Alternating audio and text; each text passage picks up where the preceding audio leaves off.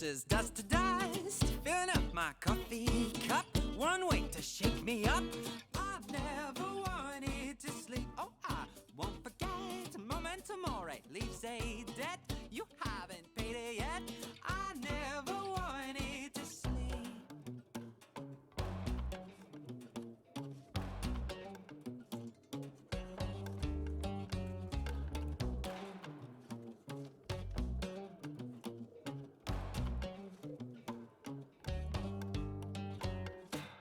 My brain was cynical inside this massive hole, and then it swallowed me. I never wanted to sleep. My suit stayed the same. Can't remember my own name. Inside the timeless cage, I never wanted to sleep.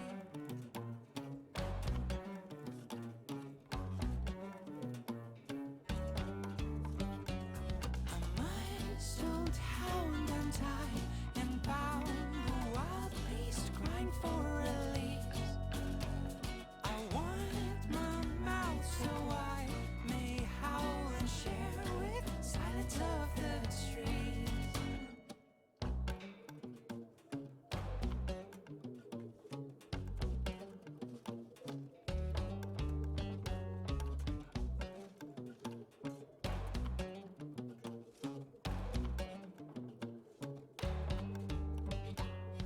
Ashes to ashes, dust to dust, filling up my coffee cup. One way to shake me up. I never wanted to sleep. My bones became a drip. Now that I've had my sip, after a little taste, I never wanted to sleep.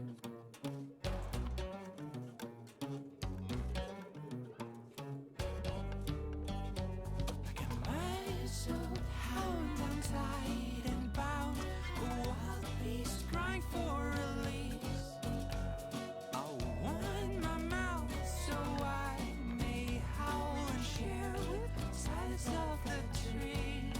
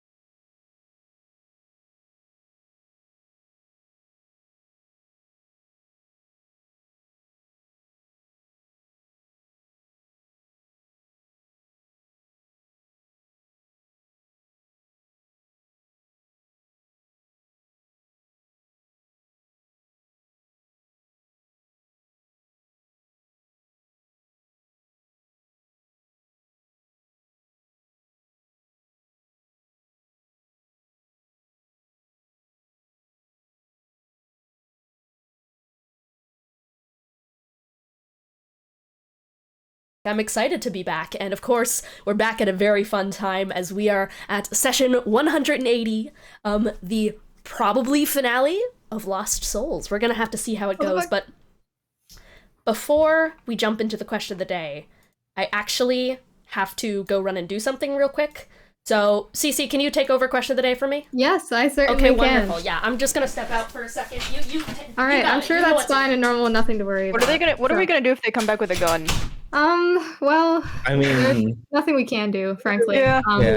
Accept it. Radioactive. I mean, I think that'll violate Twitch TOS and we'll just be gone. True, you're right. That's yeah. true. Who are you? What's your most listened to song? That's the question of the day. Fuck, yes. I Hi, check this shit. I need to do this. It has go. Hi, I'm Ines. I play Alice. My most listened to song. I had it in my brain and now it's gone. Dog Bus by Metaroom. It's a very good song. I just kind of, it's not even like got any lyrics to it, but I just go oh, every time I hear it. Excellent. Freaky Friday Feline. Who are you? What's your most listened to song? I play Kiki. I'm Kiki. I play Lily, and my Spotify metrics are actually kind of fucked up because since I work at a pool, I play a lot of music for the pool people, and the pool people are all old people. So my number one listened to song is Copacabana, because one time I got it as a request from one of my regulars, so I put it on the playlist, and she wanted to hear it every single time she came in. Also, it's a good song, and I really like it. That is so real. But yeah, the second is Risk by Jiraiya, which is what I consider my actual most listened to song because it's not like influenced by old people at a pool. Excellent. All right, Hand Onyx. Who are you? What is your most listened to song? Hi, I'm Ro. I play Eris and Levi. My most listened to song is a very difficult thing to say because I will just listen to an album on repeat until I absorb it into my bones, and then I just add it to a playlist with all the other songs I've absorbed in my bones. But right now, I don't know. Maybe just like the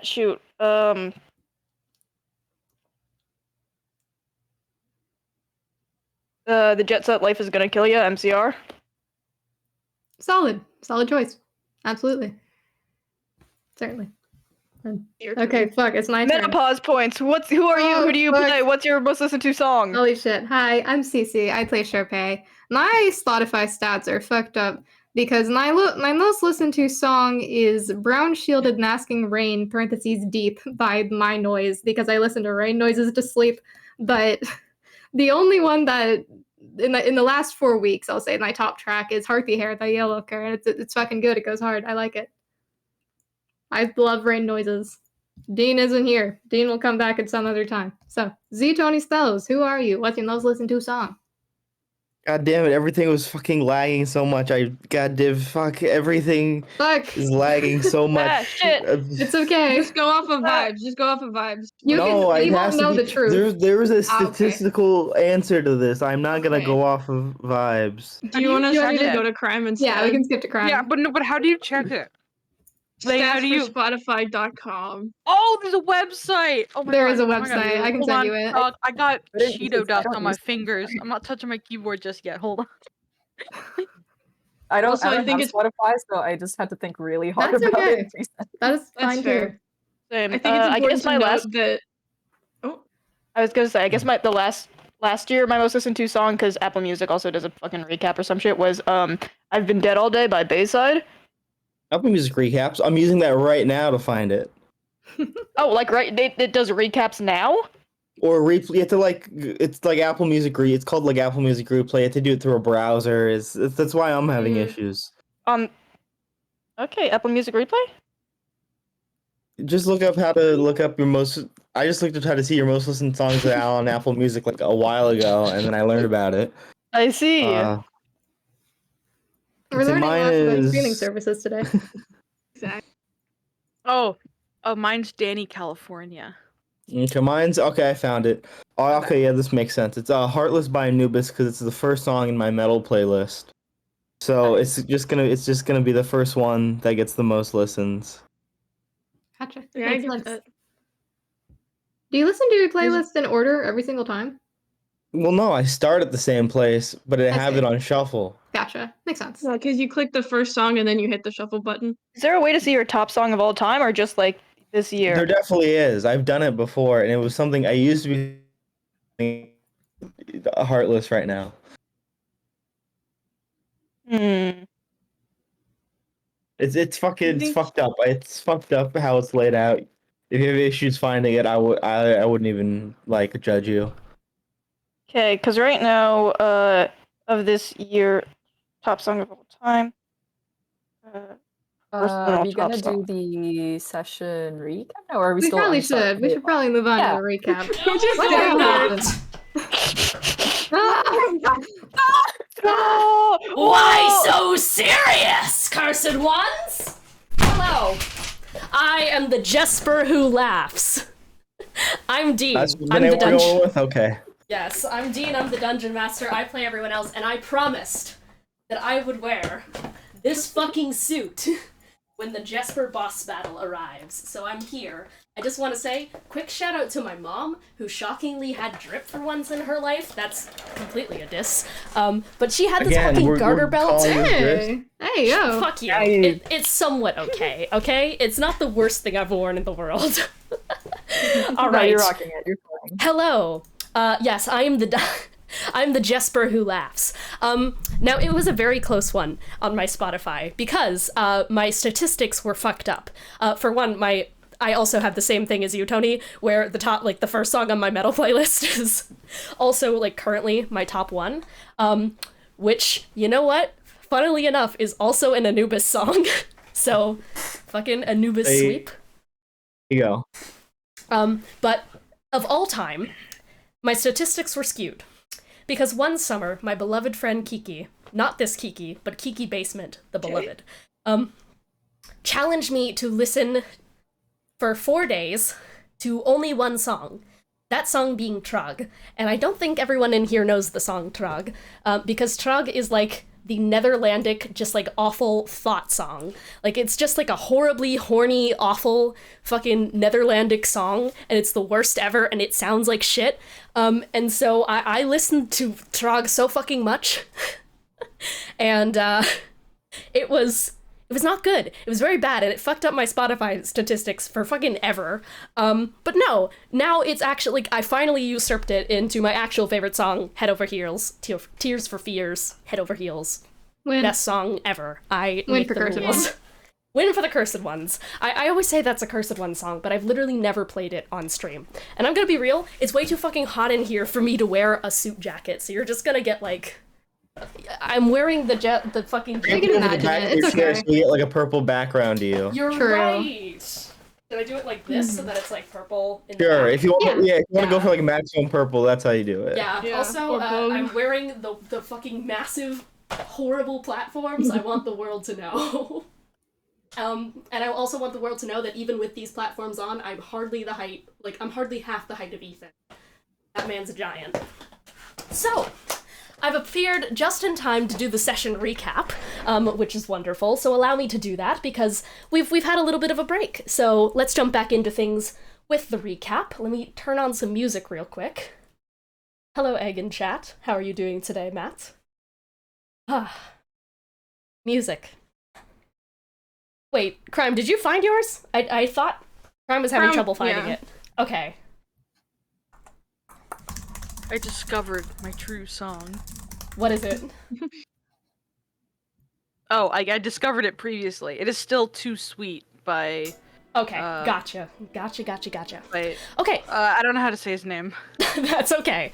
Okay, so last session started off as you guys continued to make your way through the veil of grief that Jespar had set up within the deep ethereal plane. Alice had gone upstairs in an attempt to try and basically just like go deal with the lighthouse, which had basically just been like spitting out auras of corruption and corrupting everyone in sight, basically. So, from there, Alice was basically on her own as she went upstairs into this giant room of mirrors with a strange kind of dodecahedron creature in the middle of all of the chaos. And so, Alice was put face to face with Jespar, who, as always, was very antagonistic and just very fucking awful. Just everything he says is just fucking bad. He's just fucking bad. He's so shit, and he's not self-aware at all, and he sucks ass. And Alice told him such things, but of course, he didn't listen. And started going fucking apeshit on Alice, split into a bunch of, like, mirror fractal creatures, and started attacking the party. In this encounter, a couple notable things happened. For one, we saw the first, like, combat, I guess, appearance of Jespar in Lily's body. However, he did literally nothing and immediately got shot off the side of the tower and fucking fell 2 bajillion feet. And hey, you guys got the confirmation. Fucker survived, fucking cockroach ass. But he definitely didn't come back up the tower. Other things that happened is that the fractal creatures tried to kidnap Malenko by first kidnapping Marcel, who was basically keeping her safe, and that was a whole ordeal. But eventually the party managed to deal with the fractal creatures, and from there, we're just able to dispatch of all of them and had a straight shot. They had to beeline towards the roots of Carmina Marigold's tree, which they immediately did, flying at top speed up toward that kind of barrier breaching, to try and, like, get up and contact the god, who they kind of really need to find right now. And they were able to get there, but they were in hot pursuit by that giant kind of creature amalgam of souls that had followed them all the way up. But they were able to outrun its reach, and were able to get to the roots of Carmina Marigold's tree, the Tree of Life and Death. When they made it there, they had a little bit of trouble getting inside. Specifically, a kind of talking face was like, "Are you fucking dead?" And the party was, in fact, not dead, but thanks to the smooth talking of Wotan Promare, they were able to get inside, as he basically was like, "Hey, can we cash in a favor, please? We're the Promares. We do your bidding all the time. Can we just get a little meeting?" They were promised an audience with Carmina Marigold and were brought inside the foyer, to which there was a quick moment where Nero was fucking struggling with the corruption, and Malenko was sad. She was sad. She didn't like that. And they had a little moment, but then they all went inside. There was a packed puppet on the inside who was holding a little puzzle for them to solve. The puzzle was that they had to correlate wind chime notes to, like, different kind of elevations of notes played out in Marigolds. They solved that really fucking quickly. And from there, the session ended as the tree started to seemingly misfire and collapse inwards. And that is where we ended off last session. So yeah, that's that. Without further ado, are we ready to jump into the session? Yep. Hell yeah, we are. Okay, so let's jump into The Cursed Ones, episode 180, The Lost Souls. Let me get the music up, because I always forget to do that. So we have a brief buffer. Okay, perfect. Now, let's jump into The Cursed Ones 180 Lost Souls. Nerves, wires, electron migraine fibrillation, burning. It smells like burning. Copper brushed beneath your nose, a smell so close to the tin smell of sanguine viscera. Before the tree even begins to crumble, you feel the hairs on the back of your neck stand, and the static pull near your upper eyelids. Like the aura before a migraine or a seizure, you feel your mind overtaken with impending doom. And from there, there's a hissing noise. Like a lit fuse, crawling from the corners of the room first. You see the smoke and the smell of those toxic heavy metal fumes of wood, flesh, and machinery. The fine balance between organic and inorganic coalesces. The phenomenon is called fractal wood burning, and it occurs when fatal amounts of electricity are pumped into the surface of wood. The burns are beginning to encircle the room around you as the tree lurches above as well. Burns etch out from the sides of the newly appeared staircase as those massive planks of wood creak, hiss, and howl before they begin to fall. Fractal hell approaches from below, and the great wooden stairs fall from above. And within this great limbo stands you all, the toll of great wind chimes sounding above, tuned to the sound of death, the Dies Irae. It is in this moment of your life flashing before your eyes, that a connection is established. Ever my defiers, whether of your own will or another's, you've arrived during troubling time. Something changes. Wires, nerves. You are within a massive computing force, lit by a blood orange screen, not made from electrically charged pixels, but rather built of millions of ever-shifting bioluminescent fungi and flowers. The screen hangs over you all, gargantuan, the size of a football field. Walls of vines and wires and plants and copper organs surround you all, with blinking dials and lights humming away. Within this god's domain. Packed puppets crawl amongst the servos, inside and outside, repairing, cooling, storing, computing. Their skeletal frames look minuscule compared to the vast array of her. She is the screen, her face made from millions of mycelium pixels, and she looks to be a human woman of about 80 in appearance, her smile lines and crow's feet pronounced, her ears pierced into gauges filled with skulls. Warm skin, stark white hair, the same bleached coral white as Nero's streaks, and dull, hollow, empty eye sockets dripping with a teal fog of soul source. Mr. Promare, your worship has reached me many times. It is a pleasure to meet you. Though it is under unfortunate circumstances that we are meeting, of course. I apologize for the rude interruption, but I hope you understand. There are sparse moments that I can speak with the living. Pathways are required, and the moment before death is one such avenue. My mother has called me cruel for my methods in the past, but, well, to bring adventurers into my servos, they must think the threat of death is real. A pleasure to meet you as well. But let's hope that that connection of death is a potential one and not a guaranteed one. That's all we can hope, of course. And hello to the rest of you. Most of us have met before, under other conditions.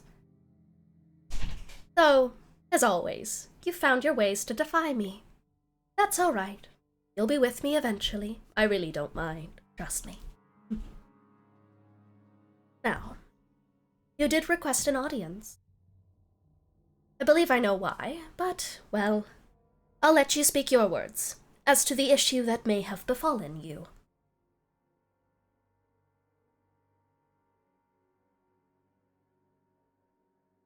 I promise I don't bite.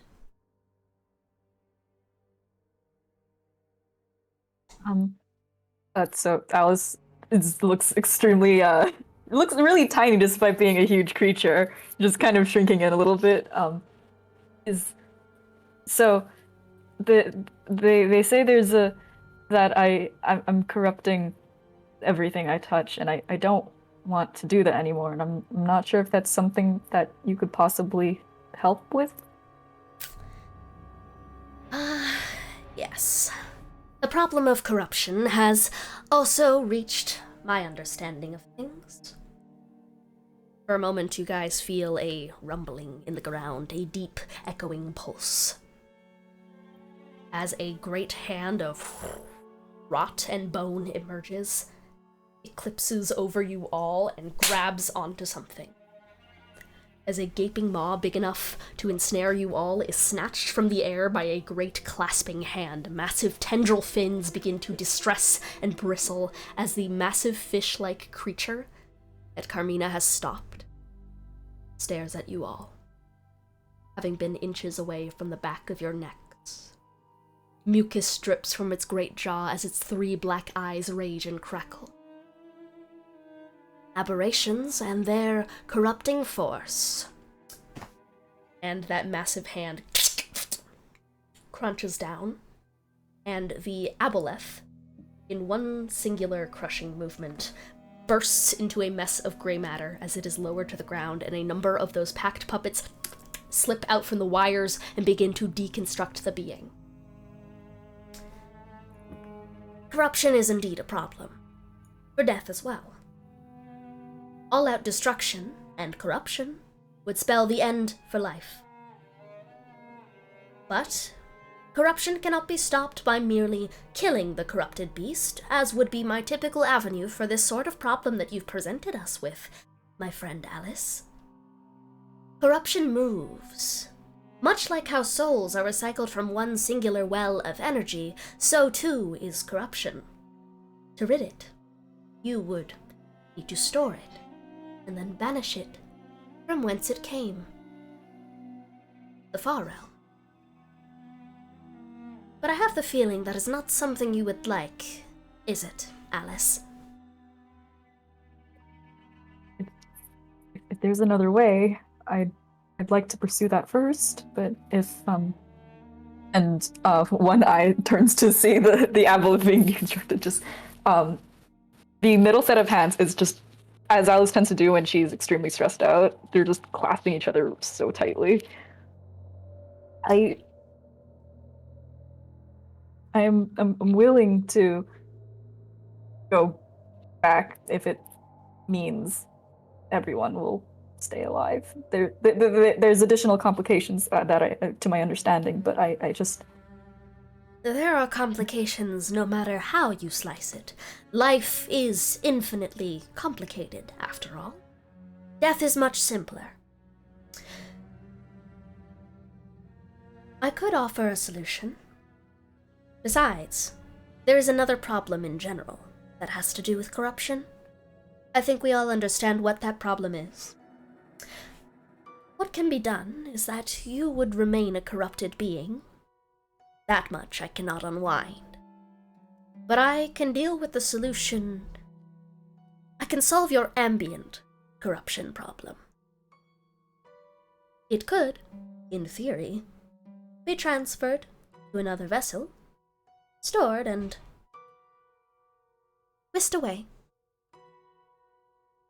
Once again, like life and death, it cannot be destroyed for good. But it can be moved. In a circle. Though this circle is one that should persist far away from the realms where things are supposed to make sense. Hence why we're in such a situation, are we not? Speaking of, Mr. Promare, you found the ability to weave the soul, to configure. Doing so, of course, tethers the soul you've configured to your own. The issue with the solution I propose is that I cannot aid with my own hands by the law of fate's death. But you certainly have the ability to do what I would. As above, of course, is below. In a sense, you could configure the corruption. Attach it to another soul. Send it away. Of course, things go wrong, and you may be the one connected to it at the end of the day, but it is at least a theory. Yes, that is true. Though I think the main issue is finding a soul that won't put up too much of a fight, all things considered. Wait, I'm not sure if I want to subject someone else to this as well. At the end of the day, something is going to need to take the burden. Yes. And I have possibly some ideas, though the execution would be significantly harder than the suggestion. What do you have in mind?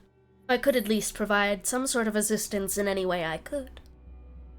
Well, it seems that there's one individual, in fact, that it would mutually benefit both of us for us to do this ritual and banishing to, that being Jespar, who is not only corrupted, but seems to be one of the driving forces corrupting your realm. That much is very true. That does solve the issue of the corruption within your group, and the man that keeps bringing more and more corruption into the realm of sense and life and death. Yes. Yes, the only real issues I'd see with that is Well, besides, obviously, I imagine his unwillingness, but his soul seems to be somewhat fractured at the moment. Different aspects of himself spread through different physical forms. That does make sense. The soul is a culmination of three forces of processing power. The force of understanding, the force of being, and the force of knowing. Those are the three primary branches in which all forces of the soul and mind branch to form and make us, an individual.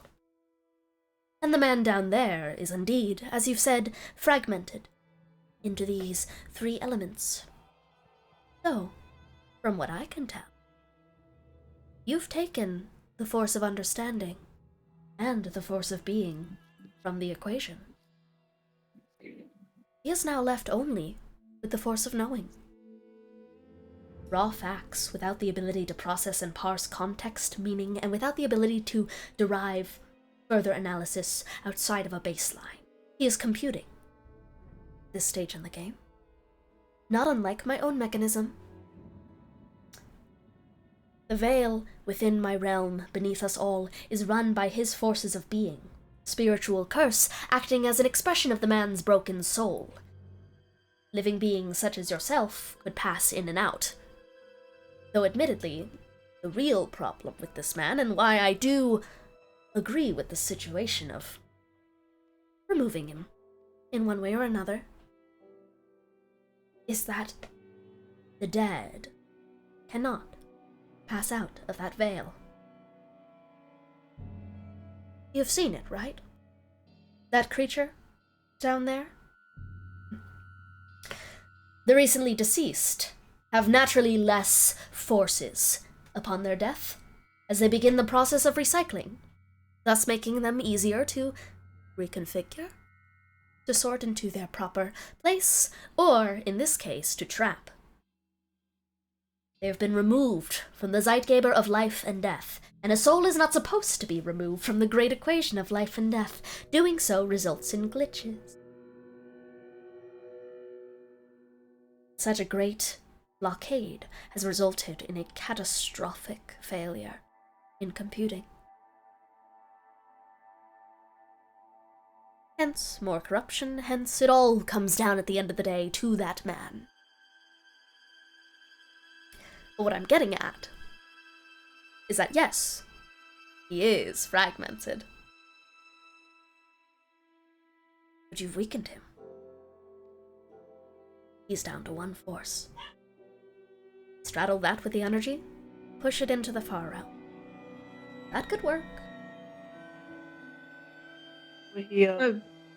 Wouldn't. It's my turn. Okay. I need to. You can talk after. He's in. I'm sure you can kind of tell there's two of us in here right now, and it's not the right two. He's in my body right now, and is there any way that we can do the expelling thing, and I can still get that back? Well, he'd simply need another body, another vessel.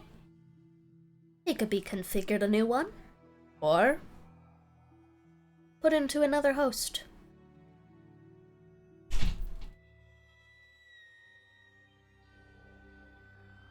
Once he's been sort of scrambled and thrown out, would he still be conscious? Who is to know? Is there any way we could take that away? At least then it wouldn't be as... Well, there's always mortal ways of stripping the mind of its ability to think. Isn't there that spell? Feeble mind? I like go bristles.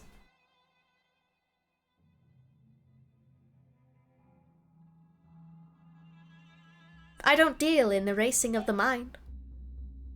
I'm a goddess of death. My work is more absolute.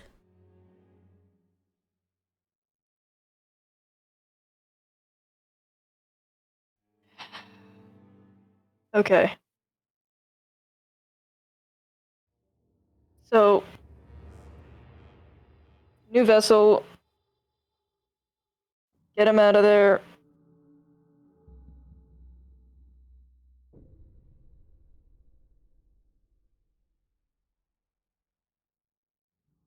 he kind of like glances at Malenko like he wants to ask something but is unsure because that is in fact the child that he fucking murdered. I'll have her roll insight to see if she picks up on this. But she's like 2 years old. She does not have good insight. Is she still perched on Nero, or is she somewhere else? Absolutely. Okay. As a natural one, she has no fucking clue she's not even looking at you. She would refuse to look at you. Instead, I think she's just... Honestly, I think the situation of just being in a giant god's computing palace is stressful enough that she's kind of just, like, quietly watching everything with just a look of kind of concern, confusion. Like, we were just about to die, the tree was just collapsing, oh god, why are we here? And it's kind of just perched and is in that just state of, like, okay. I assume Nero picks it up, though, with his insight of plus 98 or whatever. I mean, I don't know. I had to... Well, how does the failure thing work with passive insight? The failure thing is I roll a percentile, and basically, like, I roll a percentile, which could just, like, fuck up your thing. Percentile is good, so you're free to roll that insight. Alright. It's a nat 20. So, I guess extra no? I don't know. Yeah, you see right fucking through him. He has access to Feeble Mind, and he's thinking about using it, but also he wants to leave it up to Malenko. And also if she is alright with this entire situation.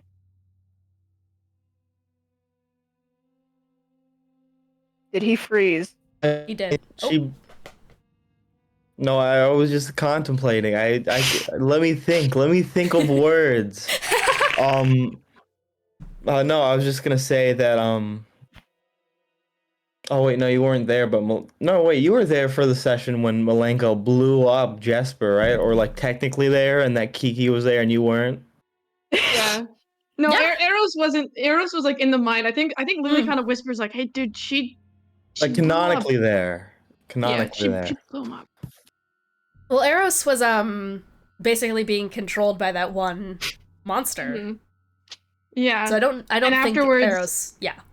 Afterwards, he like immediately receded. So basically, in like mentally, she kind of like elbows him like she blew him up. Jespar. Okay, that doesn't mean she'd be alright with the Feeble Mind. Yeah, that's fair, but I think she blew up her dad, so I think she might be okay with the situation. It's not the Feeble Mind. I mean, the question still stands. No, I think Nero picks up on It's this and says, "Well, we don't need to. I don't know if we necessarily need to worry about things such as that specific spell, if only because, well, to put it bluntly, why would we use it? I don't want to cause needless suffering. There's been quite a bit of needless suffering up to this point caused by him in very specific. needed. I think having restraint in that regard at this point in time is a bit redundant, if not actively harmful to our goals. I Either wanted way, to know though, it what isn't if. permanent. I don't care if you do it, because if you do, then he'll just feel what I did. Okay. I would like to do that then. Just because an eternity also, is a... don't do it. Don't do it to make him feel better about it. I want him... I want him to feel bad about what he did. And if you just feeble him, he's not gonna feel anything. But then again, I don't know if he ever will feel bad about it. I think he's just bad. If it is any form of... If it needs any clarification, I'm not doing this for him.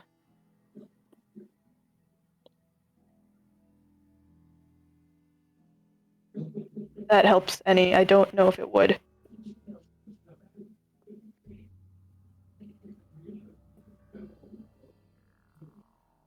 Yes. It's also... Wait, I forget. He's we're talking with the three aspects of Jesper. This one would theoretically be the intelligence part, right? Yeah, this is intelligence. Okay. Just wanted to It's clarify. strictly computing, yeah. All right.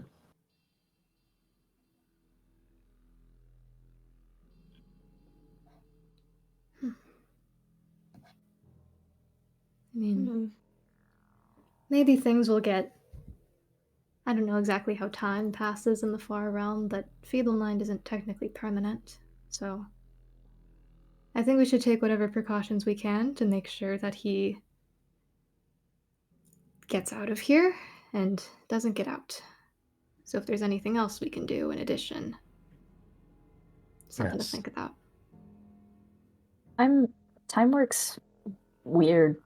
Maybe I don't know because you told me I was there for maybe like 4,000 years. It didn't feel like it felt like 4, just 4. I'm still processing that.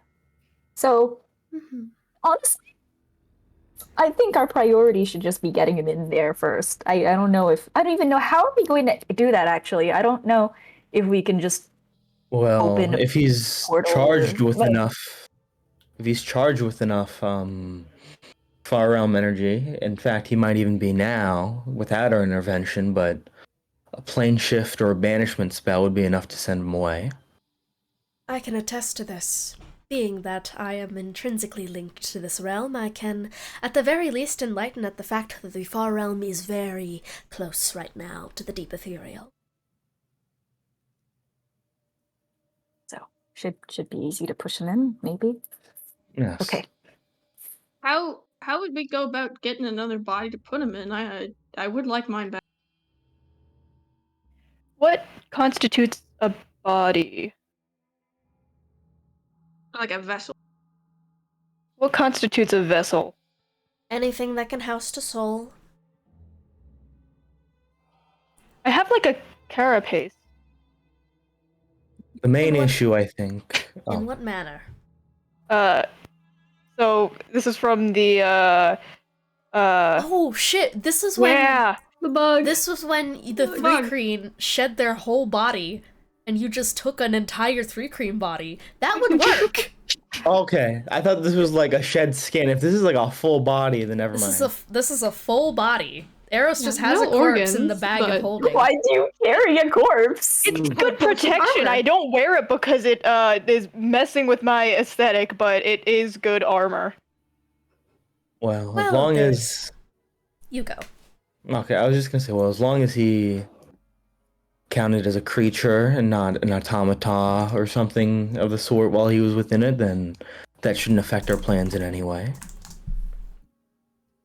You are aware of the concept of animating an armor? Yes, but specifications of some spells get finicky the further away you get from being simply a creature, a living creature. That much is true. Though, admittedly, I think at this point any form takes would be one that is considered an aberration. When you reach a certain point of corruption, even many of yourselves are at it, you are currently aberrant creatures.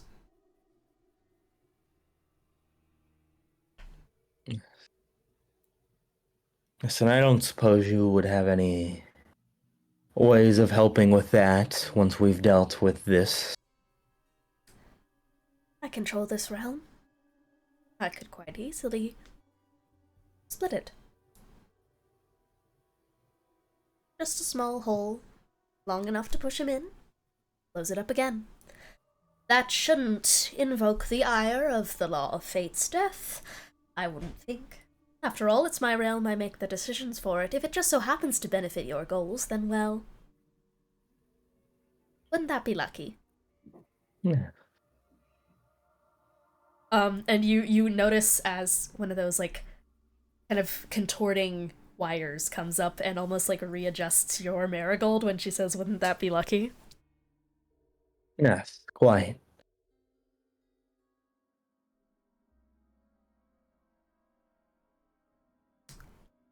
Alice, Yes. you are a psionic creature, correct? I believe I am. Yes. Perhaps there is one other way I could aid you all in preparing for whatever type of strategy you might have in mind. Oh, yeah. Yes. Anything that would help would be amazing. Well, if a small psychic wind happened to pass through this area at the right time, then you could tap into it and theoretically get a bird's eye view of the entire scene down there. Find where things are. Learn information. Okay. And she's gonna just try and instinctively do that. Yeah, if you want to go for that right away, then Carmina, is just going to, on the screen, just kind of do this, and is going to flick her finger up a little bit, and a small psionic wind is going to pass through the scene. You are able to blink your 2 eye stalks. See flashes of what you are going up against. You see the great creature of souls still stalking down and kind of like trudging and wading through the water surrounding the lighthouse, just encircling it, with this kind of falling out into the water. There are some runes beginning to appear on the creature's body. It's an owl-like beast with great branching antlers, 1 prong per soul. There could be hundreds, possibly thousands you can see, and they keep growing.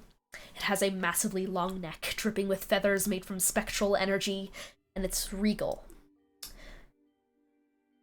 When you were younger and lived in Sepulturnum, you were taught often about the living colossi. It doesn't look unlike a colossi to you, you would have to say. And then, the psychic wind shifts. You see furious hands sculpting at something, and you see teeth biting down onto a sewing needle that pulls something taut and then snaps it off. And then a stumble to the side as he falls down onto the ground and heaves up fluid. Lily's body does not produce blood. When the body sustains a crushing wound, it typically bloats with blood. So Lily's body has been filled with some other fluid, something else. He stumbles to the ground on broken legs. So weak. He's so fucking weak. He has not stopped to heal. He is stumbling within this library room and has to push himself back up the ground, floating. However, that is when you see a problem. As he pulls himself back up to stand in front of the table, grabs off its surface glowing red blade. As he holds it, you see this rush kind of go up his body, and it gives him enough strength to stand. Keeps going.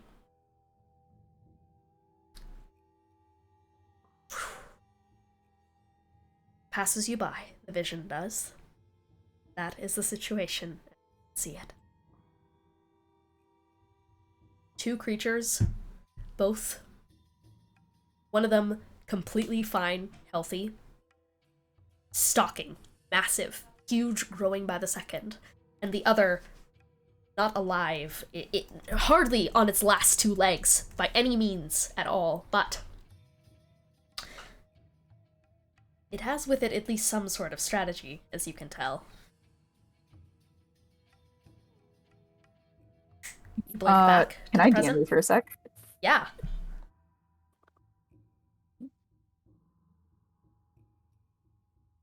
Get the sense that alone, neither of them are that big of a threat. It's together All right. that the computing and, yeah. Yep. So while this is happening, Alice has been like wringing the middle set of hands together, like just sort of very much just wringing them together. And when it passes, the eyes on her little eye hands are like just darting around a little bit. It's just almost slightly paranoid-esque. And Alice goes, dangerous. It's dangerous, dangerous, dangerous, man. If we fight him all at once, if we fight all of him all at once, I think he's going. Okay, here's what we should do. We can't have both of them fighting us at the same time.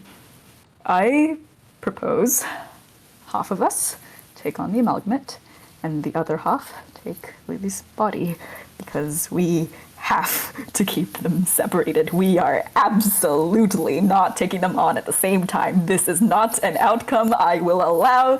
Do you understand me? We are not fighting them out at the same time in the same place, or we're dead.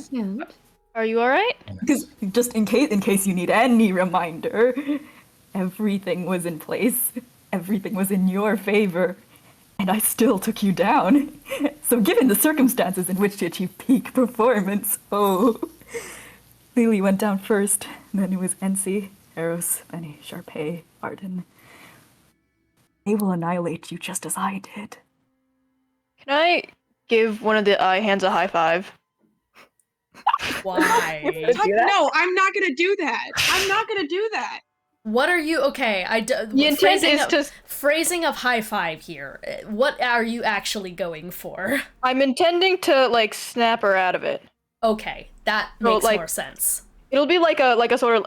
He has very small hands compared to hers, but it'll be sort of like a, L. No, Ooh. I'm fighting against that because if I touch you, like if we touch Alice. Yeah, you guys roll contested contested charisma here. Contested charisma, force a will. We have the same charisma score. Exactly. Goodness gracious. Yeah, because the phrasing of high five, I was like, what the fuck are you doing? Zero. That's good. Just charisma. What'd you get?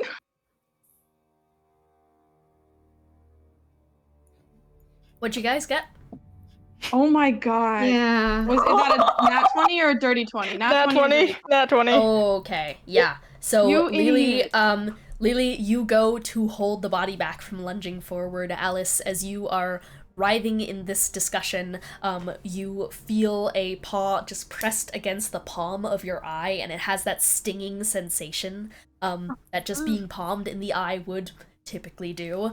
And you kind of just blink for a second. You see the slap just kind of lurch back. How many corruption points do we take? Yes, you guys are going to take +10 to your corruption. 10.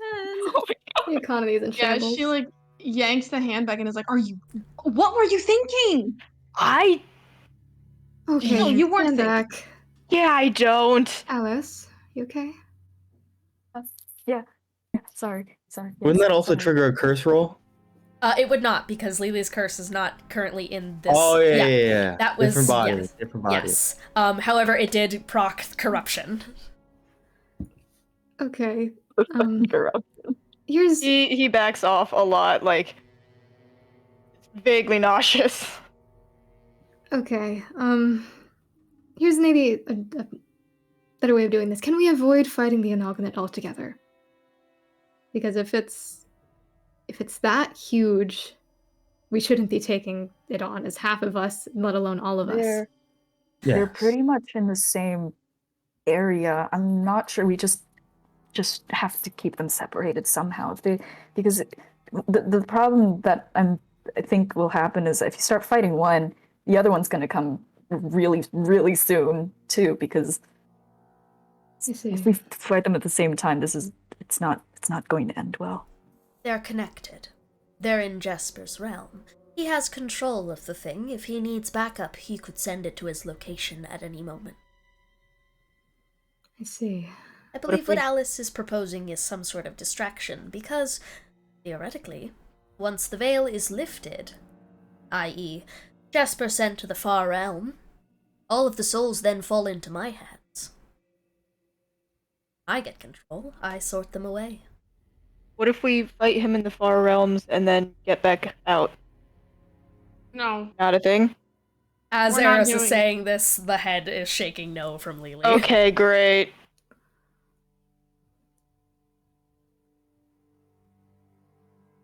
It was really hard for me to get out of the far realm. I think if we go in there, it's going to be even harder to try and get back here. Yeah. Yes, and I do very much agree with your point, Alice. Just the practicalities of dealing with the giant are a bit daunting, all things considered. Yeah. Yeah, I understand. I wish I knew more about both of them, but I don't. That's just what I saw it, so I just don't. So that's just a bunch of souls, or is that did Alice tell everyone what they saw? Yeah. No. Okay. Probably like Yeah, yeah. no. Well, no, just that's Not all you yet. got from it, just that moment. So there's Jespar and Lily's body, and then there's the big thing of souls. Is that a part of Jespar or just a bunch of souls? That is a bunch of souls, however, within his realm, his ego dominates theirs. Okay. He makes them scream. Remember? He makes them scream for. Though, I mean, Eros, do you have any maybe control spells that could help here? Yes, it's controlled by his ego, though. From what I know, his ego is particularly weak at the moment. Okay. He pulls out his little spellbook, flips through it. I was thinking about planar binding, but that might be too long. Let's see. Not a I have- pattern. Hold person. It's not hold creature. It'd be big enough, would it? Too big, I think, for at least for me. I mean, out of character, hold person doesn't have a size limit. It's just It that does the not. souls might. Yeah, The souls I might- mean the- size. The fact that it's Yeah, a bunch of size souls is might just mess like- with it, but there's no size limit. Yeah. So I don't know if does it count as like something that would fall under hold person?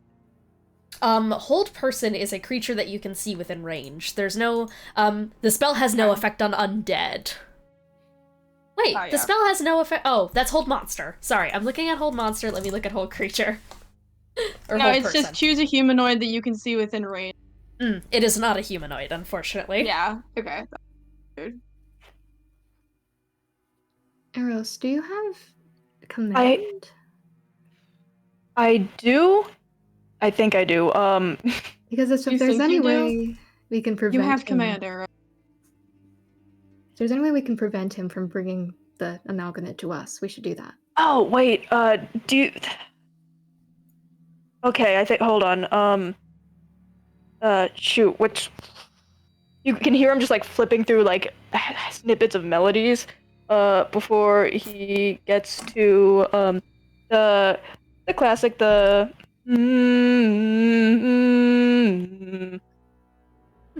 Okay. That. Yeah, I have a orders demand.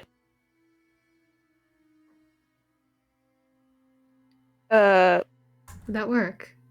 Does that need to be one word still? No, it's just music. Okay. Then can Out of we character, order him- it is a channel divinity.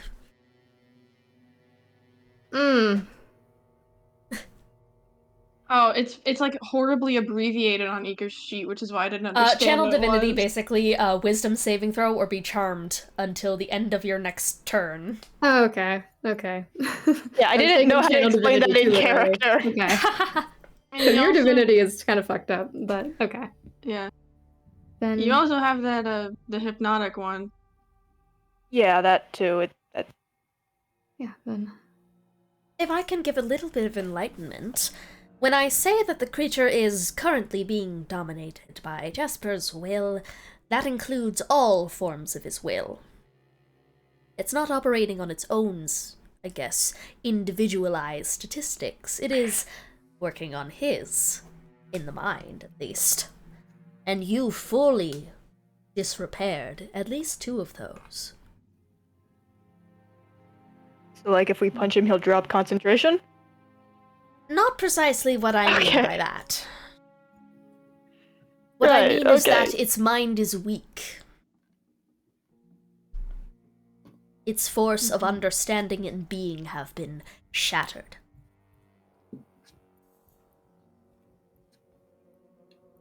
Or in simpler terms for some, it's wisdom or charisma. Okay, I understand that a little better. Of course. Yeah, so So, hypnotic pattern, command. That thing that you were talking about. no, that's intelligence. So we'll need to, Okay, yeah. my bad.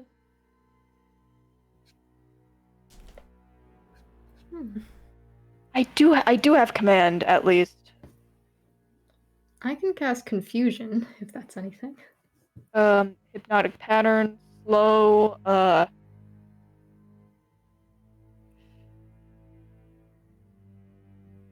compulsion.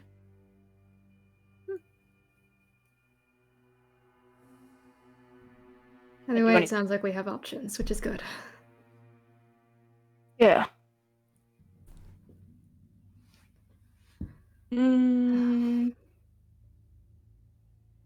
I think compulsion might work the best. Doesn't it make him move? You just make him move away from Jesper? Yeah. Hmm. Honestly, yeah.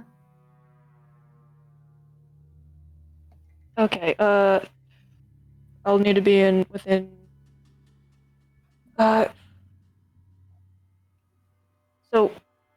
so, it's my will versus Jesper's? Or, Yes. Your will versus Jesper's. okay. This is, okay, yeah, I'll give it a go. Sure, yeah. Though I suppose it's unfair for him. 2-on-1. Ah, Maybe You you know should that- cast this. I feel like you have a little more will than I do. You I'm think about checking it, something. 3 or 4 on one. Is it? So It's it a appears wisdom that saving. What's my DC? it comes down to ridding Jesper of this plane. When you get him in a position in which you can tether the corruption to him, call my name, I open the rift, you push him in. How do we know when he's in a place to tether corruption? He will likely need it forced upon him. Therefore, he will likely need to either be tied down, unconscious, or unable to fight back. Okay, that's a good indicator.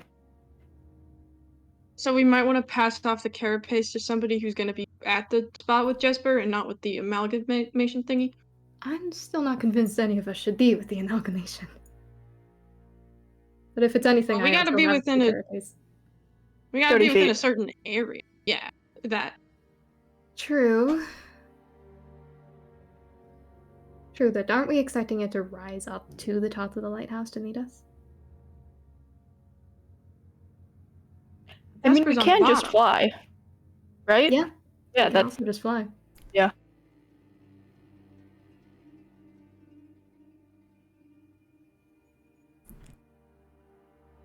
I don't know. But I really don't think we should split up.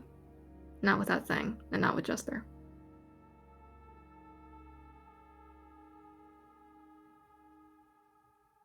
Yes, and there's not to we should also mention the fact that once Jesper is dealt with, there's a good chance that the beast doesn't simply disappear, leaving whoever was sent to deal with them alone with the untethered beast. True. We can at least get out of there and Though, as mentioned previously, once Jasper is out of this plane at the very least, souls fall under my command fully. So We don't have to like fully split up, because if we're just using command, then we just head over there and send it like west. Is there a west here? And then Yeah, yeah. I think so. Let's just try to prevent it from getting up to where we are, and if it comes up to where we are, then send it back. Okay. So as long as we keep them separated. Oh yes, yeah. It'll last a minute. That might not be long enough. Well, we have That's other things that's too. a cursed one's minute too. That's literally one combat round. Yeah. Yep. One round is all it takes. One round and then it would be probably beelining right towards your guys' location if you're already down at Jespar at that point. I think the thing that Alice was getting at is that they can't, like just fighting them both at the same time is just gonna be fucking rough, because they probably have some means of boosting each other. So if at least, like, one person is just, like, running it around in a circle. Yeah, Who Tabaxi knows? speed boost. Stick it in a bag of holding. I don't That think it wouldn't would work. fit. Do you, Eros, do you have the prestidigit whatever? Yes. I need to look up something really quick. I keep forgetting. That can't affect size. Oh, I know that. I'm not stupid. Okay. I'm trying to figure out if we could pretend that we have Malenko, and then we could just have it chase us around. You need minor illusion for that. Yeah. That's why I checked. I didn't know yep. Hmm.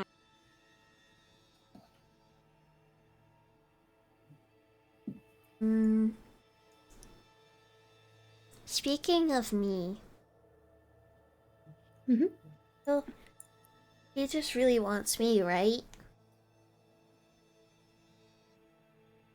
Yes. What if he just couldn't get me at all? What does he do then? If he just can't, then does he just stop doing anything? Presumably, no. He'd most likely just keep looking for more ways to find you. And tear up everything in the process. Because I was just wondering if you guys think it would be better if I go in my little pocket dimension. It would certainly make you safer if you're feeling comfortable going in there. Though I don't know if it would necessarily affect what he's doing. Okay. So I don't think it's a bad idea.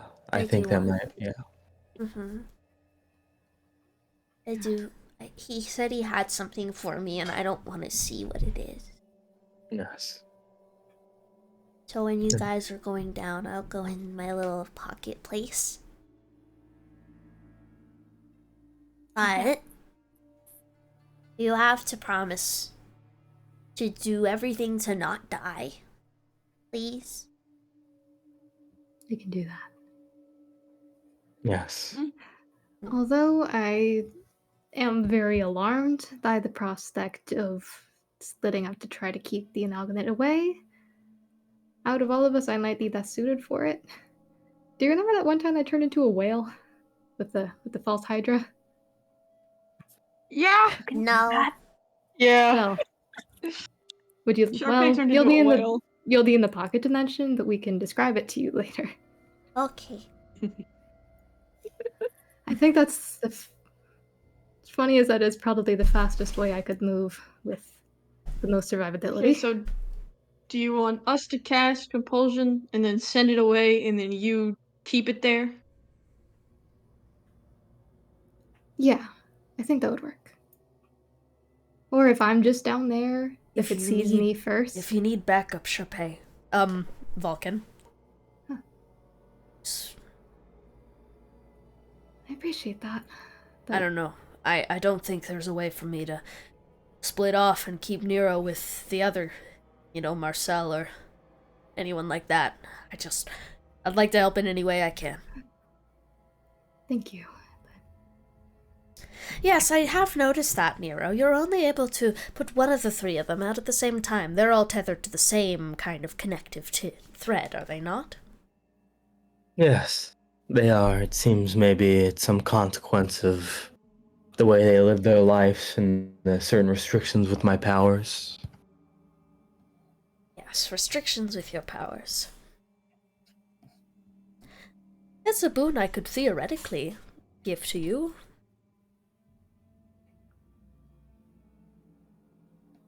That does sound interesting, though I assume there's some sort of cost to it. It would come at the cost of Vulcan being able to return as your companion or whoever I severed. Once their task is done, they would immediately resume to the state that they were previously in, that being dying.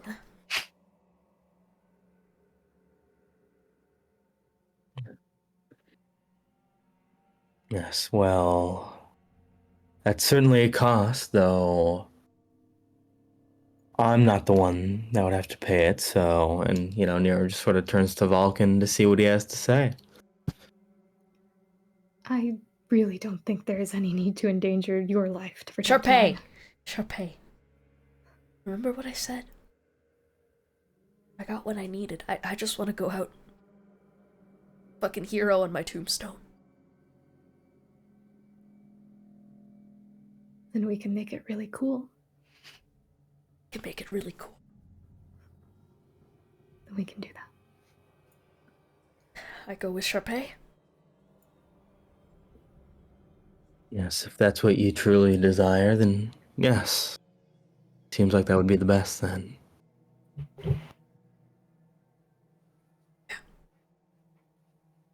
It's gonna heave the body kind of towards Nero. It's just gonna go, thanks, man, for everything.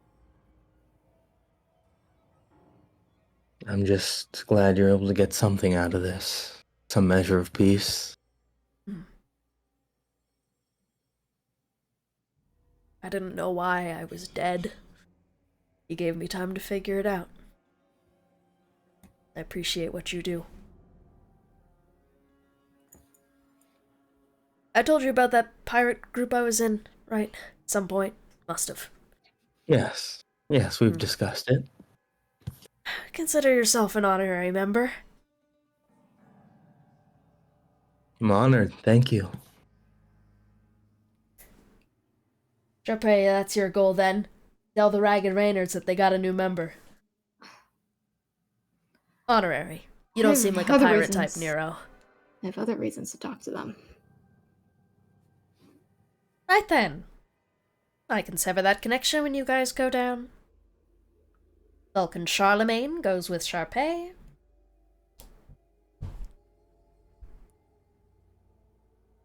And then when the Veil of Grief is over, returns to me. Sounds good.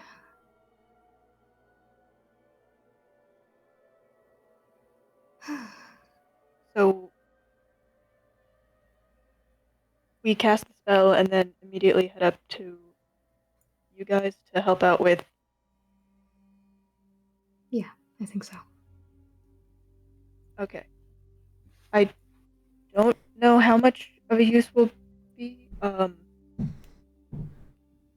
Last fight was apparently pretty hard.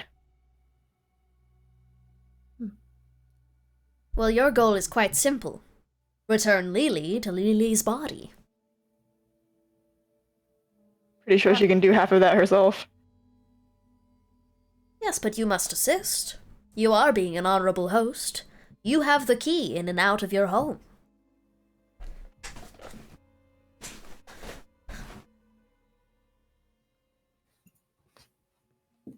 Alright, well. Think of it this way, as Nero could technically subside any creature who is attached to him at any moment and could send them off into the ether forever, you so can do the same with Lily. But in this case, hand her off. Alright, let's Yeah, let's make sure I don't hand you off too early then.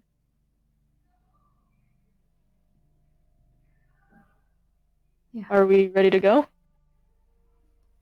Seems like it. I think so. Yes, as ready as we'll ever be. Yes. Okay, I'm gonna go in the little dimension. But She's gonna pop down, gonna run over to Vulcan. she's gonna go, bye, Mr. Uncle Vulcan. You're very nice. You're very sweet. And you let me go in your mouth a lot, and that's very fun. And he just goes, of course. It's gonna take a kind of like webbed hand, is gonna ruffle her little top of the feathers, and is just gonna go, hey, Nero. This one's also an honorary Ragged Reynard. So both of you Yeah. guys are in on that. Okay? Charpay, Wouldn't you be remember right to tell them otherwise. that. I will. Exactly. I will. Hey, man. You're a good dad. Gives you a thumbs up. And she's gonna fly back onto Nero's shoulder and is just gonna go, Okay. Kick his butt. Really hard.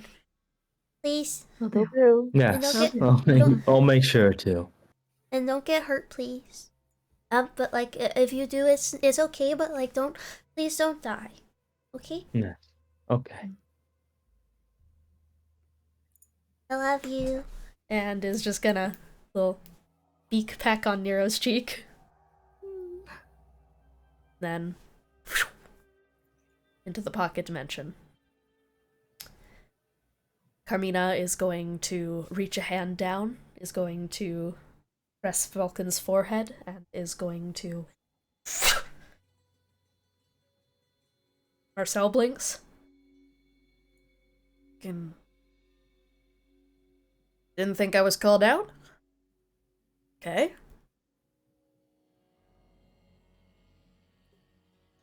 But I heard the plan, so...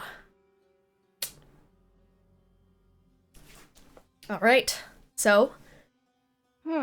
Vulcan, I guess, with Charpay. What are you guys doing? What would you all like to do? Ooh, are we leaving first or? Yeah, Carmina is like ready to. You guys, Carmina Okay, will we're- fucking throw you anywhere. Like you Yeah. just gotta ask Okay. her. She's your ride. Okay.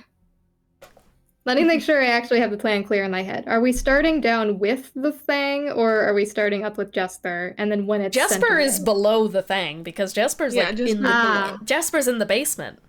Okay, Mhm. gotcha. He's in his fucked up basement. Yeah. Okay, Alright. then should we start should we jump scare Jesper, or do we start outside? By the and way, deal with it? she cannot she can't get you like directly into the archive. yeah. Okay, Yeah. gotcha. She's gonna drop you. things- Yeah. So we have to jump scare the creature first, and then move into jump scare Jesper. Okay. Yes. But can we draw the Amalgamate's attention first, and then have the others teleport somewhere else? I mean, Alice can easily astral caravan you guys in, True. just as Yeah. as a DM thing. Very I true. can see Very it, true. I think. Right? That's what it says officially. You've seen it. Let me though. see here. Oh, no, but I think it's like... Fair enough. Well, it Like, can at least what get I you can see. towards the trapdoor. Yeah, like if we're too far in the field, I can definitely get us to the doors, obviously. You have many ways to get down there, is what I'm getting at. I have many... Yeah, we'll live. Yes. Okay. I guess maybe we should perhaps sort out who goes where then, just very quickly. I think me and Arrow should probably with Charpay and Vulcan, and then we just kind of make our way to the others after. Tabaxis are We pretty fast. we do need to put you back in your body. And we need the Yeah. cord that Eros has. Yeah. Oh, Not yeah, to mention, seems like part of our plan involved feeble-minding Jesper to make him more pliable. Yeah. We need to Which make sure you means- get I in do there. also so- have that spell scroll, yeah. Should make sure you stay with Alice. So at Okay. least get down there, try the command, and then Charpay and I can handle it. Yep. Yeah. The Alright. rest of you guys go down to Jesper. Yeah. Yes. Okay.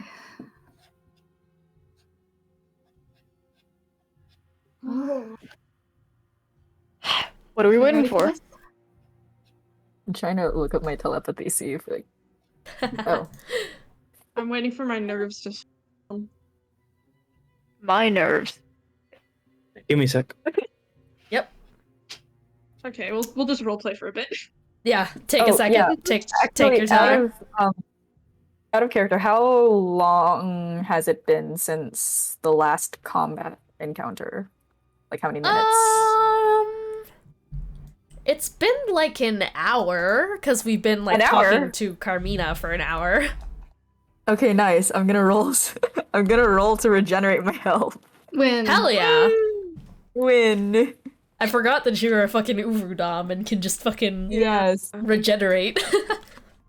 Okay. I get 19 hit points back. Yay. Go. Woo! I gotta get my sillies out now. Ugh, Oh yeah, Get get your this. sillies cold in my damn room. You guys gotta shift into combat mode. Okay, before combat. Okay, fuck you mean your nerves. I'm the one panicking. Are you panicking? Are we both panicking? Lily, I'm always panicking. You think Levi will come back after this? God, I fucking hope so. Panic is a very normal response to most stressors, so if you're panicking, that's a good sign of a healthy mind. It's fine. I'm I'm used I'm to used the to it. I'm feeling of used. veins. I'm not used to this. You know, like when you panic, your heart beats really fast. I don't have a heart.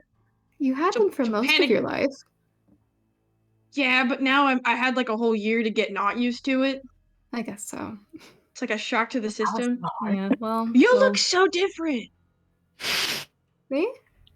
Yeah, just before I get my eyeless body back, you look so like you didn't have horns before, right? Yeah, no. That's I new. wasn't a bird before either. That's also No. kind of new. Feathers. Oh yeah. Oh. Something's yeah. kind of crossed my mind. Uh-huh. Charpay, do you still have that fringe thought at nights where you really just wish you were a pink robin? Yeah. I do. It's kind of nice. That's what I was I thinking. remember being a bird. Things are a bit hectic right now, but when we come out the other side, I want to talk with you, Charpay. But for now, there's Yeah. bigger things to focus on. Yeah. So, just like the smaller bird said, little Malenko, don't die so that we can have our conversation, please. I also don't know what that would do to me. Well, I won't. Let's not entertain that thought too much. Yeah. I Bigger think fish you'd to be fly. okay, But Well then, if it's all the same to everyone, it's been wonderful to have you all as an audience. Just say the word whenever you're ready, and I will send you back into his realm. are you ready? Thank you. Unless there's any other business, in which case, feel free. But if it's all the same to you, gives you guys a I look. feel like yeah, out of character, I feel like I should ask for my mom, but we've also been here for a god-awful time, and I could probably pray to ask. Fair enough, fair enough. You have Yeah. another god. Ask her. We might have time Yeah. for like other questions like that later. I think we Yeah. got all the Later Yeah. on. brass tack stuff down now. Just Yeah. put a Yeah. bookmark in it. Okay. Then if it's all the same to you, I bid you adieu. Until you die for real. And she is going to clap her hands, and those you. great kind of overarching wires are going to encircle you all. As they unfurl in front of you, with that smell of smoke and wires and machinery passing by you all, you find yourself at the top of the lighthouse, overlooking the great sea, stretched outwards at infinitum. And you see below you the great pacing creature. Still stalking around, still kind of taking its massive kind of beak-ish thing that has been made from skeletal remains and clicking it, just looking for where you went. You left its range after all. However, you're now within a mile of it, and for one person in particular, that does prompt something, as this creature encircles the base of the lighthouse. The second that you guys touch down and look over the edge, they're back. They're back to help me. It looks up at the tower. Its eyes do immediately drift to Nero, because that is what it is drawn to automatically due to its curse. What would you all like to do? Hi. From Cole. Cast that shit. Cast that shit. How close are we? You guys are atop the lighthouse. Yeah, and we it is got at the bottom. Okay, cool. I jump off. Okay. Wait. Hang on. What if, okay, so since Jespar's at the very bottom of the basement, right? What if we wait, it's a dangerous game, but what if we wait for it to go to the very top and then teleport to the very bottom so there's just a greater distance? That This works. depends entirely on whether or not someone grabs arrows as he's going over the railing. I have a big hand. I will Really? take you by the fucking hand. I have 48 corruption points. Are you sure you want to do this? That makes you worse. You're saying that like they need to be scared. Precisely the thing is that okay, so let's organize what's currently happening here. So you guys are above the side of the lighthouse looking down. What would you like to do? So there is the possibility of letting the creature come up and join you. It will start trying to make its way towards you if given enough time. However, currently it is still at the base and just waiting for you guys at the moment. It's kind of just currently looking up. Its kind of dead and blind eyes are just all that it can look at right now is Nero, because that's the only thing it knows, like, as a base point of where he is. Yeah, we should probably stay up here and wait for it to get here. Because if we go and do it now, it's just gonna stay down there. Yeah. And Okay. we'll be closer, which is not ideal. So you guys are going to wait for it to reach the top, is that correct? I do At least need close someone enough. to stop arrows from just going over the ledge, because that is his I weak think area. it's yeah. Okay, Lily, you can go ahead and roll that charisma. Yeah. I think we're all. Okay. I feel like we'd all try to stop this. Yeah, no, I think there's enough force here that someone would very quickly grab arrows, and I don't even think it's worth a roll. I think arrows is grabbed quick enough and filled in on the plan, and I think we're all good to go. So, Okay. What's without the further range of the order thing? without further ado, I would like you guys to roll for initiative as you are the look down, ranges? and after a moment of quiet and after a moment of contemplating and the agreement that you guys are going to wait for this thing to meet you, you look down and you see it begin to scale at an impossible speed towards you. And as it enters the range of, like, feasible actions of combat, therefore, I think, like, the longest range of anyone's spell in here is 600 feet, I think is the maximum range of anything in combat. So once it's within that 600 feet, initiative begins. So, everyone roll for initiative. Perfect. Yeah, we did. We all did so bad. So we rolled really shit. I have a thing that will give us plus 10 to initiative because Okay, thank you, That Alice. one. Holy shit. I think we need that really fucking desperately. Okay, so you are going to use, what is it that you are using here? It's victory before battle. When you roll Victory before initiative, battle? you can use the ability to grant yourself and up to 5 creatures within 60 feet of you 10 bonus to initiative. Okay, so you guys all get a 10 bonus to your initiative, and it got a 13. Who is on initiative boying? I'll initiative got- boy. Okay, Oh, thank never you, mind, initiative she boy. got it. Okay, perfect. Is that the creature? That is the creature. Okay. So I just add Okay, 10 to add the everyone. 10. Yeah. You- So whoever's initiative Oh, boy, no, add yeah. 10 to all our initiative except Alice, Yeah. who it seems like already updated their thing. Yeah. Ah, Yeah, Alice my is going thing. first, I'm pretty sure. No, Alice, actually okay. not true. No, that's actually not true. Am I? It's Eros. Yeah, okay, Eros, you are... You're going first, but you have been stopped and briefed on the plan of letting it come up. Okay, great. How fast is it climbing? Can I roughly tell? It is climbing about It's climbing about 80 feet per second, but it's also dashing. So it can reach a total of like, oh god, so 80 times 2, it can reach a total of like 160. Okay, I think we should just hold an action and set the triggering moment just to when it gets into 30 feet, because that's the range for the fucking spells. Smart. Yeah, was it 180 feet like per full round of combat or per turn? It's per its turn because we are now in initiative. I will say that honestly I don't think anyone actually does have that 600, so we're gonna put it at, it gets about, I'd say it's like 1 turn from reaching you guys. So it's 180, it's 160 feet away from where you guys currently are, as it is scaling up at this like incredible speed. You feel the entire lighthouse kind of lurching beneath you guys as it starts to climb. So it is currently 160 feet away from you. So just hold the action till it gets 30 feet away, because then it triggers automatically, you know? Hell yeah. Yeah. Okay. My question is just if I have if I can get in another spell before that, or if it's going to be on us to attack by the time that we reach its turn. Yes, because it would roll back into initiative and go back around to you. Okay, so I do have time for a spell? No. I don't believe okay. unless you had any bonus actions. Cool. Hold action. Gonna give a bardic inspiration to Charpay and just go quiet. You've got this. Thank you. Okay, so that is Lily and Eris's turn. They have agreed that they are going to hold one action.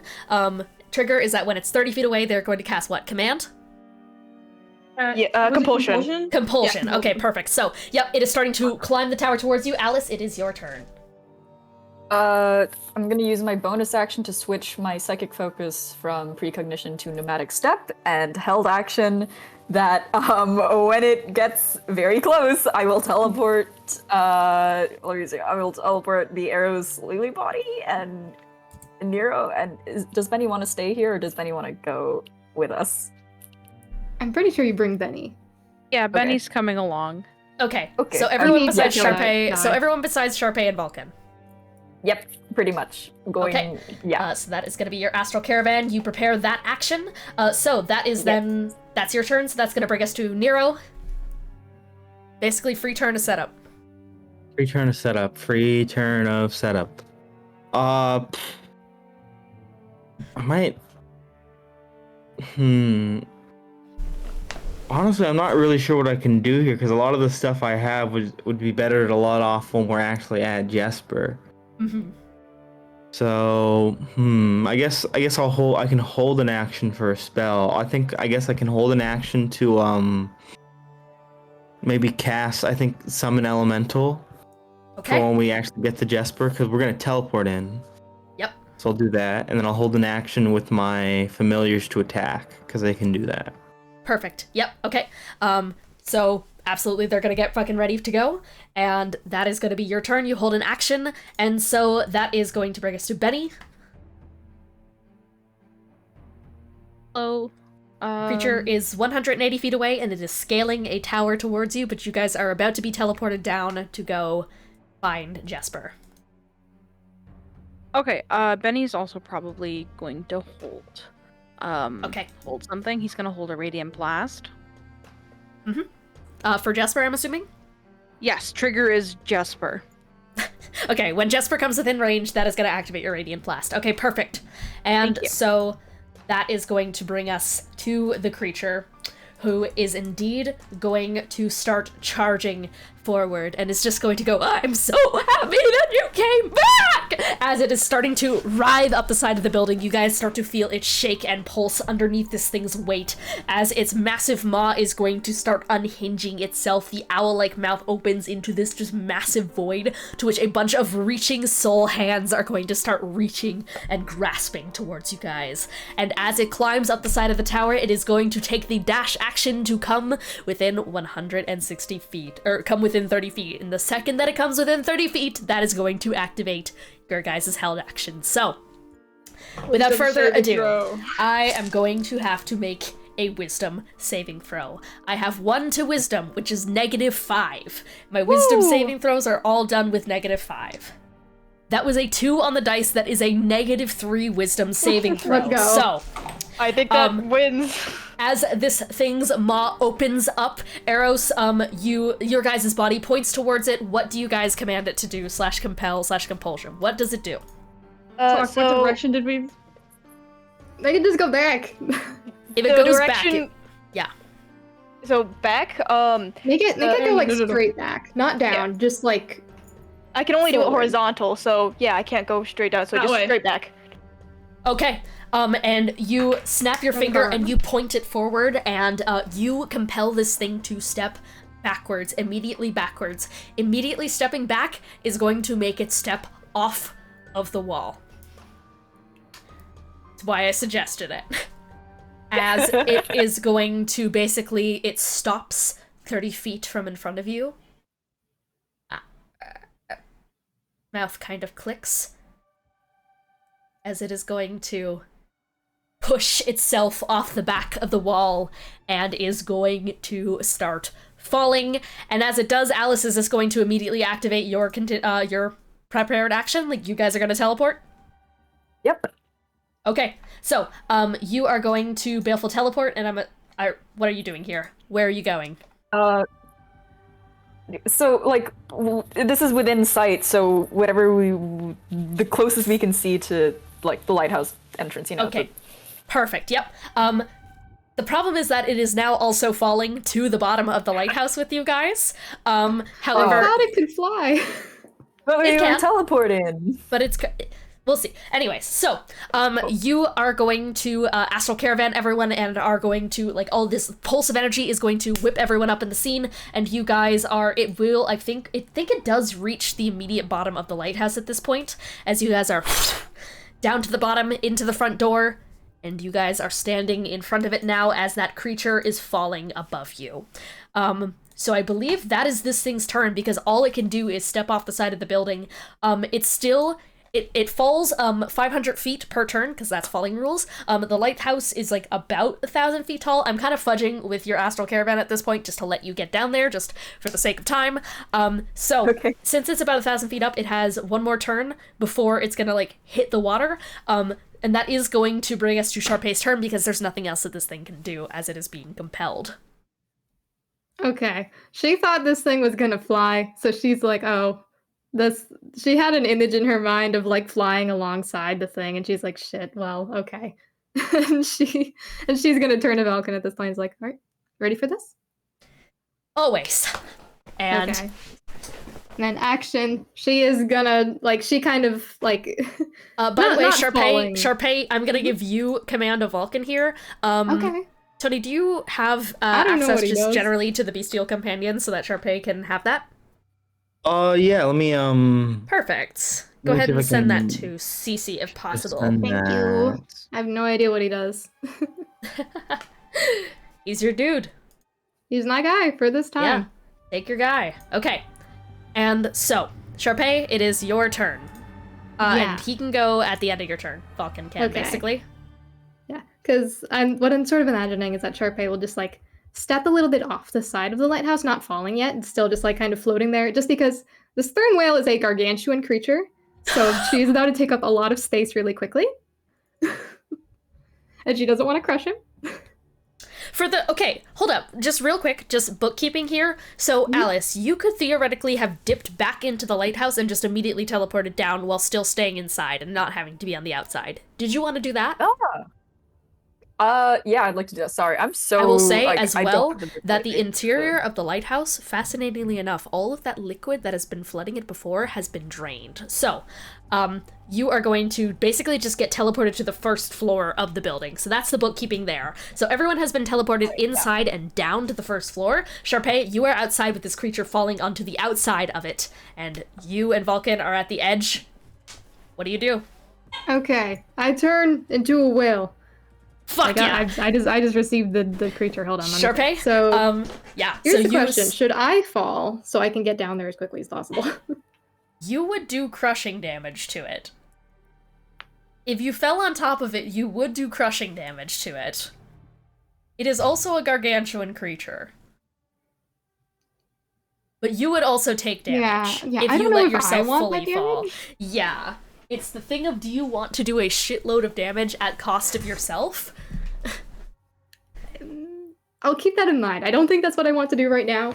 I Okay. just want Reasonable. to. Yeah, let's say like. Can I hold action movement? Can I get down like 900 feet and then start swimming? Is that's probably not how it works? I mean, you can just use your movement however you want to, is the thing. Okay, because I want to Holding catch action myself. is an action. You do have Featherfall, do you not? I do, but I can also just float for free. Ah, that is true. Hold action So, dash? Hold action dash? Would that... I don't think that would work here. I don't think it would. This is an interesting call, because held action is like, it's action. I don't believe it accounts for movement, and I don't see why it would, because movement is like a separate... It's tracked as a separate thing. I may be wrong here, and I may have to double check the rules on that in particular, but it doesn't... Yeah. I guess my main question is just like, if I were to start falling, can I catch myself? If you... I mean, at the end of your turn, you're going to be falling 500 feet. So, if you want to catch yourself there and then start falling again on your next turn, you could do that. Okay. Okay. Then... Yeah, can I go off the side, fall 500 feet, and then go like 60 feet out? Yeah, I think you can do that. I think you can do that. Okay. Okay. So is that what you're gonna do? So you're falling how much? Let's do 500. 500 feet? Okay, so you are going to step off the edge and you are and going to... I want Vulcan to be on me. Hell yeah, Vulcan is going to crawl on top of your back as you morph and shift into this gargantuan whale, and this kind of low drone is going to come out from your mouth as a giant pink whale emerges, and you just start falling after this writhing creature of souls and spirits, as Vulcan is going to grab on to like kind of your dorsal, like a dorsal kind of area fin, truly a Nantucket ride, if there ever was one, and you guys just start falling towards the creature. And as that occurs, we are going to cut to everyone else. We're gonna basically, okay, hell yeah. So we are going to cut to everyone else. You guys are currently at the bottom floor of the lighthouse. As you would recall, both Eros and Lily, when you guys were in this room, when you guys are pushing away, like in the water and swimming up to safety, you felt a hatch. However, as you guys returned to this room, the one that had like the carpet over top and a bunch of bookshelves extended upwards, it's like everything has been put back into perfect precision place. We're basically out of initiative for you guys. Okay, hatch. There's one in here. I don't know where it is. I heard it. Where is it? Eros is just brain empty concentration. Oh yeah, you are currently concentrating. Okay, okay. Where would a hatch be? Into the carpet. See, like, if there's a rug, she just like lifts it up and is like, hatch? Yeah, absolutely. And underneath it, you indeed do see a hatch is unfurled as you throw that rug to the side. Is it locked? You go to grab the handle of it, and it is indeed unlocked. Oh, I think he's in here. Are we ready? Is the hatch big enough for Alice? Yes. Okay. Yay. Yep, so... Alright, well, I'm just gonna open the hatch. Okay. You throw open the hatch, and you are going to all head down, I'm assuming? Yep. Okay, so, Benny, Alice, Lily, Eros. You guys throw open the hatch down into the deep archives, and are going to descend below into the archival chambers. As you open this door, you see a room absolutely tarnished. Papers flung to the side everywhere you look. A place scattered in panic is the best way to describe it. Low, echoing drips pool from the cobble ceiling. Lily, you've been in this room before, but you couldn't see it before. There are shards of lavender quartz that hang like stalactites, lighting the room in a gentle purple sheen. However, that sheen can hardly pierce the kind of noxious smog in the room, this cloudy. It's hot, devilishly so. It smells like wax and burnt paper, and it's not hard to see why. You see knocked-over candles, leather-bound books set and ruined in ash and cinders, and you can just hardly make out the etchings of bookshelves with magic records, mystic texts, pre-curse war records, a whole shelf dedicated to kids' drawing, historically archived, and then burnt to a crisp. There are 4 cases situated in this room, reinforced glass with runes carved at their bases. At least that's how they should have been left. One used to hold a map that has been burnt. Only fragments of its corner remains, and then a leather-bound tome that once read experiment logs, but everything else was too far gone. Charter logs for the Sickle of Judgment. They didn't even have leather to encase them, so they are gone. The only title plaque that remains is the last one. The only unburnt thing in this room. The plaque that leads up to the glass case that says Pandora's Edge. It is empty. On the other side of the room, there is a door. And a path, liquid footsteps, leading towards it. A stumble.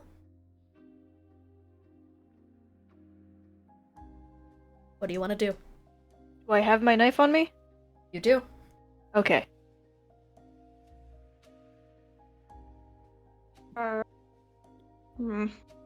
We should probably keep going, right? Or I think we know where he went. this door. Mentally remember this stuff, I guess. It's You important. head towards the door.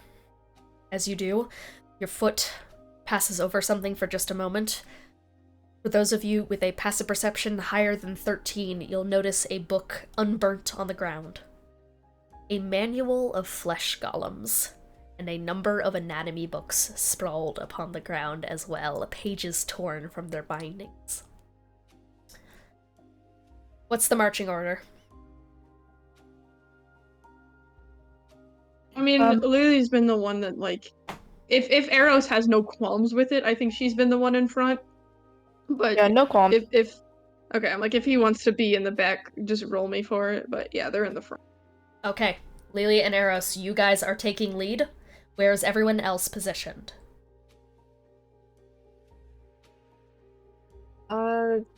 I'm the biggest creature, so I feel like it makes more sense to wait for everyone else to go first and then kind of follow after. Okay. So like, I think I'll probably be at the back. You are at the back. Benny and Nero. Benny would be just before, Alice? just before, yeah, sorry. Okay, no worries. Okay, so Alice, you are taking back. Lily and Eros in mid. Or Lily and Eros up front. Alice in back. Benny right next to Alice and Nero. I'll sit comfortably in the middle of this whole group setup. Okay, middle of the pack. Perfect. So, guys are going push forward. Okay. I think as we do, what are your rules on a concentration again? Would I be able to cast something? If you are concentrating on that spell, you're concentrating on that spell. You can cast, like, spells that don't require concentration, but you can only concentrate on one thing at a time. Okay, so I'd like to cast Aid, 3rd level. Okay, aid 3rd level before you guys go into the room. So you're going to throw around an aid, and that is going to bring us, I'd say, I think, almost back. No, just one moment. Plus 10 hit points to Nero, Plus 10 hit points for everyone. Alice, Benny. You open the door. Plus 10 hit points. Is that correct? You're opening the door? Yep. You open the door. Step inside. You're met with a long, winding archival chamber. You see feathers on the ground, then small motes of that liquid. There are papers, flesh golem pages, tiefling anatomy books, and air genasi anatomy archives. Jespar has mentioned it before. His last job before teaching, before archiving, was that he was a mortician. The walls are lined with canopic jars and wet specimens, diaphanized creatures. The hobby is not that uncommon for animal preservation or for organs. I have a diaphanized heart in my room. However, it's less common for there to be wet specimens of humanoid creatures. A pink dragonborn, marked as oldest dragonborn specimen, diaphanized in a glass container, a fairy man in a potion jar, a great simic hybrid, dissected into its many different appendages. Lokatha, Gith, a human, a vampire, a werebear. There's so many in the room. And there's other places too that looks like they used to hold more of these specimens, but now they sit uncomfortably bare. There's no particular why. Situation. Why he does this, why he collected these things, how long he's done this. And at the end of the hallway, the end of this room, bookshelf and a table. Lonely. So. A voice calls behind the bookshelf. I did it. Just like I promised I would. That's not gonna change anything. I've run it all by in my head. And even though, logically speaking, she has better options with me at this point, I've done what you cannot, after all. She still wants to be with you. And after I've outlined what's best for her, she wants to settle for something less. Well, I'm too weak to give her what she needs. With you all in the way, at least. Even though it was always possible, now it's not. Right? You're not gonna let anything against her will befall her. That's it, huh? I cannot win. That's what I've come to. That realization. I cannot win.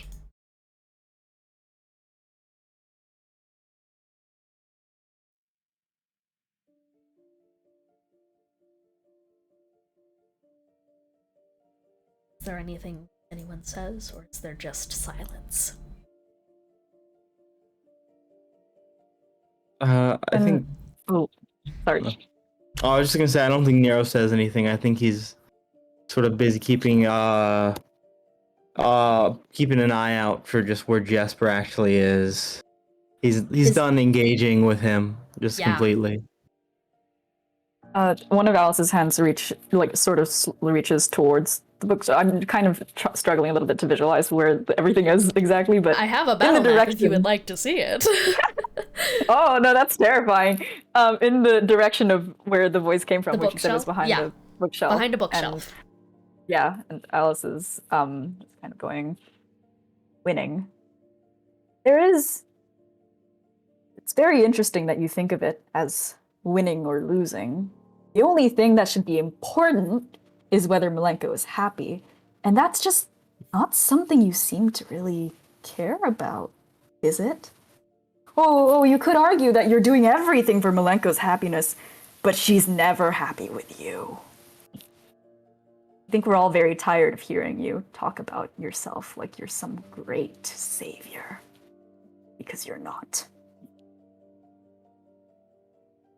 Hear a cracking noise, like a jaw being rearranged from behind the deck. Oh, you're right. You're right. He's not gonna be happy with me. And I do want her to be happy. I do. But can't do that, can I? Can't. There's no way of me to do that. Not anymore, at least. It's okay, though. I could just build more. Just build more. And then it's all solved, is it not? You have yours, I have mine. Does that not solve all of our predicaments? All I need is just a moment with her. And then I can just mass broadcast. I can just mass broadcast her mind into the prototypes. More cracking noises. She can take a body for herself if she wants, and then I just make another one for me. And I can just stay here with her, and I can do what I want with mine, and then you can have yours, and we can both get what we want. We all get what we want, and then it's all over. No. No, I don't think you understand what you're doing. You... Oh, goodness. Oh, this is so twisted. You would essentially be subjecting her to... No, we're not going to... This can't happen. This is... Of course it can't, of course it can't! The numbers line up. It solves it for all of us. But, of course, no. The one thing I should have calculated for has been the obvious thing. You guys deny the crow fucking flies in the cleanest option towards a perfect solution, and that's how I fly, but you don't fly that way, do you? I should have... That's something I should have calculated for, that you just don't... You guys just don't fucking get it. I guess I've just learned from history's greats. Being in this business for so long, I know that you have to make the messy decisions to get the best numbers, and that the ends justify the means. No. That kind of logic is why I'm like this. Oh, goodness. I hope you're not just like him, but even though he abandoned me in the Fire Realm, I feel like I'd rather have him back for a day than you for a lifelong parent. You're so selfish. Oh, it's disgusting. You're breaking everything around you just for a copy of your child? And, I don't know if it's possible to, like, try and blast the bookshelf. Oh, you can absolutely blast the bookshelf. Yay! Yeah, absolutely. What's my cantrip thingy called? Energy beam. And just in this moment of just like unbridled rage from you, Alice, you are going to just rear your head up and are going to shoot from your head spike. You are going to shoot a blast towards the bookshelf, looking to sever it in two. Oh well, it says take whoever the fuck target he is. Creature. But... Oh, whatever. Honestly, yeah, you shoot it towards the bookshelf, and I want you to just roll that damage. Okay, let me see here. I need to recheck that. It says I choose a damage type. I'm gonna choose fire damage. And it says roll 4d8s. 11. 11? Wait, no, 13. 13. You blast a clean, cindering hole through the middle of the bookshelf. And see hand reach up into the cinders, which sizzles against it. So there is a as an empty eye socket is going to peer through the hole you made towards you guys. Okay. So we're not even gonna settle for a compromise. That's fine. Then you can all just leave then. You can all just fucking leave. No. You're destroying the realm around you. Don't you get it? You're not thinking. Not destroying You're destroying. anything. I'm not destroying Yes, you anything. are. I'm creating. I'm creating. Oh, whatever. How If do you you think want, I got if here? you want me dead, you better hope this time that you can fucking make it stick. Roll for initiative.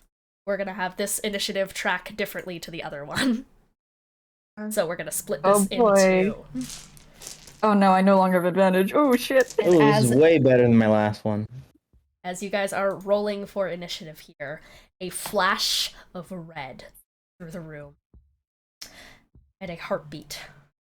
The room grows hot. Paper splits, then leather-bound covers, and then hardwood. The bookshelf is severed in a clean diagonal split and begins to careen to the side, or collapsing. Years of dust buildup in the back crevices of this shelf spills out into the room, and is then pierced by a bright red light of what is in his hands, as the other raises up. And he points a sword of a god towards you all. Okay, so, let me roll into initiative here as well. Okay! Hi, Jasper! So you're gonna have to roll against me, Nero. Okay. Oh, I forgot to add my dex. Hang on 1 second. Well, that doesn't really change much, but Well, that's bad. That's a 6. oh no. That's a 6? Wait, oh again. shit, roll again. Do it again. That's a nat 1. As long as I just don't get a nat 1, it's not a nat 1. Not a nat Yay. 1? Okay, Which is so another 6. Nero is going to go first in initiative. So, he cuts through the end, like, cuts this bookshelf clean and fucking to it collapsed to the ground, and what you see is Lily's body has been crushed. Ribs are stretched out from the front and are snapping out like a bear trap. Crushing injuries are most often internal. Swelling comes from the inside out. Once again, Lily's body does not have the blood to bruise. All it can do is swell by other means. Lymph, cerebrospinal fluid, chime, plasma, arcane fallout. It looks like a fucking oil spill. Both of his legs are broken. He is forced to levitate. He can't tremor sense. Like this. And that sword in his hand, which is clumsily being held in a broken hand, has a red blade in the shape of a dadao, with a formidable chunk extracted from its side. It is glowing and magic and angry, and in its hilt sits this golden eye. It matches the color and blade that sits at Eros' side, and as the rest of these clouds of dust fall away, there's a flash of small, skittering, and imperceptibly fast but clumsy frames. As you see a bunch of tiny little tiefling girls rattle across the room. Let me get the battle map for you guys. Hey, there's a reason I named myself the Jespar who laughs. I fucking had to pull out the fucking Batman who laughs shit with the little fucking Malenkos. Oh my god. Okay, so here is the situation as we can see it. Let me just stretch this out a little bit. Whoop. So, you guys are down here. There's a bunch of little Malenkos around.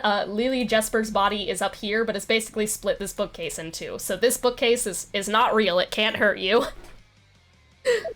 And you are up, Nero. All right, and just to clarify, we want to go for incapacitation here because of the fact that we need, Jesper We need for body. later. We need the Yep. body. Yeah, that makes sense. Cool. So Yeah. we have a bunch of little Malenkos. We got Jesper, who's not looking too hot. Yep, this is Jesper. And you are down here. You took middle. Cool. Let's see. And I'm guessing all these squares are 5 feet. Yep, they're all 5 feet. Cool. Cool.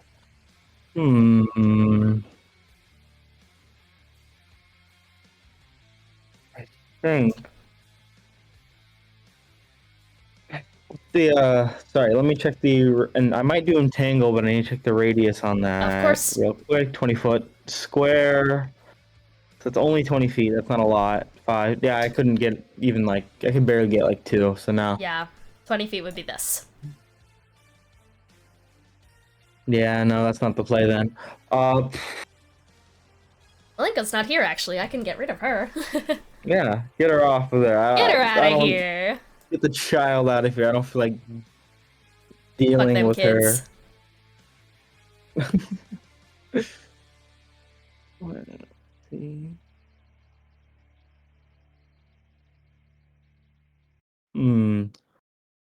Trying to think. No, that's not gonna work. Ooh, there's so many little things around that So that many- would make things difficult. Nasty little girls.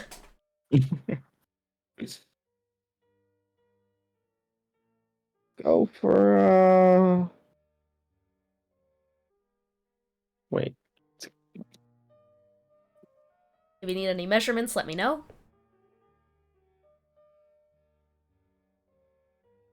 I think we should Let's do see, something to make Dean break out the cone again. Do these little Malenkos, do they look what do they look like? Aberrant, maybe undead? Most certainly undead. These are basically, they're basically just like flesh amalgams. They're kind of like vessels. They don't count as, yeah, they're just kind of undead. They are used, like, they are morphed flesh of others. There is some aberrant force to them, but they count as undead. Can I roll some sort of check to know if they like do necrotic damage or anything like that, or? Yeah, I will absolutely let you do that. Let's roll, survival on this. Survival or, yeah. Alright, get advantage because of favorite enemy. Ooh, that's already pretty good. Survival, you said? I said That's, survival. 30. Okay, you get the sense that they do not do necrotic damage. If that's the case, then I need to be a better. Fuck, what's it? Fuck it. You're doing great. Wait. Take your time. Don't you have Wait, the spell? actually, can you show me a kill 60-foot radius real quick? 60-foot radius? Absolutely. Let me get that up for you. Okay. Linger, radius. Okay. 60 foot would be 60-foot radius. Interesting. Yeah, I think I'm gonna cast Call Lightning. Fuck yeah, you are. Okay, and where do you want this to go? I'm assuming over everyone here. Did you not hear me say 60-foot radius and then cover the entire map? Do I really need to? I assume centered so it, like everyone's in it. Yep. Okay, perfect. Cool. Yeah, well, if that's the case, yeah, 60-foot radius, 10 feet tall, center at a point you can see directly. Choose 100 feet above you. Choose a point you can see within range. Let's throw down on Jespar. Hell fucking yeah. So, and then Jespar, and then the red Malenko next to him.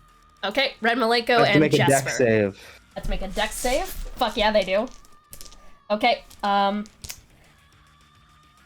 the problem with dex saves is that this is Lily Jespar, which is... Yeah, I know. But I wanted to see. It's like the only one that's where they're actually grouped up enough. Yeah, that's fair enough. So that is going to be a 24 for Jespar's dex save. I almost said something real bad there. However, Malenko, this Malenko with a -1 got a 9. Cool, so Jespar takes no damage because of monk shit. Yep. And then that Malenko takes 12 lightning damage. 12 lightning damage, yep. And you are going to just send out this bolt of lightning towards this thing. It is going to arc towards it.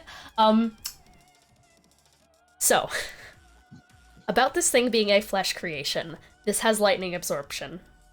Ah. It is going to gain 12 hit points. Wait, no, its max? it never mind, it doesn't. I just reread it. It only regains, so. Great, okay, so that was so I just wasted okay, that was a waste of a turn then. You did have that held action to summon. Did you want to do that? Like, honestly, you could also. I would allow you to. We rolled into new initiative, so I thought I couldn't. Yeah. I mean, you held it. I will allow you to have that elemental just like throw it out there. Sure, fuck it. Let's go 6th level. Let's Okay. throw it out there. Let's call that a elemental of, I don't know, these things, damage wise. Let's go fire. Yeah, you know what? Let's go fire. Okay, let's go do fire. Yeah, I mean, this is once again, Lily's a fucking vampire. And where did you want to summon it? Let's see. It has a range of 90 feet. So yeah, I mean, I guess I'll just throw it down in that little gappy area next to. I mean, can I summon? Is that 90 feet? Am I within 90 feet of Jespar? you are absolutely within 90 feet of Jespar. Okay, Let me cool, double check to make sure. I'm pretty certain. Yeah, easily 85. Yeah, I want to throw it right next to the blue one between Jespar and the blue Malenko. Hell and yeah. you know what? I'll have it attack the blue Malenko because I'm mostly having it there to threaten Jespar because I'm worried about burning him too quickly. So let's make. I think I can make. Multi-attack 3 because I'm doing the 6th level. So a great creature of fire is going to crawl out from the ground, definitely some kind of soul that was burnt alive, as its like jaw unhinges as it comes out from the ground, and its hand is going to outstretch, and I think Jespar is going to turn and look at it and is like, no, don't you touch her, you monster! As this creature's gonna go and attack it. Okay, so I don't know what this child's AC is, but first 15? Does 15 hit? 15 hits. Okay, then they all hit. Cool. Okay, they all hit. So you guys currently know for bookkeeping that lowest to hit so far is 15. Cool. So let's. And I will tell you off the back. Does this do fire damage? This does in fact do fire damage. It is vulnerable to fire damage. Please go ahead and double any fire damage done against it. Cool. So that first hit's gonna do 36 fire damage. Yep. Keep going. Oh damn! This is a bulky ass child. All right. This next one will be 32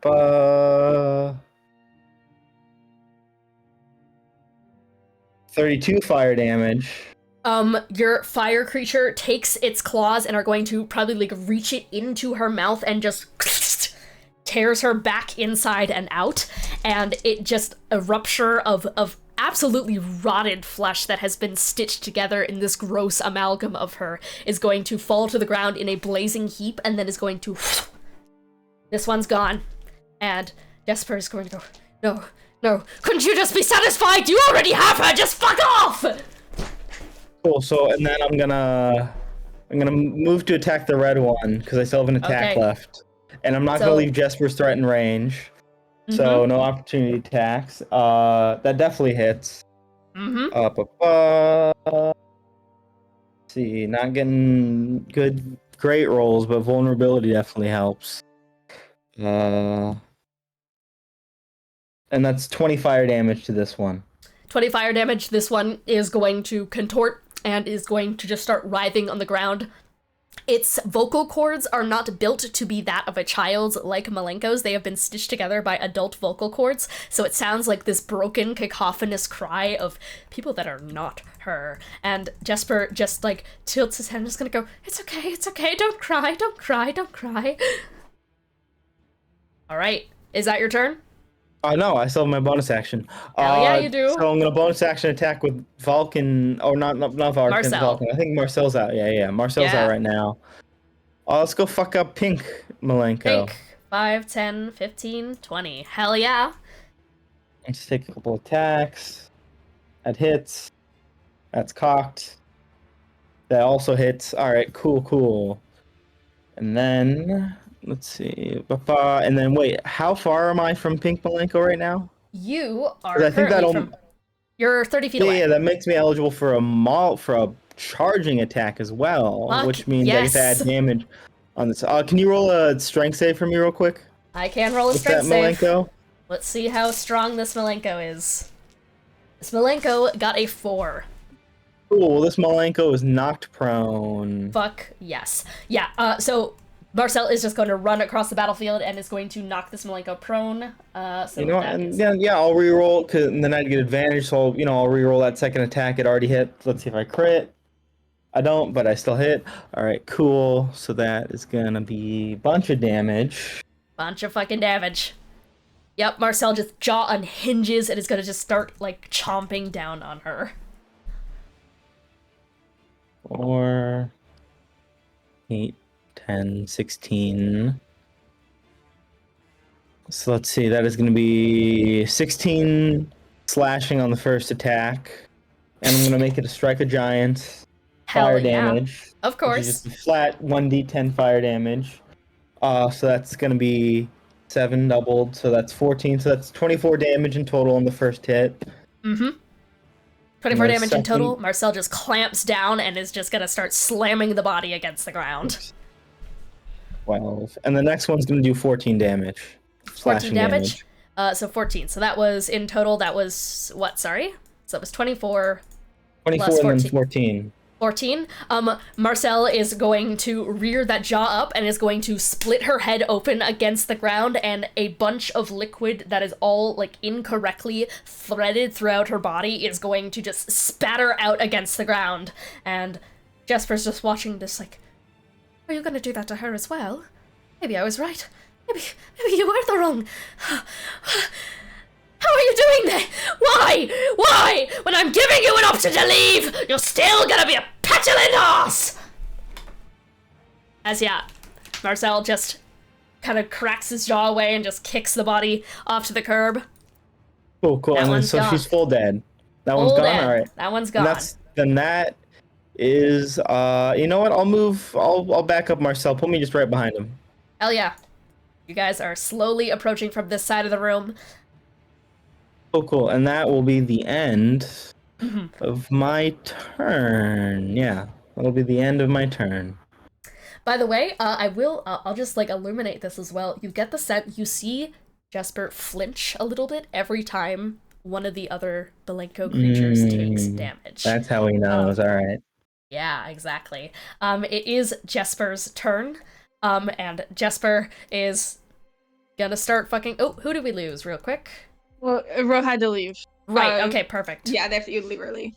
Okay, perfect. They told me their game plan, though, so I know. Alright, excellent. Let's hope they have a good day. Alright, so, from there, that is going to be Jespar's turn, and Jespar's head just twitches, and is just like...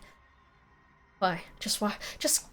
Even when I offer a solution that benefits all of us, it still all just comes down to some kind of reason, some kind of moral justification.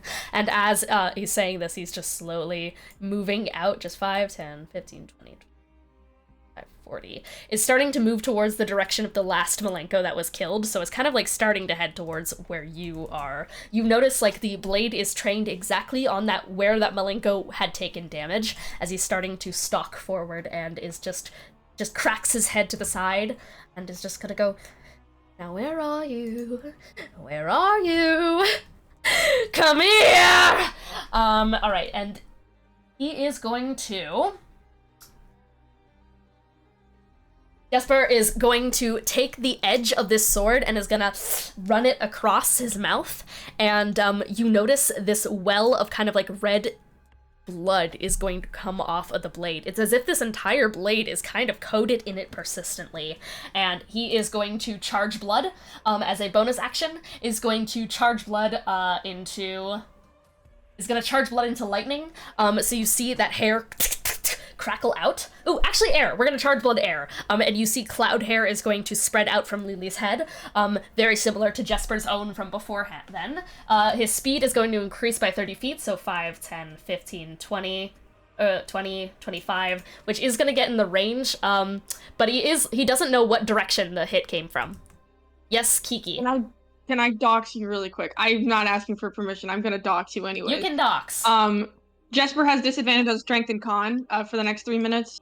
Does Lily just shout out, he's weaker now, or something like that? Yeah, he's weaker now. He can move faster, and you strong, like, faster, more agile, because you get an advantage on dex. Cool. I'm just gonna dox your ass really quick. Yeah, dox, absolutely fucking dox. Jespar is going to raise the Pandora's Edge and is going to try, and he's basically blind right now, so he's gonna roll at disadvantage to make this hit. So let's see if he hits. He's going for Marcel right now because he still doesn't know where you are, Nero, because you didn't attack that Malenko. So that is going to be, so since that's a plus 11 to hit, that is gonna be a 22. Does that hit Marcel?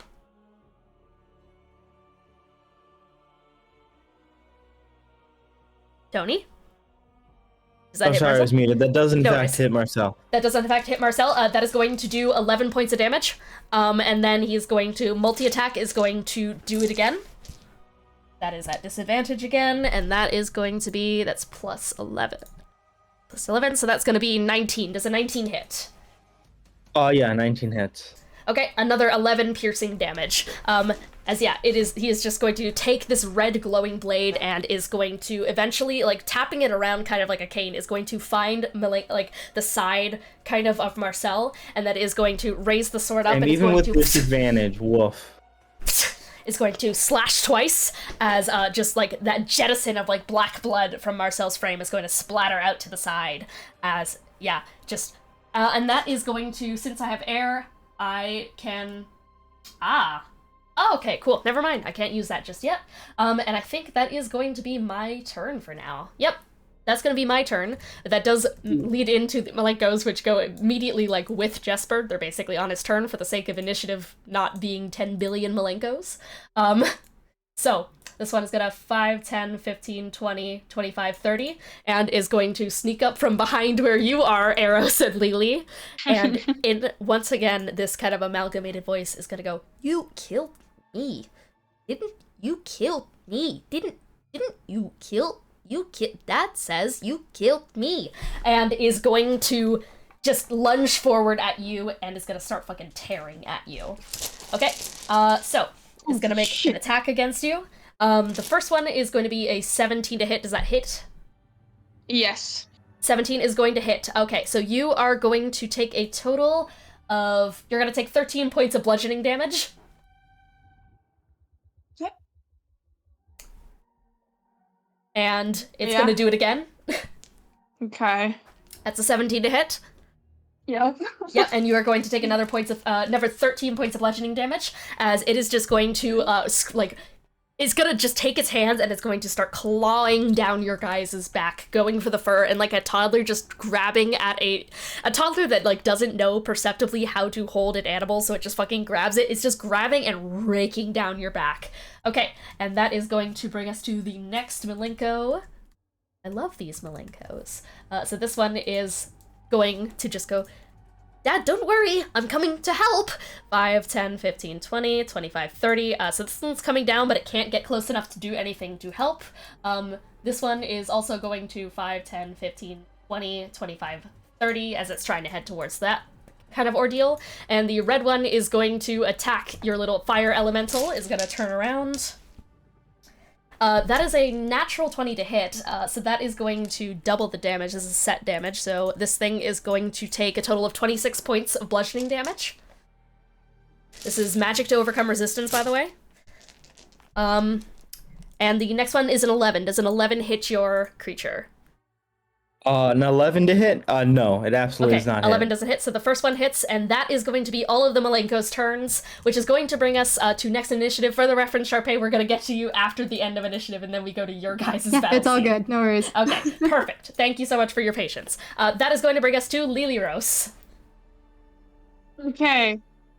Before Eros passes out, he told me to try and call Pandora's Edge with his tattoos or something.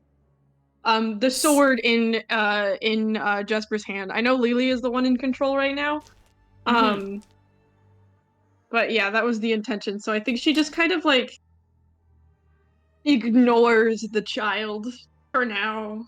Because I don't know how to call it. I know how Eros calls Pandora's Edge, right? Yeah, Eros usually just, like, flick of the wrist and it just returns to Eros. Okay, so she just holds her hand out towards Jespar, who has the glowing sword. What did we lose? Who has the Crime had to go because they have work tomorrow. Early. Okay. Wasn't aware. Yeah. So, and she just, like, does the same motion, but at the bigger, like, sword. At the bigger sword? Okay, yep, so you are going to reach your hand towards it and are going to flick your wrist, trying to call Pandora's Edge. And, I'm just gonna... Goodbye, Benny. Yep, you are going to flick your hand to the side and are going to call Pandora's Edge to your hand. And curiously enough, it is going to start to glow in Jespar's hands. Jespar is going to clamp down on it. You guys are going to have to roll a contested charisma to try and see who gets this. However, Jasper's charisma is -5. So he's banking on a 20 right now. Charisma throw, like saving throw, or just check? Charisma check. Okay. Yep. Believe. Okay. I got an 8 -5. Ooh. That's a 17. Let's go. 17. You hold your hand out and flick your wrist, and from Jespar's hand, Pandora's edge is going to vanish. Jespar was levitating beforehand. He is going to drop out of levitation and is going to fall to the ground on broken legs and can no longer move. Full stop, he cannot move. His legs are fucking broken. He's only been levitating up until now. So he falls to the ground. You hear a sickening as the sword is going to, like, reach out and you are going to grip it in your hands. The blade grows that blood red. I think Eros is probably the one who actually does the like, action of drawing the blade. Yeah. And Lily, if you even take control of this body for a second to look down at it, you see the hilt begin to glow a bright red. Do you drop it or hold it? Drop it. Yeah, and Lily, you instantly drop it to the ground like it's made of fire and are going to just, like, wave your hand off as, you drop Pandora's edge to the ground. And there it is. Yes. So did that count as an action? That's an action. The act of pulling. Okay. I just wanted to make sure. So is little Malenko still clinging to my ass? Yes. Yeah. This Malenko is still right behind you. Okay, so they're not like stuck to me. No, not stuck to you in any means. Okay. So I'm just going to do the thing with agility. Okay. You're gonna do feline just agility? Move 60 feet, yeah. Just move 60 feet in a direction. Where to? I feel like honestly probably next to Nero actually. So okay, this is gonna provoke an attack of opportunity. Yeah. Yeah.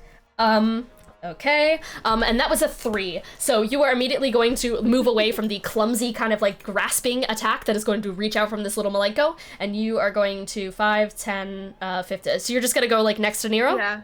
Okay. Yeah, sounds and then good. Out of worry for the little Malenko trying to grab the sword, Lily's going to turn around in Eros's body and just make one of those like really childish teasing faces. Just like a you can't catch me. Ooh, I want you to roll persuasion. Okay. Persuasion. I can't use Eros's, damn it. That's fine. That's 15.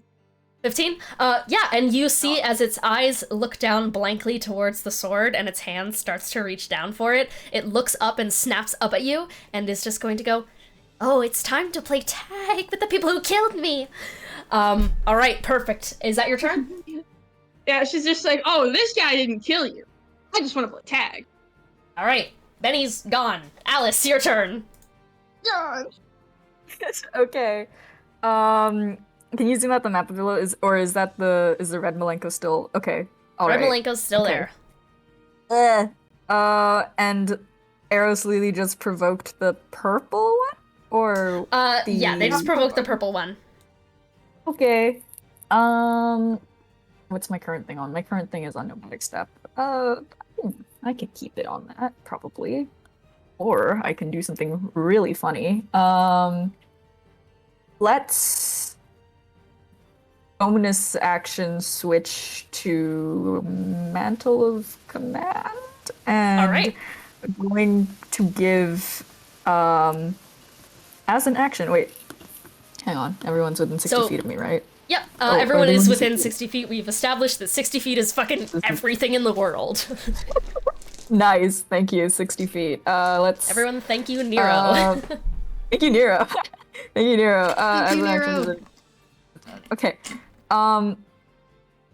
So, for my action, I'm going to use, what is this called? Commander's Sight on Jespar, which is basically, everyone has advantage on attack rolls against him. Until the next Holy turn. shit! Oh, that's Until my fucked turn. up. Yeah, until the end of your next turn and your end of initiative. So that's basically giving everyone a turn of free advantage. Holy shit. Okay, yeah.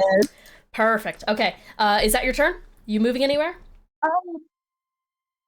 I don't like how close I am to the purple one, so I'm going to see if I can like just move. You want to skitter to the side and like not group up with everyone? What's the deal there? Or group up?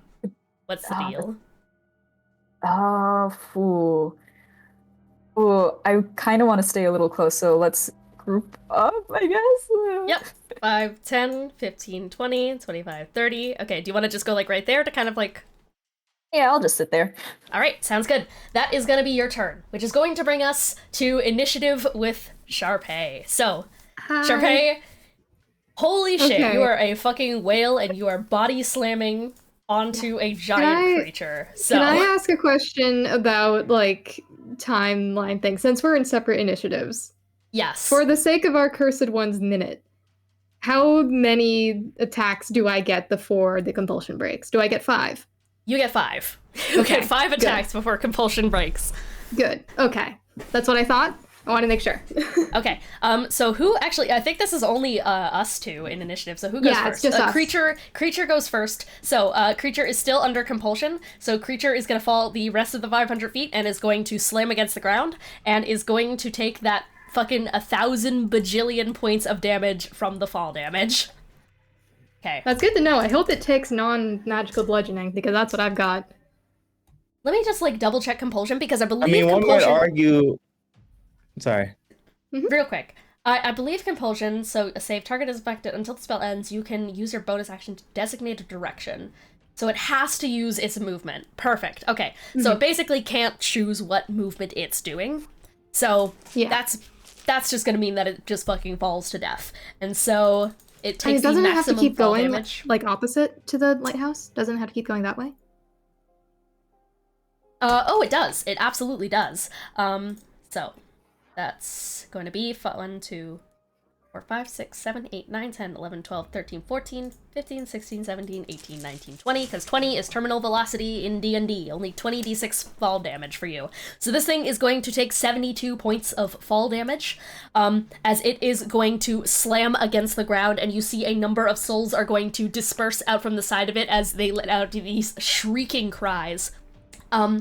And it is being compulsed, so it's going to have to use its movement to 5, 10, 15, 20, 25, 30, 35, 40. It's going to move all 40 feet down here. Ooh, and it's yeah, slower it than is. me. Good. It is. Ooh, it's slower than you? It is. Ooh. My movement is 60. Oh shit. Okay. So I think I can just... It can take its action before it's moved. Okay. And I have to make another wisdom saving throw to try and end this effect. That's after I do the movement. The wisdom saving throw is a 7 - 5. That is absolutely not going to take against that. Win. I don't even need to ask for Kiki to be here. So, Excellent. I can, however, use my actions. So as it is falling, it is going to take an action and is going to summon a terror. Ooh. And you see, as it is moving around, it is going to... Some of its parts are going to split off. Some of the ones that took the fall damage are going to split off and are going to create a small summon. I can put it anywhere around me, so I'm going to put it here, as that is going to designate your arrival. And that is going to be its turn. Charpay, it is going to be your turn. We're going to do 2 rounds of Charpay things because it's just Charpay, and then we're going to get back to everyone else. Okay. So what I need to do here, my main goal in general is just that, like, I want to stay, like, I have, legally I have 15 feet of reach with my fucking tail attack, and so I want to just, like, be over top of it and just slap it repeatedly and stay ahead of it so it chases me. Holy shit, that's such a good idea. So you are going above this thing. So you're just like, you fall the rest of the distance, and I'm assuming you're going to use your movement speed to get above it, but then also 15 feet away. Yes. Yeah, I'll stop like a little bit above. I have 60 feet of movement. Okay, yeah, you can absolutely do that. So you are staying 15 feet above this thing and are going to fucking tail slap the shit out of it? I sure am. And with Vulcan, yeah, I'm not sure if he has like a special thing. I was looking at the stats. I'm not sure that I totally understand it, but I can bonus action have him help action me. So I can give myself advantage at least. You can. This is so fucking. This is the funniest. What the fuck is happening down here? The layering. Also, just for flavor, with like, I want. She's trying to make as much noise as possible to keep the anonymous attention, and I imagine like with the like kind of like whale song, she's doing the Song of a Hero. Absolutely. Yeah, so you are whale calling out the Song of a Hero and are going to do some attacks against the creature, I'm assuming? Yes. My Slap the tail slap, ever-loving it's fuck just, out of it. my multi-attack is a bite and a tail, so I guess I'm just doing the tail right now. Yeah, you'll just do the Let tail. me Unless you roll. wanted to close the distance and make the bite. But your plan is to do the anti-Tarask build against this thing, which is just to fly slightly over it and just have it Basically. not be able to attack you. Basically. That is a 24 to hit. 24 is going to hit. Excellent. That'll be oh geez, where's my tab? Here it is. And you can only do one tail attack, right? Yeah, because my Okay, multi-attack is a bite. So, okay, 21 and then- bludgeoning damage. 21 Sensible. bludgeoning damage. Yep, you slam your tail against this thing. Immediately after, it is going to make a legendary action and is going to death ray you. As it contorts its head Ooh. up, its head is going to move upwards, and you are going to have to make a Constitution saving throw. Ooh, okay. Huh, I technically have better constitution as a whale. So this is a win. I get +2. +2, okay. And what do That you is get 21. for the 21 is going to fail this Constitution Fuck. saving throw. Shit. Yeah, and you are going to take a total of... Hold up, the dice roller's lagging. You know it's a good sign when... Okay. You're gonna take a total of 73 points of necrotic damage as it is going to rear its head up and is going to blast you with a death ray. Your body is shielding Vulcan right now. Yeah. Vulcan is safe because he is on top of you and gets full cover from attacks underneath. Yeah, so a massive blast of forceful energy is going to wave out against you as it just lets out a cry of shrieking souls. That is a legendary action, and cool. And that is going to bring us to back of top of initiative. We're going to do one more round with you, and then we're going to go to everyone else. I'm all right, but jeepers. This creature has to recharge Death Whale to see if that works. Death Whale does not recharge, so Okay. Well, it cannot... let me... Wait, its ass can absolutely attack you. This bitch has spellcasting. Look. Yeah, and it's gonna fucking stare up at you and is going to Cone of Cold you. Ooh. So immediately after that blast of energy, it is going to also let out this chilling, kind of like ghostly wail of coldness. Just cold. This frost fire is going to go up against you. You're gonna have to make another Constitution saving throw. DC is... All right. You've gotten the sense that 21 is too low, so...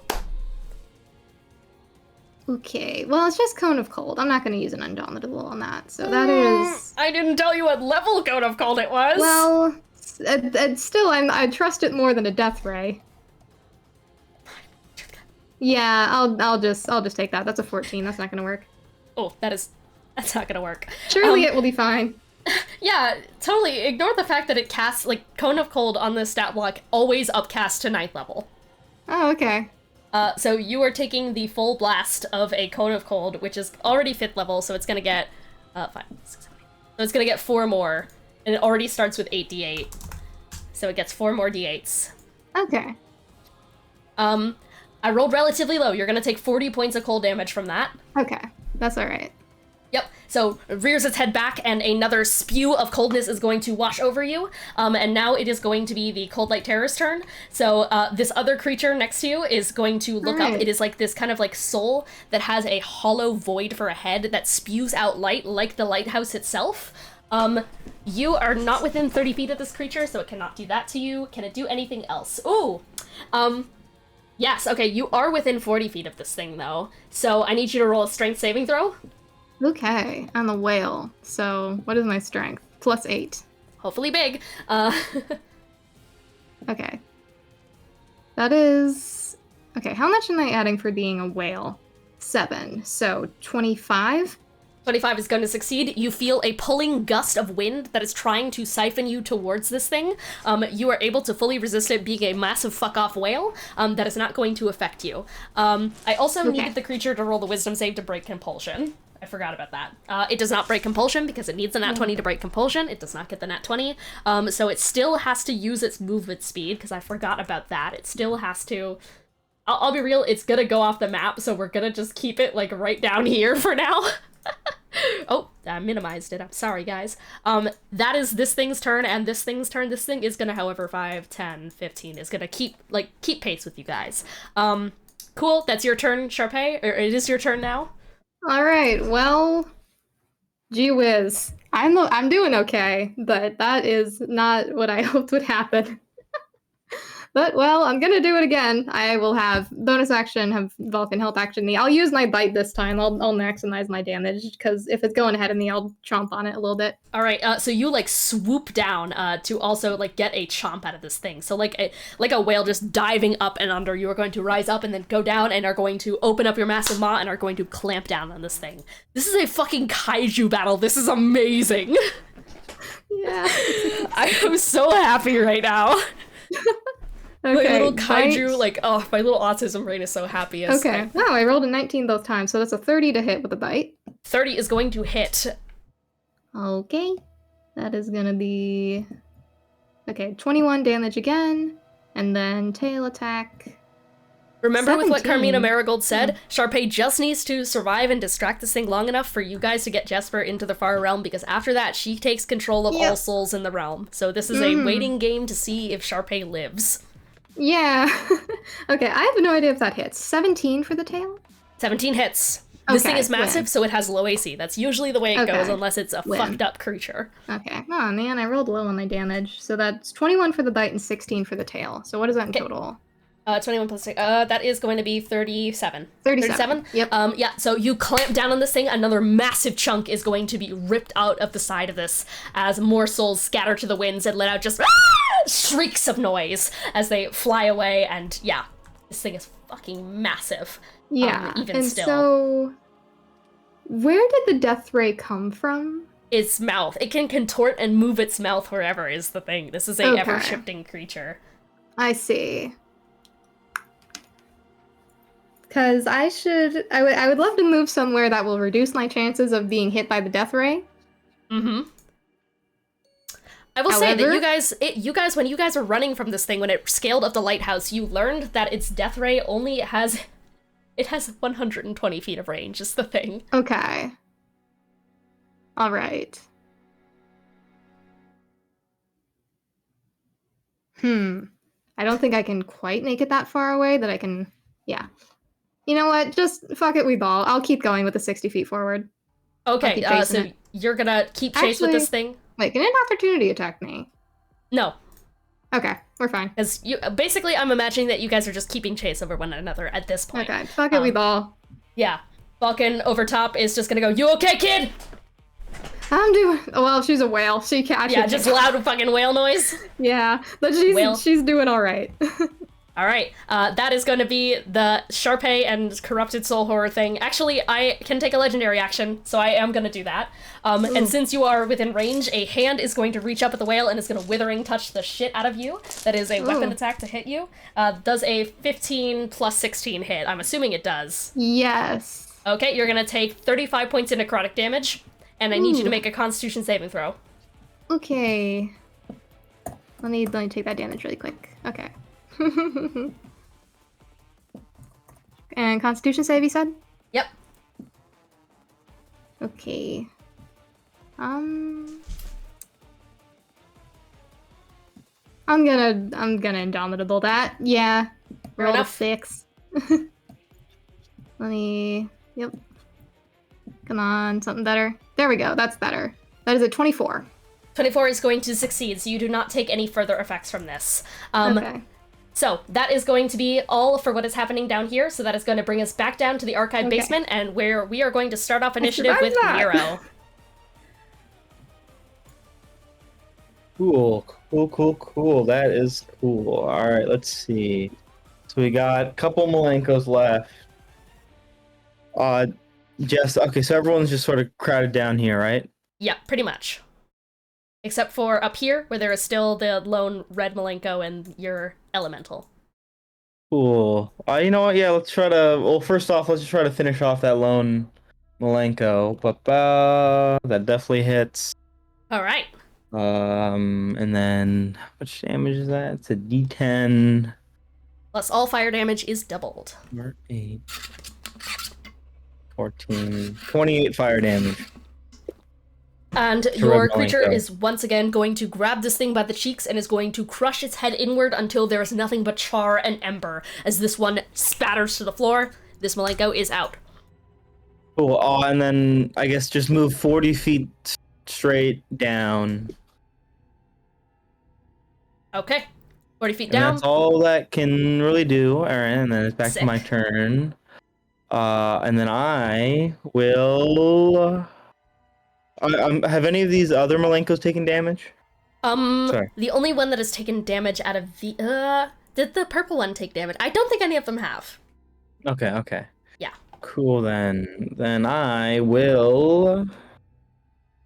Yeah, I'll take a single shot with my force gun against Jespar. Alright. That's like a... That's like a 20... That's... what's 17 plus? Yeah, that's a 30. The 30 to hit Jespar. 30 to hit Jespar. And the thing with this gun is that the bullets are not technically projectile bullets, so Jespar cannot do the fucking grabby bullet thing. Jespar can't So do that's that 15 shit. force damage to Jespar. You shoot a silent shot towards Jespar, who just tanks it in the side. He is crumpled to the ground. He's prone, by the way, just in case you needed that reminder there, because I forgot to do that. Oh, okay. Let me reroll, because that gives me disadvantage. It doesn't matter, I rolled higher. Okay, Yeah, so you're good. 15 You're force absolutely damage. good. 15 force damage, All right. perfect. Yep, and he is just on the floor, just wailing on broken legs. Let's see. Marcel's gonna go attack the orange one, because I'm not leaving Jesper's range. That hits. That also hits. Alright. And then where is Jesper? Yepper. Sorry, not Jesper. Tabs keep closing.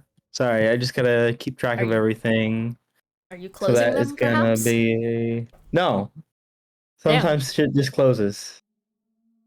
Skill issue? It's computer issue. Okay, so that's gonna be 5...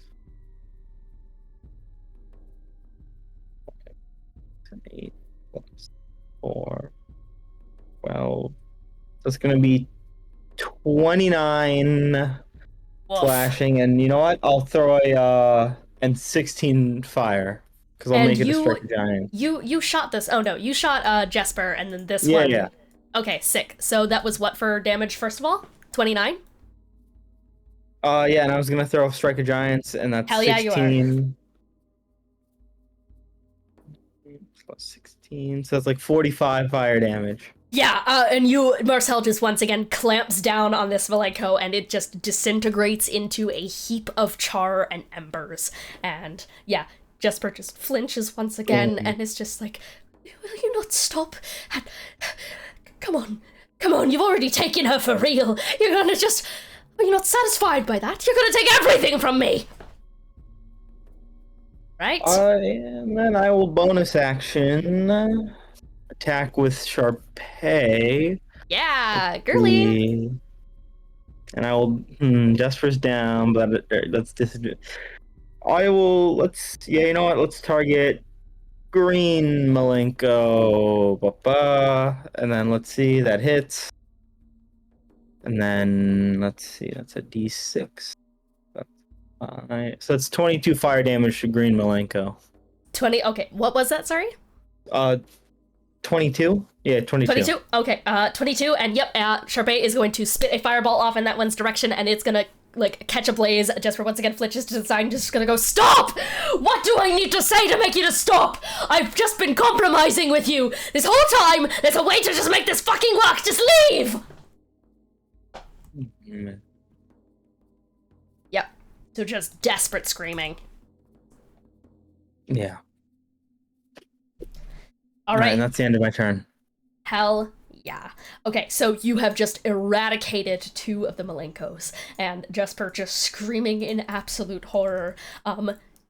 Yeah, so, ooh, you took a shot. It doesn't even know where the shot came from. Oh, but it's on the ground. It can tremor sense.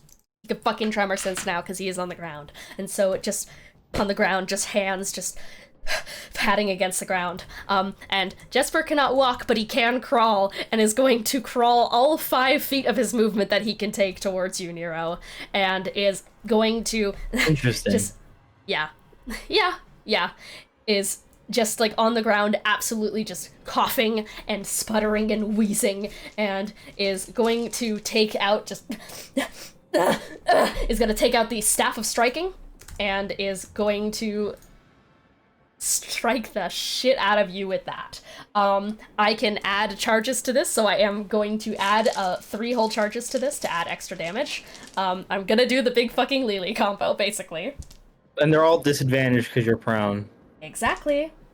But I do have a ridiculous to hit. I just accidentally opened up Minecraft, don't worry about it. So that is gonna be a 25 to hit. Yeah, that hits. 25 is going to hit, so it's going to wind up the Staff of Striking, and is going to deal a total of 10 charge. Okay, 1, 2, 3, and then I get to add charges, so that is going to be a total of that plus and plus that. Okay, plus 6. So you are going to take a total of 22 points of force damage, and from there, that is going to do it again.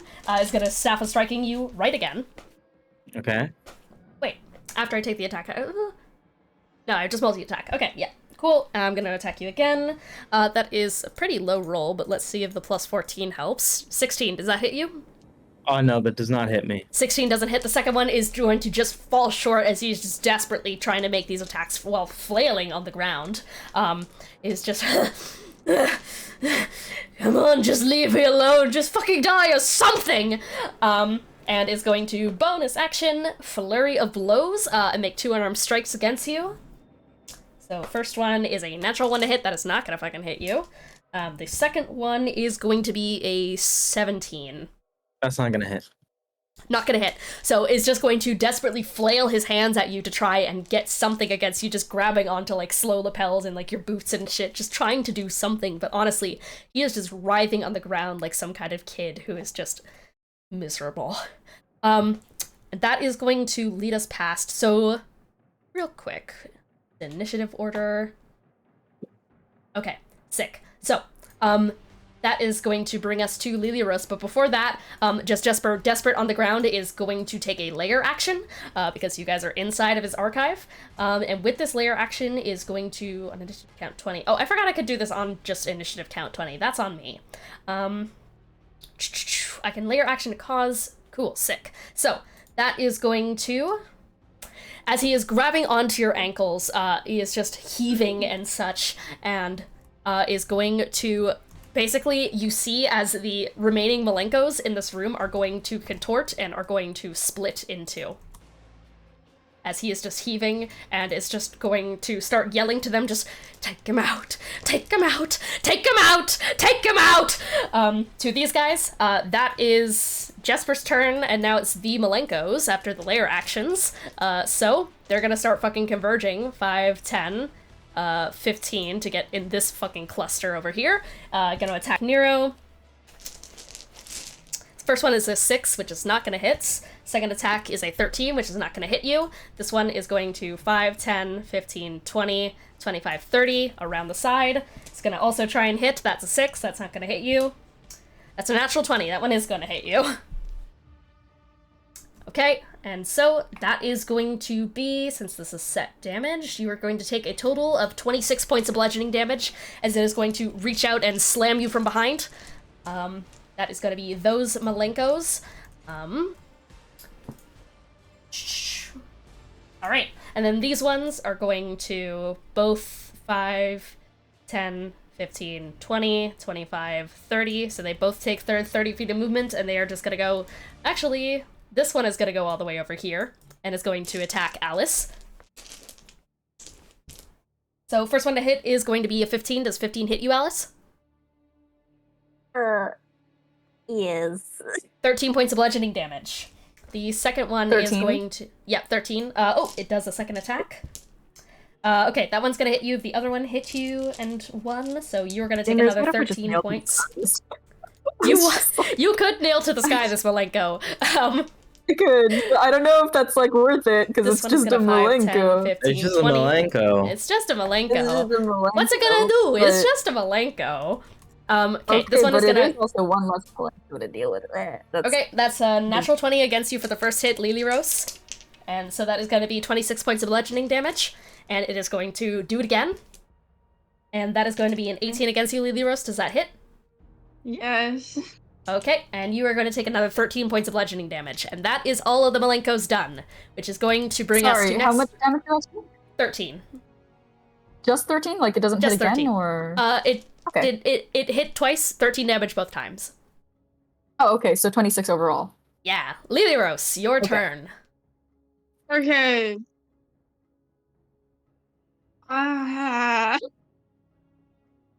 That's what I'm feeling right now, Gaymer.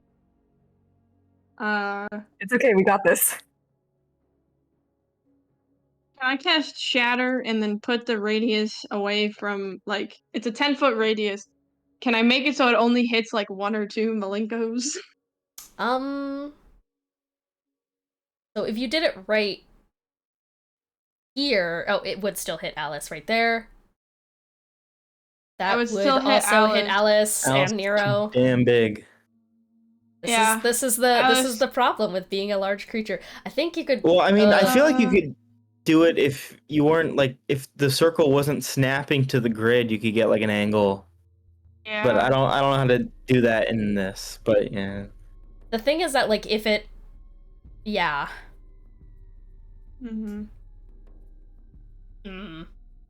I guess I could just like shout like, Alice, I'm gonna cast Shatter. Is that okay?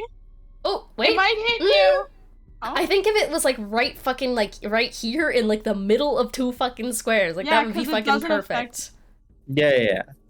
I think it's good enough. I Yeah. think you could absolutely finagle this in a way that could like, cause like, yeah, I think you could finagle it to get these 3. Yeah. I trust the cast ability. Shatter. And I think I'm just gonna cast it at 5th level so I can just try and get rid of these. Oh, the draw fucking tool had a things. snap to center thing. What happens if you change that? Ooh, good point. We're learning how to use Roll20. Ooh, No snapping. no snapping? Could we? Oh. Oh, Oh. okay. We're learning. So could we finagle this is the question.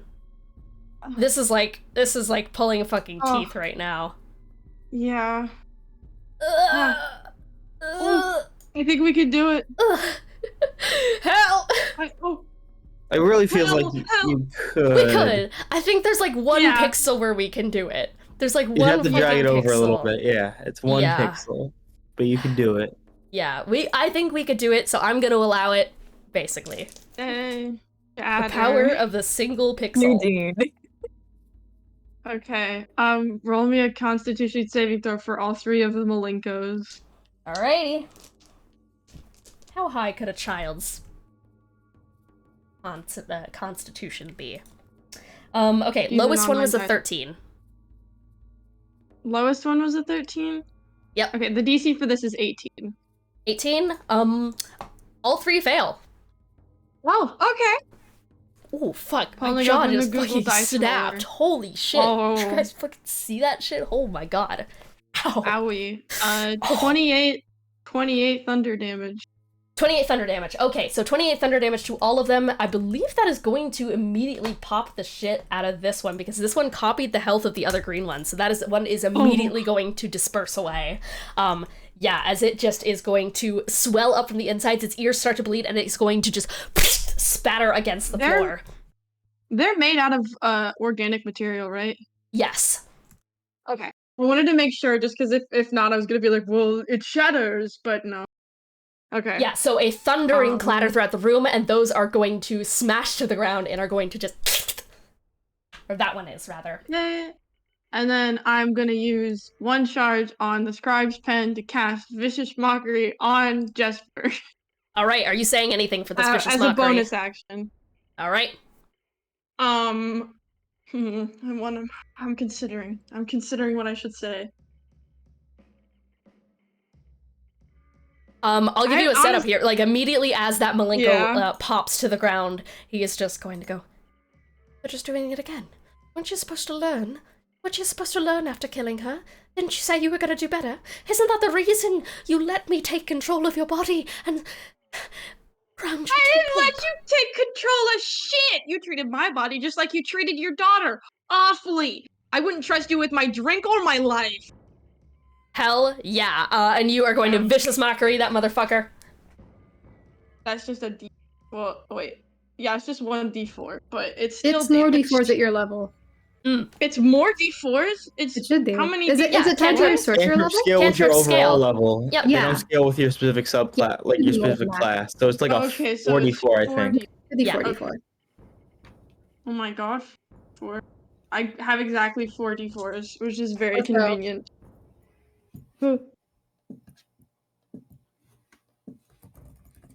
Ooh, I like this battle song.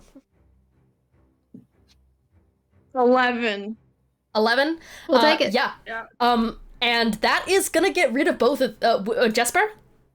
For a second, Yeah, I thought it was a Jespar, second I- chatter. Okay, Jespar's still up. No. Jespar is still up. Yeah. All right, perfect. So that is going to be your turn, Lily, which is going to bring us immediately to Alice. Okay. Let me see here. I have funny things I can do, which is All right. lovely. Wait, fuck. I forgot what I was gonna do for my bonus actions. No! That's okay. Sorry, one minute. Oh, yeah, I misread something. Okay, no, don't worry about it. It's fine. We're fine. We're living. We're doing so great. I do need I to check forgot my that bonus action everyone... again. Did everyone have it in bookkeeping that basically everyone had advantage on Jespar? Yeah, but I don't think anyone's hit him with attack rolls yet, right? Or No, like, we No, haven't done no. with because the- I was Oh, yeah. disadvantaged with a range and then Yeah. cantrip. That's a Alright, saving throw. Good. Good. Can I like insight how like vaguely how close to potential death or downing is Jespar? Because I'm assuming that's kind of what we're going for, just not. You Yeah. can't insight. The only thing you could do to gain that information is that you quite literally have the Doc's ability to see what hit points he's at. Unfortunately, that requires switching. So Yeah. okay. Well then, I guess I'll just be really, really mean to him. I have an idea, everyone. It's such a good idea. Okay. Well, we Just don't want throwing to this kill out. him. I was gonna say, that, just saying, worst case scenario, killing him is the big problem here. Though, I think Eros at least has Spare the Dying. True. Yeah, we have Spare the Dog. I have a thing that lets me restore anyone I touch if I switch to it. So like if they die within the last minute. We'll see. So I can do that. yeah, but if would it we accidentally restore kill it to Lily's body is the thing? Because this is like possession, basically. him. It just says as an action you touch one creature that has died within the last minute and returns to life with 1 hit point. Yeah, but it works differently with possession, possession. is what I'm worried about. Yeah, Oh. So like we're worried that it'll go. Okay. reasonable concern. Because I'm scared that he has. I mean, ideally, we just knock him out with some sort of physical damage. Yeah. So the thing is, I'm scared that he's actually got too little health, and that what I'm about to do might kill him. So I might consider spreading this out just a little bit, Just involve some Malenkos, it's fine. Yeah. I'll just target. We'll just have some of the target of the Malenko. So I'm going to action overwhelming attack, which means Oh God. how many? Okay. We've got Nero, we've got the Eros Lily, we've got the what's it, Marcel, right? Yeah, Marcel. Let's have. Ooh, okay. So basically, what this is that everyone's using their reaction to take the attack action. Oh shit. So Oh, okay, this if you'd can like work to out then. Yeah. if you'd like to communicate any specifics right now, I can. All right. Yeah. So everyone has the potential here to take their reaction and use the attack action. So whatever you guys want to do with that. For anyone who is in this, so that's Marcel, that's Nero, that's Lilios. Charpay. Yeah. Charpay. Sharphoenix. Oh, Or penis. Phoenix. Sharphoenix. Can I try Or and like penis. punch Jesper Well, with the shut up. I had to intentions say of it. knocking him Happened, out? popped in my head. Sorry, I got I taken don't know. aback by Tony saying Sharpeenis. Anyways, God damn it, Tony. she charred my penis. Ow. the boundary Back in my head. seal. All right, Kiki. Can I just punch Jesper with the intention to knock his ass out? Non-lethal As hit. arrows? I don't know. As arrows, yeah, that's the problem. That's gonna Yeah, be an non-lethal. unarmed I can strike do that that, does like well- 1 damage. Yeah, it's also just one Marcel, damage. ours is within range, so I could just use him for that. Yeah, because arrows has literally nothing else. I can't touch the fucking knife. So Yeah. I'm just out of here. Cat scratch. Take a little punch. That's You do for have claws. non-lethal damage. That is a literal thing. Can I start taking those attacks? Or Yes, like, you are can. going You through can. with You this, can. or- You No. can do it whenever. So Cool, I'm gonna go Marcella for is Phoenix attacking. first. Yeah, shut the That's fuck up, 25 Tony. damage to- I keep mispronouncing Phoenix is the issue. Okay. That's 20 fire damage to the green Malenko. 20 fire damage to the green Malenko, and this one ooh, was this one hit yet? Sorry, bookkeeping. I thought it was. Yes, it was. Yeah, this one is gone. Cool. Sizzles away. And then, as this is happening, Alice is just like through telepathy to Jesper is just kind of going, "Your effigies of her are pathetic. You know, normally I'd be okay with a solution that leaves you withering away in a copy of everything, but maybe you missed the part where I tried to tell you that you're destroying an entire realm. So let's be clear about something. I didn't call you Cloudberry earlier because of my connection to Zabalba. I called you Cloudberry because of your connection to Zabalba. I called you Cloudberry because you're becoming what you were trying to avoid. You're a pawn and you're getting worse. You're manipulative, you're a liar. You made Malenko, the real Malenko, cry. Those are all things it did. You think you're Jesper Vatrick, the loving father? No. Right now, you're Cloudberry, Zabalba's little chess piece. I acknowledge that you have been put through many difficulties, but there is no longer any excuse. Only retribution remains, and she doesn't want you here anymore." Hell yeah! Alright, who the fuck else is attacking? Holy shit. Ethan Yeah. brings up a good point. And like right as that phrase is finished, the fucking Marcel like jaw clamps down and just bites through. Or no, Charpay just shoots out and bursts through one of the Malenkos, and he's just no, please. And then Lily, you're doing what? I'm just gonna hit it with the cat scratch because I get 1d4 plus 4. Alright. Hit him with it, I should clarify. Cool. I'm gonna have Marcel attack. I rolled a hit, right? It's still a roll to hit. Mm-hmm. Yeah, At it's still a roll to hit. advantage. Perfect. Thank God it was advantage because I got a 2 and a 19. Woof. Number to beat is 17 because this is fucking Lily. Oh, well, 19 already beats it. Yep. Okay, just barely hit Jesper because Jesus Christ. Woof. I just rolled bad there, but I did hit both times against Jesper. Okay. 6 damage. 6 damage, yep. Yep, you are going to reach out and are going to claw Jesper right across the face. And non-lethal, question mark. What's the deal Yeah, here? non-lethal. Are you guys attacking with non-lethal force? Yes, Okay. yes, we are attempting to attack with non-lethal force, so Jesper Incapacitation. is incapacitated. Mm-hmm. And let me know that damage whenever you have it, Tony. Cool. And then, let's see. This first hit is gonna be 11 bludgeoning, followed by oh wait, no, I'm using the wrong damage dice. God damn it. Let's see, 4. 6. That's gonna be 10 bludgeoning, followed by 13 bludgeoning. How do you want to do this? For a total. Oh, how do I want to do this? Let's see. Yeah, I think. How do it? Fuck. I think Marcel just starts kicking the shit out of just Jesper's Lily's skull. Hell yeah. Just like full death stomp. Well, not death stomp, but like just kicking the shit out of it to like incapacitate them.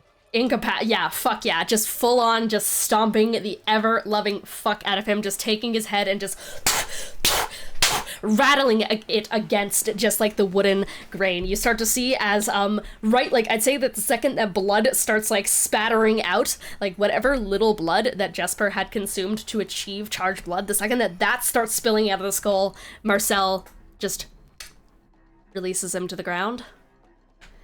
Jespar is incapacitated. He cannot take actions or reactions. And then because of how this reaction thing worked, that means I can choose to Malenko still. I literally don't hit either time. I rolled 2 threes. God damn it. Amazing. Yeah, okay. Yeah, so Marcel just fucking pummels him to the ground and is probably gonna like get real close to that fucking ear and is just gonna go, "She asked me to do this for you, by the way. That's her gift to you." And yeah, just pummels him into the fucking ground. All right, is that your turn, Alice? Yeah, I don't have anything else I can do. But wait, actually, I have a bonus action. Bonus action. Does Overwhelming Force let you take the attack action? I don't know how that works. No, it lets everyone else do it.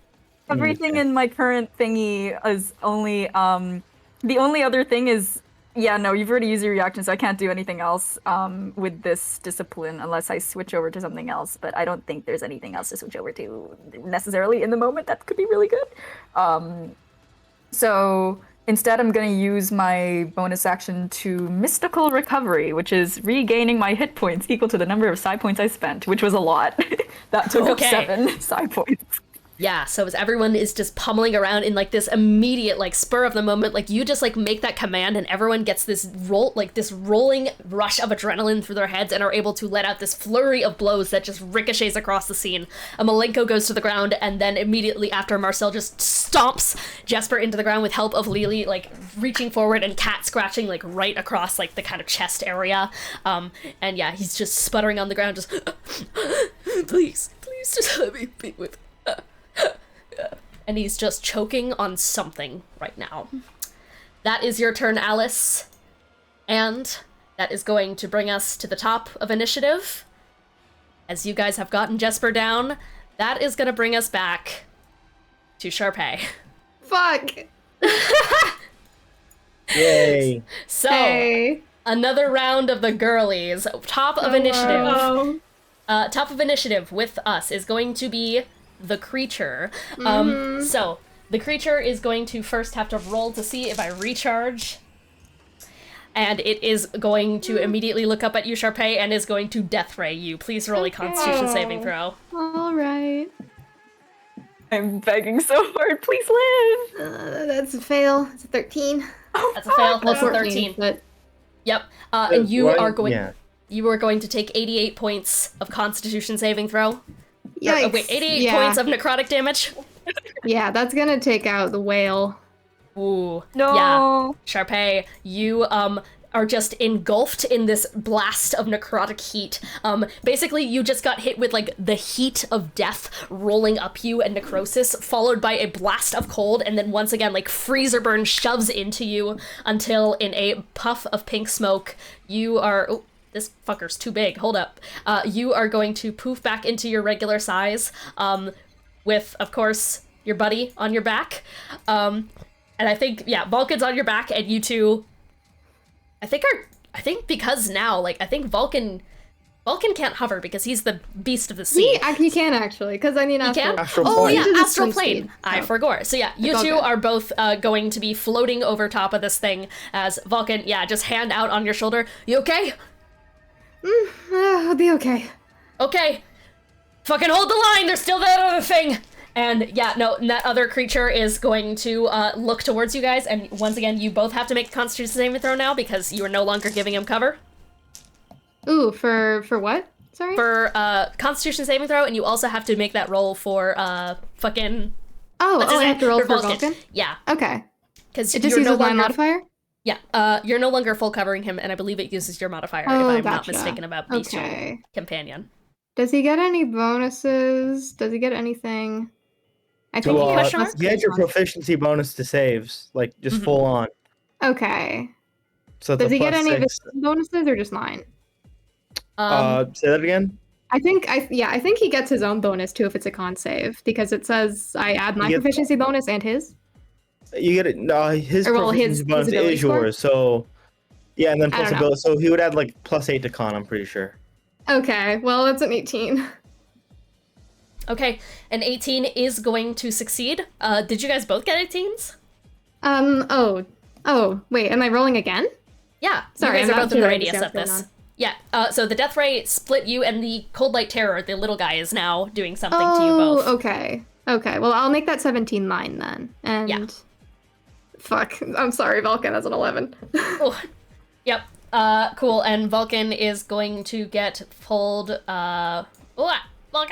Yeah. So he is gonna get pulled 5, 10, 15, 20 towards this creature. He's still gonna be in the air, so he's still, I think based on the heights, he's still like 50 fucking feet in the air. Okay. This thing has a range of 120, so yeah, he is getting pulled towards the creature. Okay. That is gonna be its Gee whiz. turn. Now Okay, it is your that's turn, its turn, Charpay. thank Okay. Alright. I need to think about if we prioritize Okay, yeah, this is what I'm gonna do.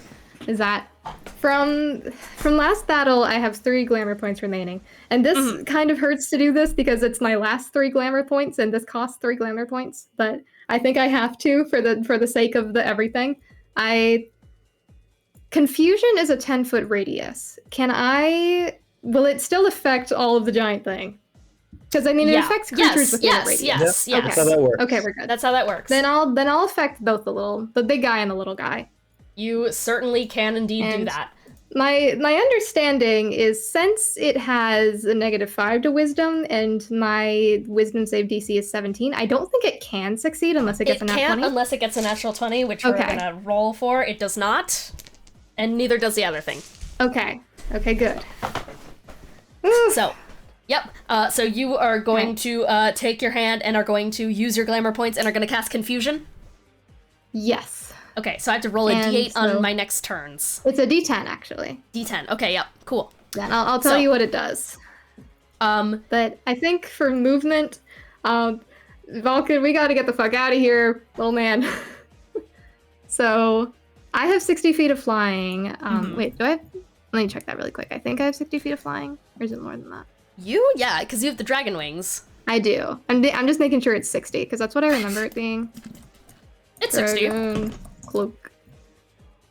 Yeah, it's 60. Okay, so Okay. I have 60 feet of movement, and so does he. So 5. how far above are we still? Oh, you are still 15 feet above him. Okay. Okay, I can't get out of range of much, but is Vulcan able to move on his own? Is that a thing I have to command him to do, or can he just do that? He can just... Oh, Tony. Move is one of the I think moving is one of the Okay. few things he can do without a bonus action. Okay, good. Then yeah, let me have let's both go 60 feet straight up. Okay. Get the You guys- hell away from these things. Both go 60 feet up? Yes, and I'm Because gonna use I'm my under bonus con- action. Yeah, and because to I'm under heal. confusion, I What is also can't legendary action right now, I don't think. Oh, I'm really? just like... Because I'm That's only, true. like, my movements are, and everything is being dictated by confusion. Let me gotcha. look it up real quick. Yeah, just do you to- want to Okay, so roll you it can move, now? reaction, and then take the dodge action without you commanding him. Okay, good. To do spawning each creature must... An affected creature cannot take reactions and must roll a d10 at the start of each of its turn to determine behavior. Okay. It doesn't technically so have bad. anything against legendary actions, though. Yeah. Well, legendary actions are actions, so if you get the... Oh, you're right. Yeah, right? that so would if be you a get D10. got a thing I was saying you can't take any actions Yeah. this turn. Wouldn't that include legendary That- actions? Yeah. That would okay, do we're it. so bad. Yeah, it's just like can't take reactions and has to roll a d10 at the start of each of its turns is where Yes. the language is like, But I think honestly, I would rule it that confusion stops legendary actions. Ooh, yay! Well, Hooray. just okay. some of the confusion is like you can't take actions at all on legendary actions or Yeah. type of action. Yeah. Yeah, precisely. Okay, so Yeah, and I'm gonna bonus action second wind, and we're gonna try to fucking hold the line against this thing. hold the fucking line. All right, Charpay. Regain. Oh man, I rolled a 3 on it. That is 18 hit points regained. So So I got 72 hit points in a dream. Let's do it. with Oh, it this actually thing. could take legendary actions because confusion is about the actions it That's- takes on a turn. That's and what I was legendary saying. action- Yeah, Yeah. that's what I was saying earlier. Of just like, yeah, how it specifies on its turn. That is what I was getting at there. Yeah. So Yeah. I think it can take legendary actions. It can. Woof. It can. Yeah. I don't it's know, just man. a question of. It's just like the question of, do I want to rule it that way? Because it is kind of like it's such a hard counter to confusion, but it's also legendary fucking actions. Like, at the end of the day, that's a legendary action. So I think I am indeed going to take a legendary action. So let's first see, and from there, so Charpay and Vulcan, you guys are both just flying up as high as possible, and I am going to Death Ray. So, Okay. I get to choose who I'm hitting here, because if it angles like either way, it's gonna miss one of you, and I think it is gonna go for Charpay because Charpay has done the Yeah, most fair damage enough. against it. So Fair make a Constitution saving throw. Yikes. Okay. Ooh. How do I fix this? Oh, I don't like that. What'd you get? It's a nat 1. Do you have inspiration? Do you have inspiration? Do I? That's the question. Fuck, I Hey, never D, used I my just want bardic to throw out there inspiration. that Vulcan can move without being commanded by. That's Charpay. true. That's true. That's fucking true.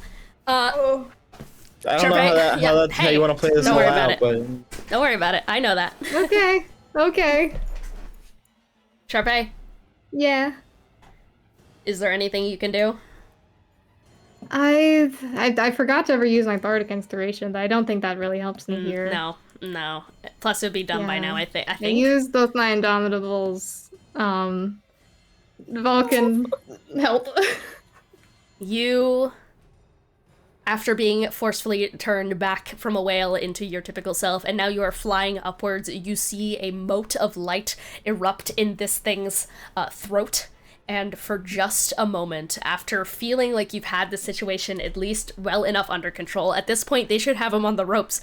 You watched that body fall 1,000 feet off the side of a building. Surely it can't take them that long to take care of Jespar. You are on your own against a wall of death going towards you. 5, 10, 15, and immediately Vulcan is going to take his movement and is going to swoop in front of you and is going to tank the blow. Should I roll again for him, or? He's just fully tanking it. He's fully Okay. tanking any damage that you would have taken there. And so Vulcan is immediately going to turn around in the air, and as you are facing down, what would have been to you 176 points of necrotic damage, that is instead all going to go to Vulcan.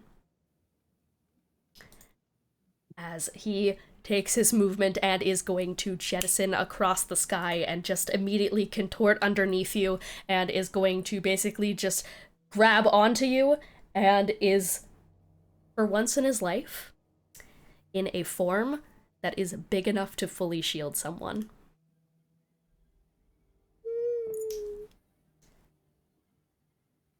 And he's gonna look at you as this beam is charging up underneath, and is just gonna point at you. It's gonna go. Remember? You're an honorary Ragged Reynard now.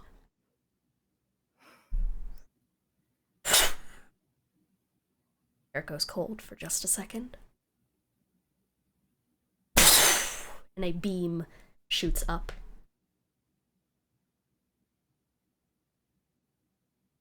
And you feel disintegrating flesh underneath you.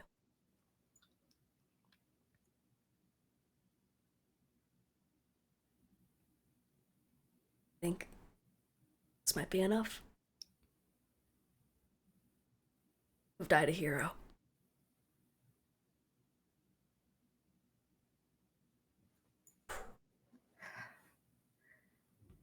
Does he just fully disintegrate? Is there anything I can hold on to?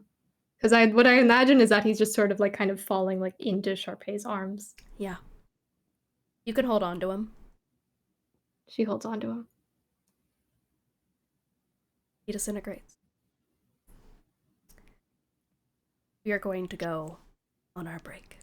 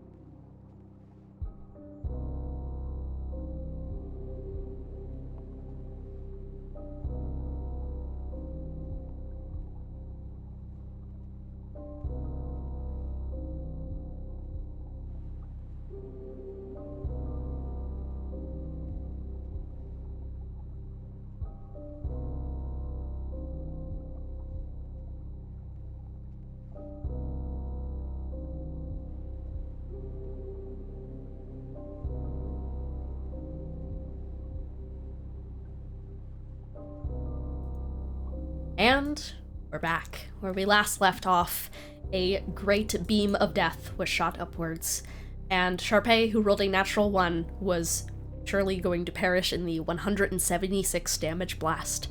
However, just in time, saving the day, Vulcan stayed true to his promise that he wanted to go out as a hero, and he took the blow for Charpay. That is the end of the initiative up at the lighthouse. As Charpay, the dust flies away in the wind. Back in the basement, where things stand, Jespar has been incapacitated on the ground. There are 2 Malenkos left. Nero, what would you like to do? It is your turn.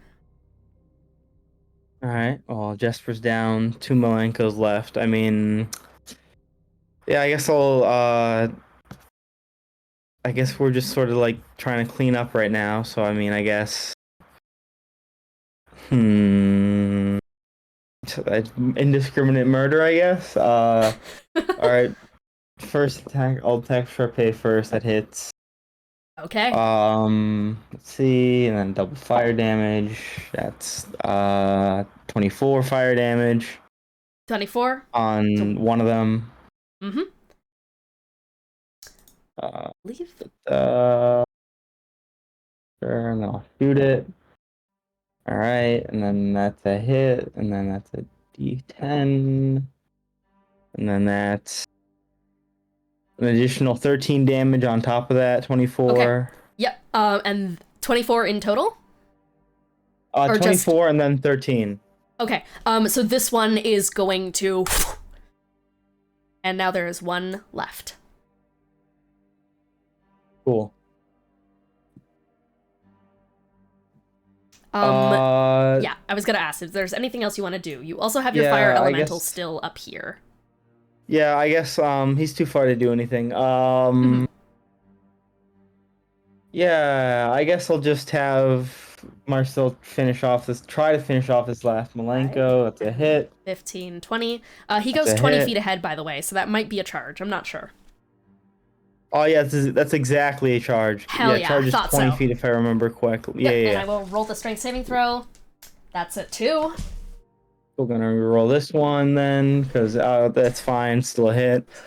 And then it's a D8 for damage plus a D6.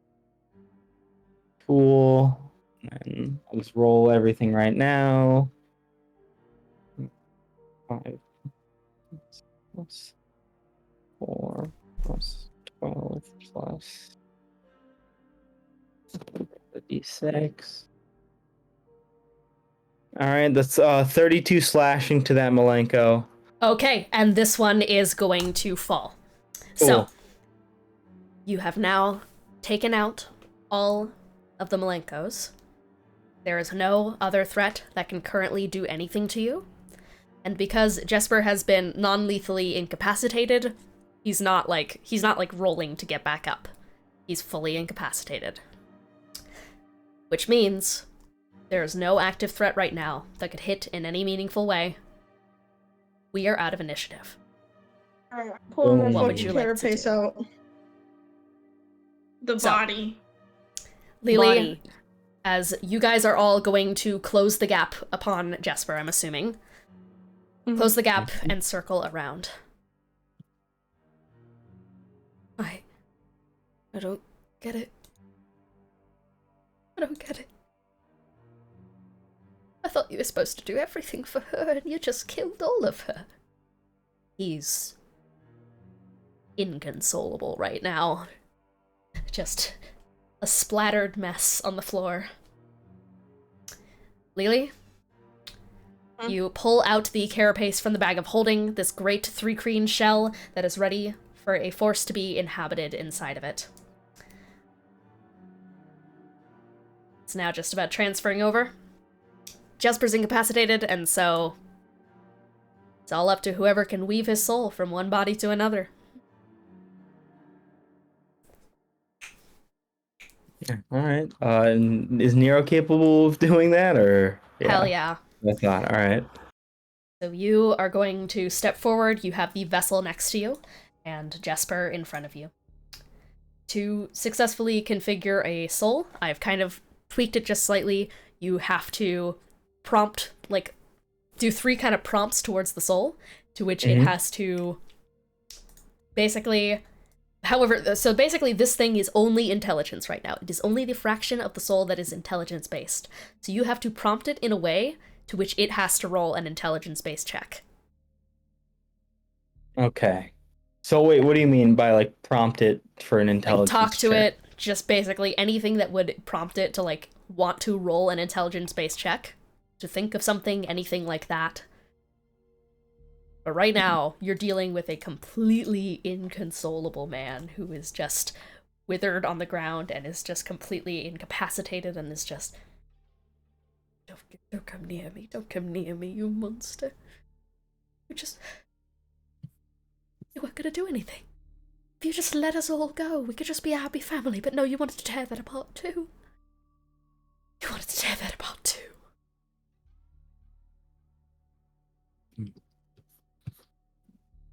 Okay.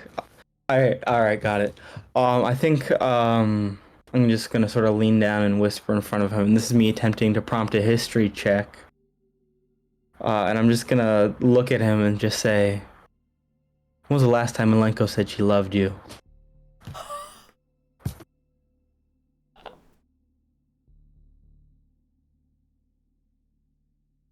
It must have been recent. It must have. His eyes just go wide. He's gonna do a history check.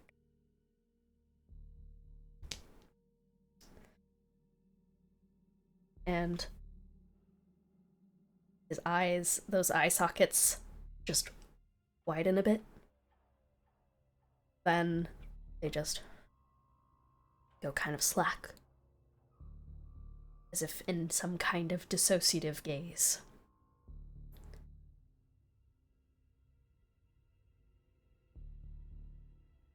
It's been years.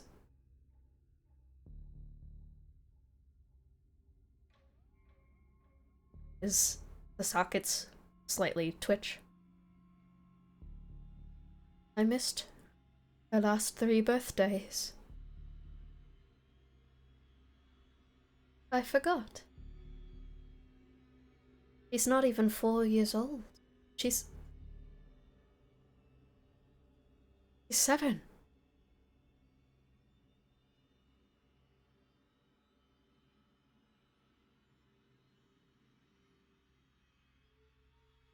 And you, staring down at him as he whispers out this revelation,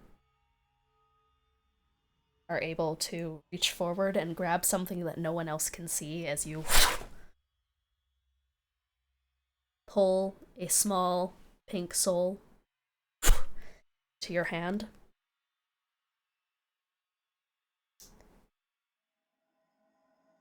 You can now put it inside of a vessel or configure it. Yeah, I think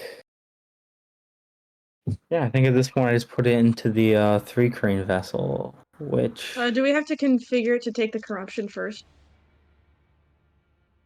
Was that the order? Yeah, was it body then configure or configure then body? It was configure then body. Okay, I got that order mixed up. All right, cool. Okay, then configuration first is what I'll do. Okay. And Lily's body is now void and limp on the ground, tossed to the side. And real fucked up. I would like to get back in there.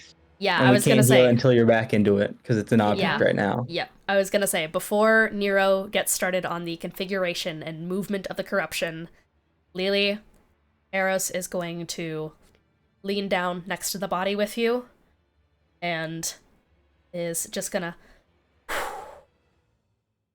So just like we did with that song thing, right? With that other soul. Yes. Just like that. Open the door. All right. We should talk later, but I'm sorry.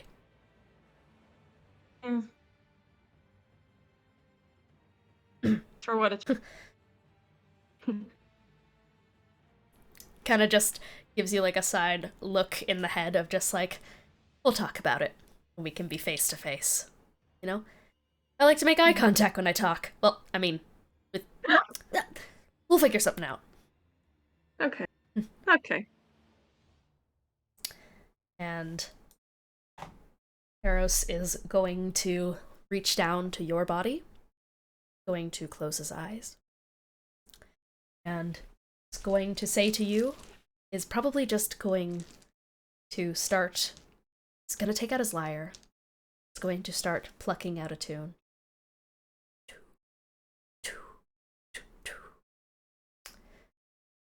So my questions to you, that's how this works.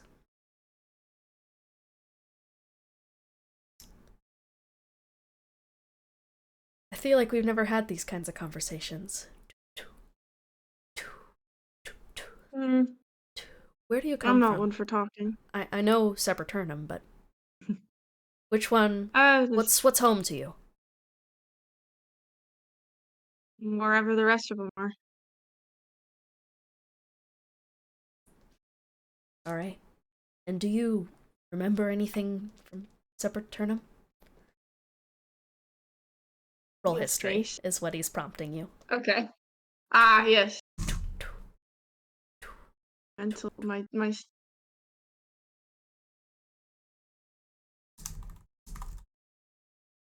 that's a 13. Right.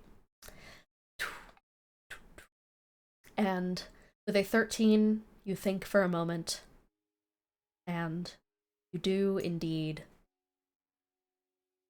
close your eyes for just a second, and when you open them, you swear you see a face, a humming song off in the distance, a hand brushing your kind of small fuzzy hair. It's not all grown in yet because you're just a little baby at this time. Hand brushing across your head, humming a song to you. You don't know how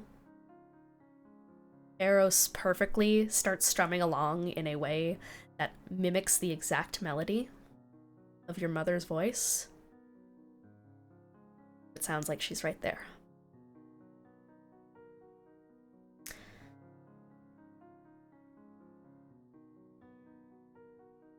It's pretty, Eros says.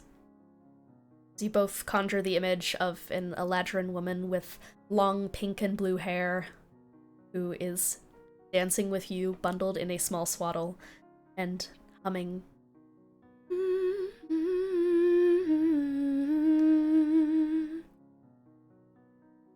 And from there, Eros plucks it out. Alright. And is going to keep strumming.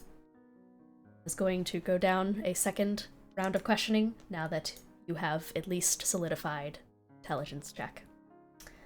So, there. Gonna pause for a second. You've like, you know, done that whole training thing. You have that fox, right? What do you do to play with it and such? How do you take care of a little fox? Is it like a cat, a dog? I mean, it's a stuffed animal, but she doesn't need to eat. Hey, work with me here. She likes to run around. Roll animal handling. Yeah.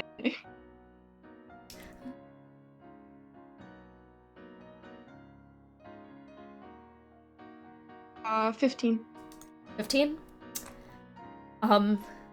And you think not only of you playing around with V, but you also see in your head you at the monastery playing with a long-forgotten friend who was taken so terribly young. You see yourself with Erica as the two of you play around, and at the edge of a forest, the two of you crouch in a bush and watch a tiny, tiny little fox walk by. And as Eros continues to pluck, you see a small, mote of energy run past. A small purple fox spirit just hops around and starts laying the path towards your body. Friend of yours? Yeah. She's where I got the staff I use all the time. I didn't know that. And, you had that other friend of yours, right? Wilfred? Yeah. People keep mentioning a song he was playing, and I've been trying to learn the chords to it based on what little, I've heard. Think you can give it a try? I mean, I can try. I'm not very musically inclined. Just try. Trust me. Roll performance. That is going to be a 16. You let your hands move for you. You begin to pluck Song of a Hero. This is when, up above, Vulcan falls into Charpay's arm and dusts away. And as you play the Song of a Hero, Charpay past you in the wind, a small trail of golden light takes away those ashes. Off into the distance, and opens a door. From that small movement of circling light, Lily, you hear from attuned elven ears the plucking of a lyre.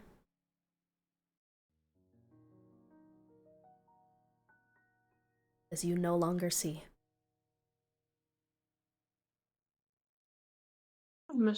I'm assuming that everything hurts now. It comes in slowly after a moment, but you Yeah. are able to put your hands on the ground. Things crackle.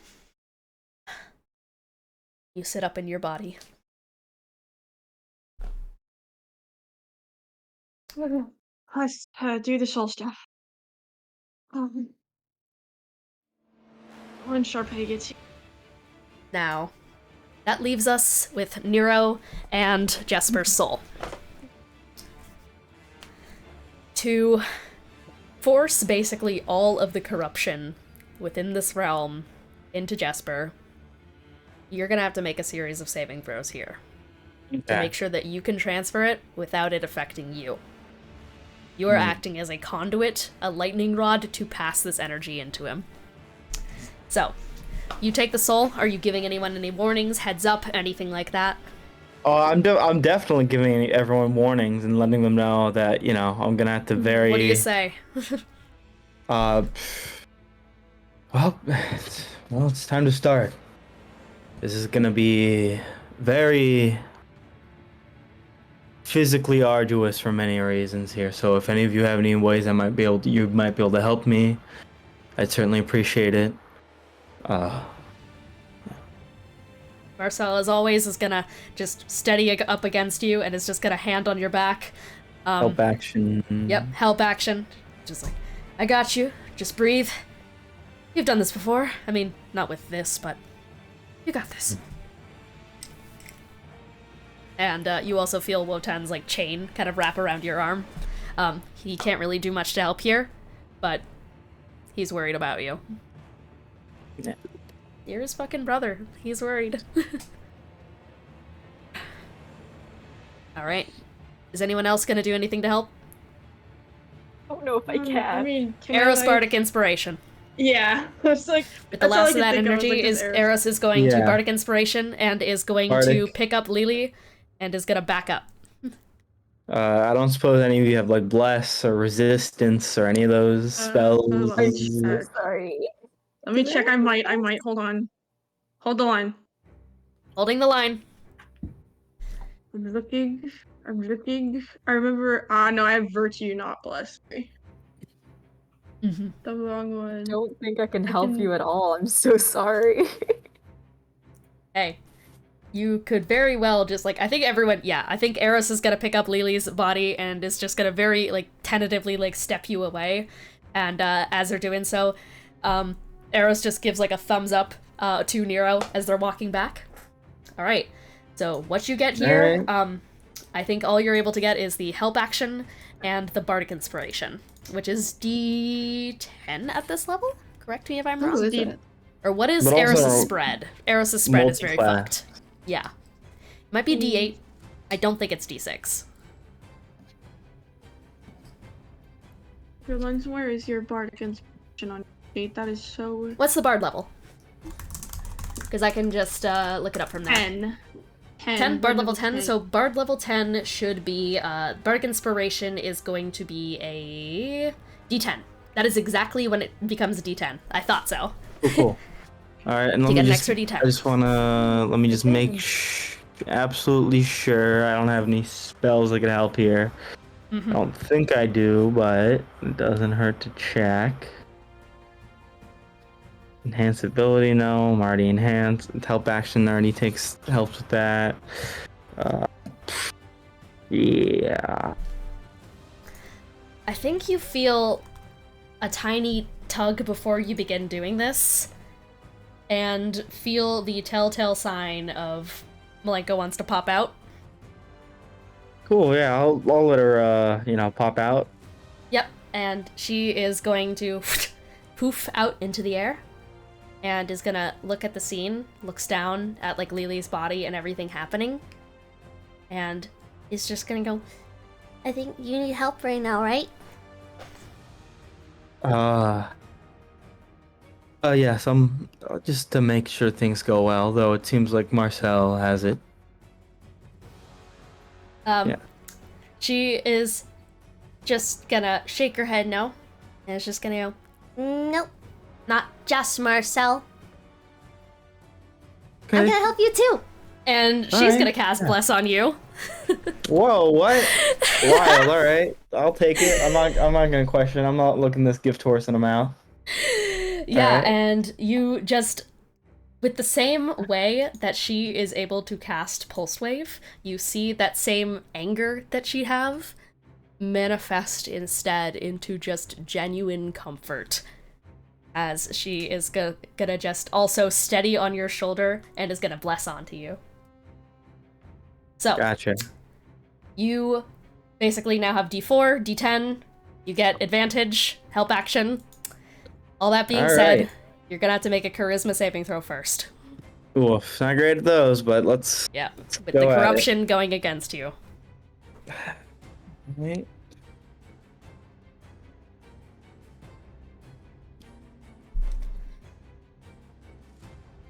All right, that is an 18 for that. I already had to spend the bardic You, because I gotta. Yeah. yeah, you have to steady your own hand as you are doing this. This is much different to soul configuration, in which you are just pulling the natural out and extending something. You are pushing something unnatural in. And first, you start off with the corruption inside your own body. As you kind of have to steady yourself, your eyes closed, Marcel braces against you, Malenko too, and Wotan just grabbing onto your arm. Charpay flying around just, like, generally to make sure that everyone's out of a radius if anything happens. And you guys see as all of that kind of, this corrupted fog is going to kind of roll out from Nero's body, and you kind of lurch forward just slightly, feeling the weight starting to decrease off of you. Additionally, any corrupted effects of all of your animal companions are going to start falling away as well. Malenko bristles a bit as those, like, back wing feathers and such that Alice had accidentally corrupted her with are going to shrink back inside and turn into this mote of mist. And as all of this, like, coalesces, that also starts, you guys all see from your own selves as dust trails of energy are going to start falling off of your guys' bodies. All of you besides Alice. Nothing so far is coming from you. As Nero, you take all of the corrupted energy inside of this room, Charpay as well, you start to look down as you feel those kind of feathery growths and such from the corruption. You see them starting to recede on you and starting to fall off as they turn into mist and start going down. You understand in this moment, they got him down. They're getting him out of here. So, You just have to keep holding on. So, that is going to be the first saving throw, as all of that corruption is going to pulse forward, and inside your hand, the tiny, pathetic little broken soul grows much larger and much more volatile inside of your hand as you start to see it's forming something. It's being pumped full of corruption.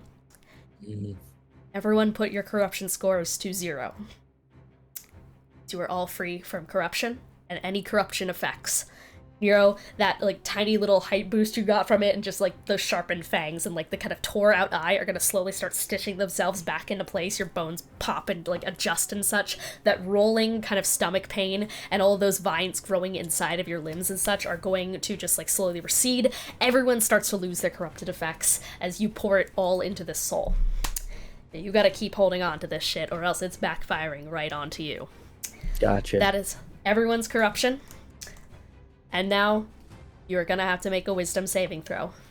Okay, a lot better those, especially now with the corruption. Help action, and there's literally no reason not to, so I'm gonna Bardic Inspiration you again. And Malenko is also gonna bless you one more time. Actually, Malenko's gonna save her second bless for the intelligence saving throw. Cool. That's a 23. 23.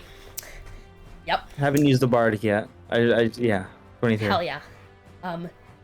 Feel yourself steadying as you are getting used to this push of energy in front of you, and this time you are able to let go of both hands, like the one that's steadying below, and you're able to point another hand up to where that giant corrupted beast of souls up above is currently coalesced, and you are starting to twist your hand forward and bring that energy down into the creature, into this soul that is forming in front of you. And Charpay, from beneath you, at this moment, you see as the giant creature is starting to make its move to start to charge up another death beam, but as it does, another swirl of energy is going to and all of that necrotic corrupted force that was charging up again for another blast at you is going to get pulled from the air and sink downwards, to which it joins the amalgam. One last saving throw. Intelligence. Bardic Inspiration, Bless, Help Action. Cool, so let's see. Alright, that's 2 9s on the die. Great. That takes it up to 11. Oof. Wait, well, I'm not done. I haven't added my saving throw Okay. bonus yet. Okay. I haven't added my saving throw bonus yet, which is pretty good because I took, I went Druid first. So that's 9, 10, 11, 20, 21, and fuck it, I'll throw a Bardic on it, why not? 24. 24 total. You are so lucky you threw that Bardic on. The DC was 22. Woof. So, you are going, as you push all of that corrupted force energy from the creature up above into this soul in front of you, there is one last source that you need to draw from. And hers is stronger than literally everything else in this plane combined. As you, holding the soul in one hand, reach a hand back to Alice. Yeah. Alice, a hand is held out towards you. You grab on. Yeah. You... Very, very, like, hesitantly, just a little afraid to. Anything Nero says after this hesitation? I think... I think Nero just sort of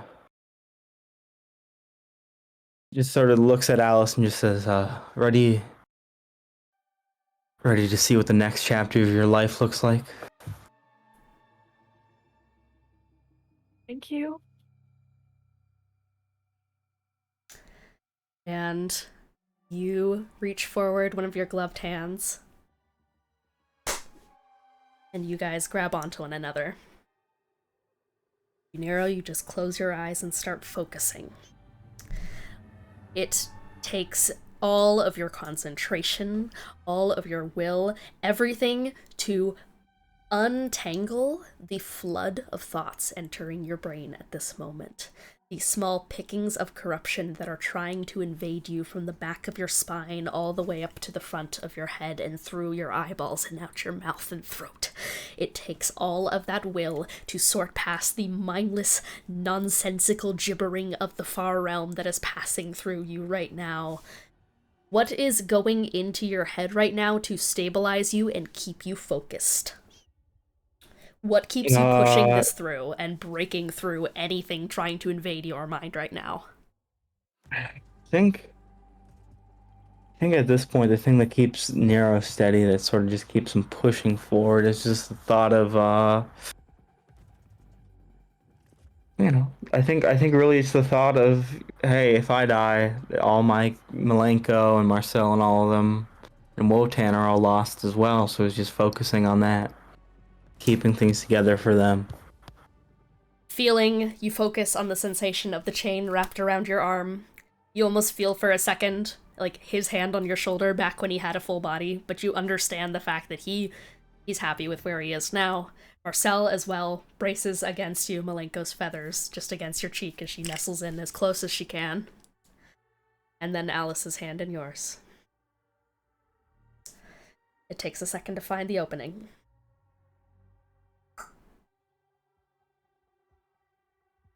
Got it. As you take the rest of this corrupted energy and force it into this vessel. You hear the tortured screaming of 4,000 years of corrupted buildup through your head in just a second, and as that flash passes through you, you are now left holding all of the corruption that has befallen this realm in your arms.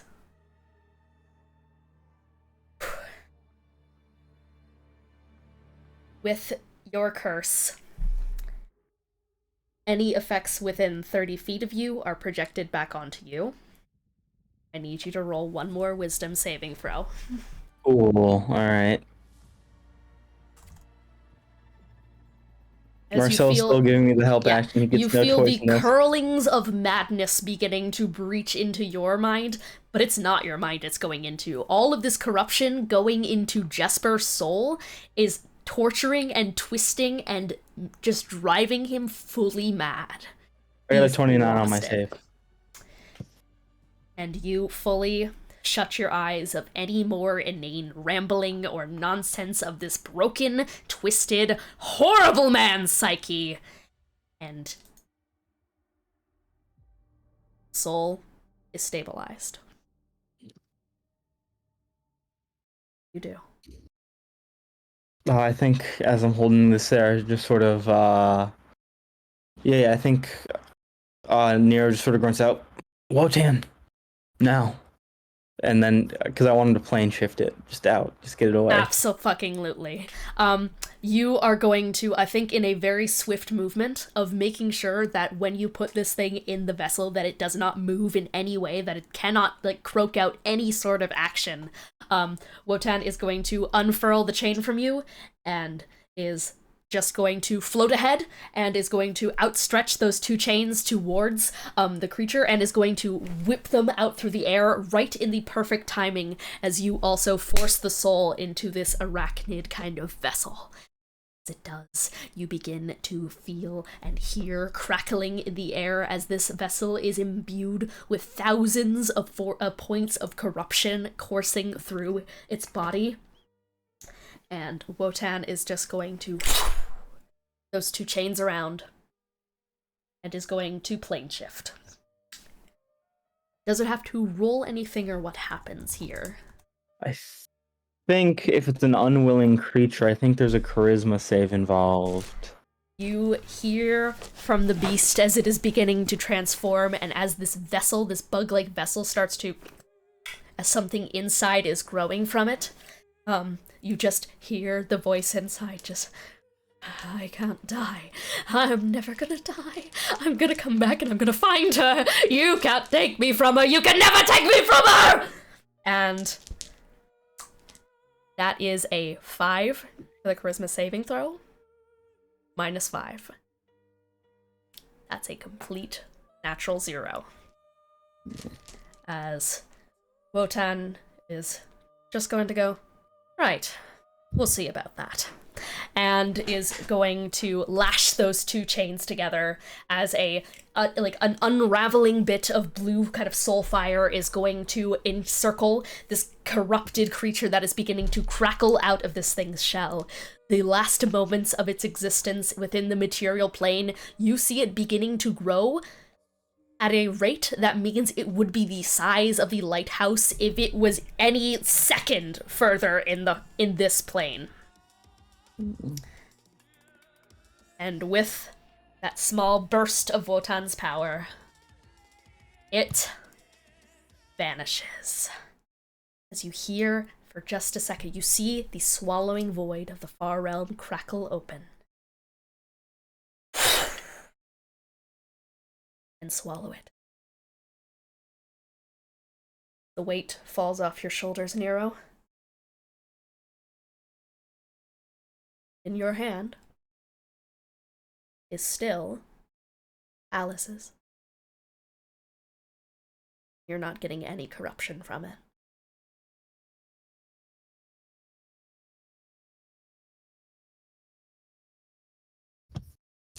I turn to Alice to see if she looks different or the same or what's going on. You look towards Alice. As said by Carmina Marigold, this would not remove the fact that she is, in essence, a corrupted being. But at the very least, you're able to look over that great Uvudam form, and you do notice something. That being that she's floating. She is no longer unable to tap in to the power of the deep ethereal. She's just slightly floating up into the air. You don't even think she notices it. Then the only other thing is that there's a small couple of feathers along her back that look like a patch where a pair of wings can emerge much easier now.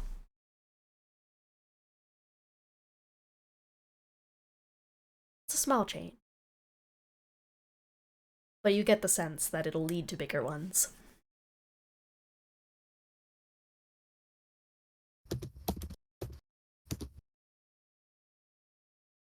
So, you are all now in the aftermath of all of that chaos. Charpay, stand above the creature, which his beam of energy has been cut off as the corruption was torn from its body. You hover in the air over top of this great coalescence of souls and see what no one else does at this moment. Of the black veil over top the ethereal plane, you see it drop.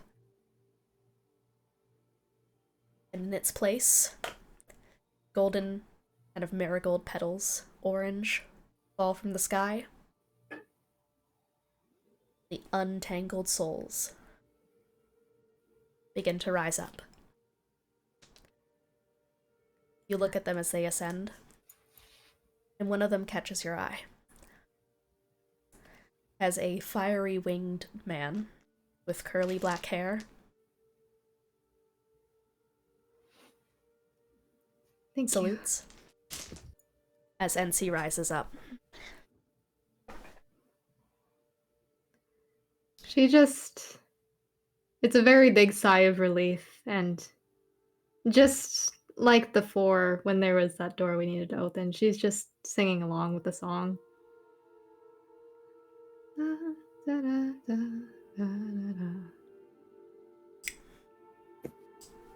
you, Carmina. Marigolds sprout beneath your feet as you blink, and you're back in a forest. And the same happens to the rest of you. You all blink, You're back in the woods of the deep ethereal. Alice's hand still in Nero's, Wotan floating nearby. Did we do it?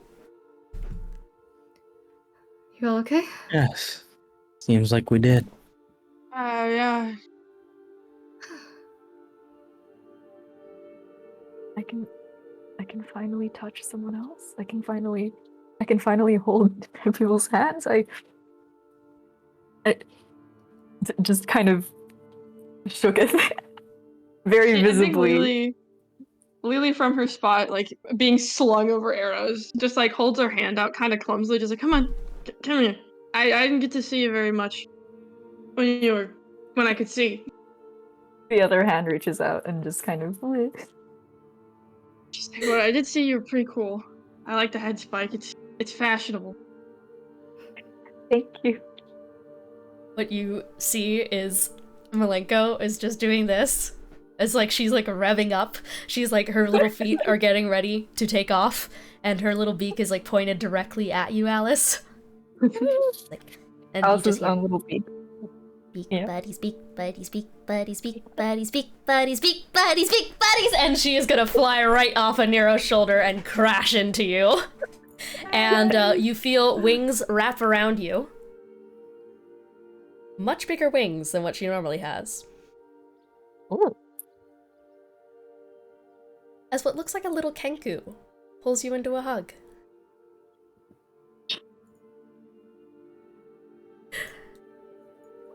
She's gonna let go of the other's hands and also just kind of hug Malenko. And you just like, Nero, you feel like a moment in your whole body, you feel as if like something attached to you has just gotten some kind of like boost of power. And Yeah. I have a question. Can I roll a check? Because Nero doesn't know this. Like, I don't think Nero would know this because Malenko wouldn't know this either. But there's a whole lot of like yeah, big stuff with Malenko's soul, and like I just want to roll the check to see if he just picks up on. Yeah. Oh, maybe she's a bit special, and yeah. And I will just say, yeah, you guys, you see this little guy, this tiny little bird, give a little hug to Alice. I put it in the arts channel. And I will put it on stream as well. As she just gives a big hug to Alice, as big as she possibly can. She's just a baby! Beak buddies! Beak buddies! Beak buddies, beak buddies. And she doesn't even fucking notice. She does not even notice that what's happened to her. But Nero, what did you roll? I was gonna roll Arcana. I rolled a 26. 26, yeah. She's absolutely special. She's the daughter of a mystic. And considering that she has some kind of tie to the mystic arts, which you get the sense that magic is very deeply connected to the soul and the mind, which has basically allowed her to give herself a little form, now that she feels free. Okay, there's one thing I really, really need to know and want to ask, and I don't know if you'll make me re-roll or if it rides off of that 26, but like, would like this mean theoretically sometime in the future she'd be able to exist without like sort of Nero's connection and support? Yeah. You get that sense. You feel just a slight bit of independence. Like, you're still very connected to her in like a bridge way, that you can still recall her if you needed to, or anything like the familiar can do. But you also feel like it extends outwards in a way that you cannot get to, because that's not you. Mm-hmm. And in all the meanwhile, she does not notice. She's just giving Alice a hug. And it just turns around, like little cloud tail just waggling, and it's just gonna go like, Why isn't everyone else joining in the hug?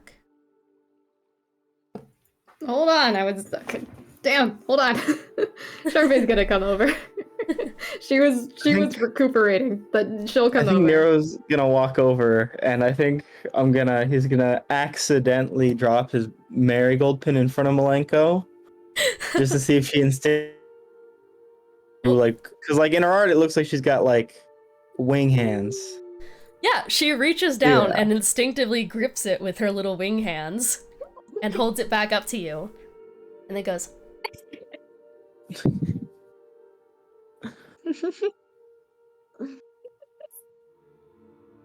That's new. Dad?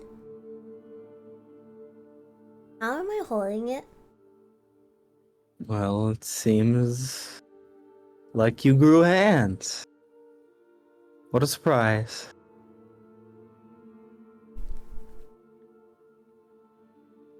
looks down, looks up.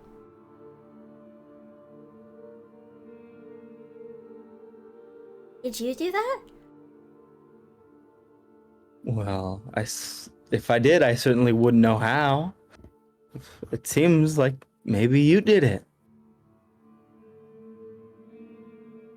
So I can... Wait. She starts immediately looking around, and then is just gonna, like, grab the bow that she already tied for you, is gonna untie it, and then is gonna tie it again. It looks like shit. It's so bad. She's not good at it. There's still a 7-year-old tying this, yes. Yeah.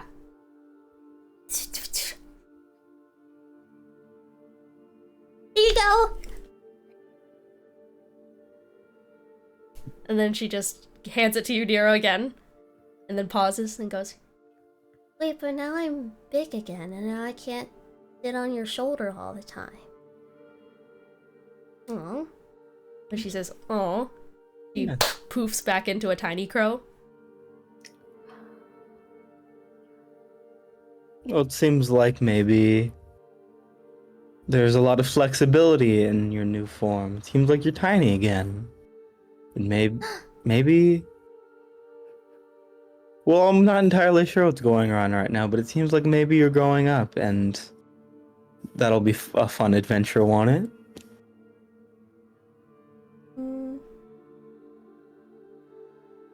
It'll be a really fun one, especially if you're there too. Oh, I will be. And she poofs back into a big size and hugs your leg. And then immediately unhugs. Then just gives like the fucking uppy hands. Yeah, pick that. Yeah, Nero picks her up. So am I gonna be a really big bird? Well, I'm not sure. You could be a big bird, or maybe you grow into a normal girl, or something between. It's something you're sort of just gonna have to. We're just gonna have to wait and see. Thank you. Of course. I love you, Dad. I love you too, Malenko. Gives you just excitedly in your arms, just kind of bouncing. She's so excited right now. And Wotan's just gonna go, oh well, with any luck maybe I'll start growing a body. That would be nice. I wouldn't count on it. You know, you're gonna have to introduce her to the rest of the family, and you know that they're basically gonna steal her from you. Oh, they Not in can a certainly kidnapping try. way. Malenko, not in a kidnapping way, just... they're gonna spoil her rotten. Yeah. Oh, yes, I'm sure.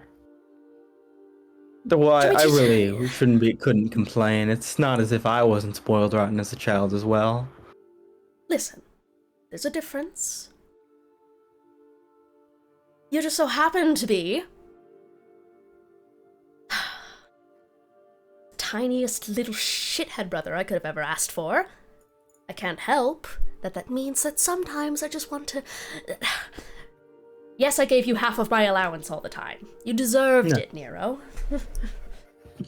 I'm just saying that maybe it turned you into a little brat. Maybe. We'll see how it takes with Malenko.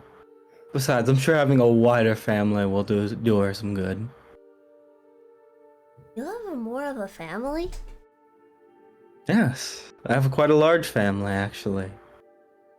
And now they're That's your far too many. family. Another one for the list. Another one for the oh, we're all gonna have to get the family portrait redone.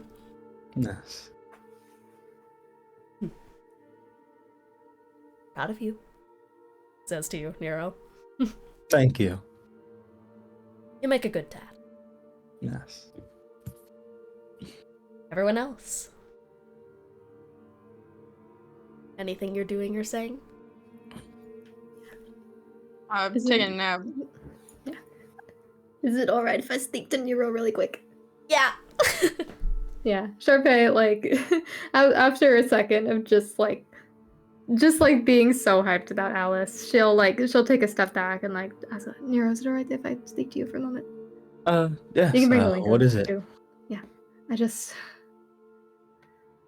between you and me, that was a horrible idea, but I cannot be grateful enough. Vulcan absolutely saved my life. Yes.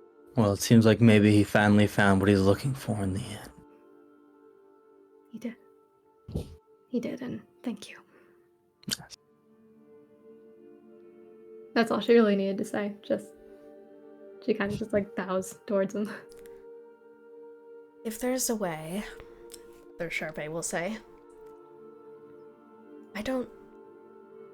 we're the same, but we're two different.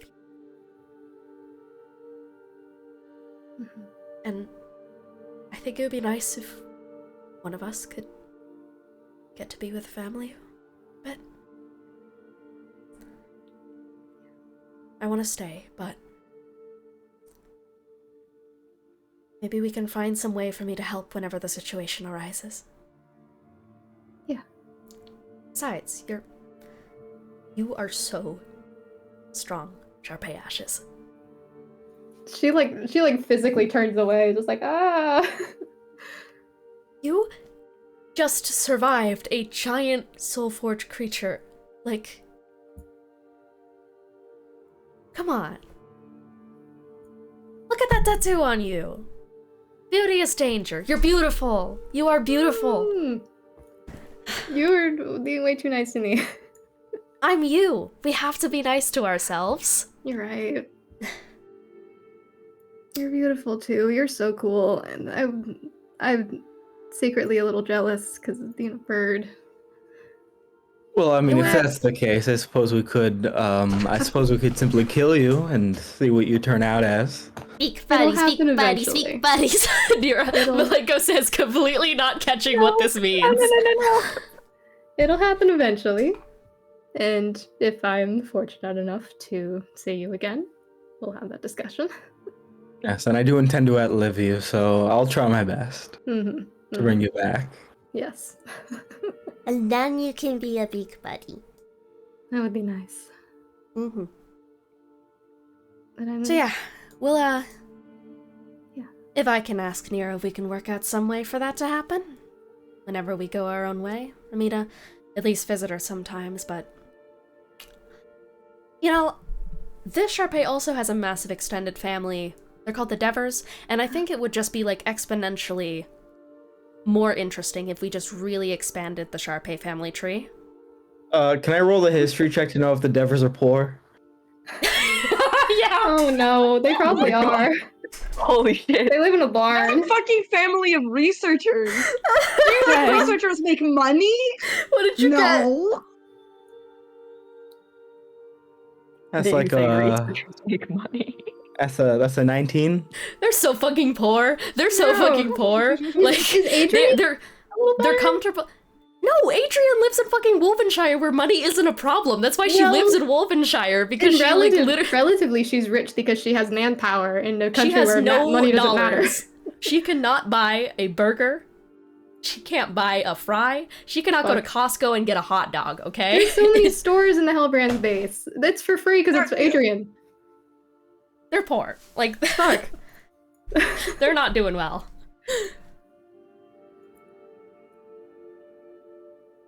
So yeah, just in general, just may as well expand that out.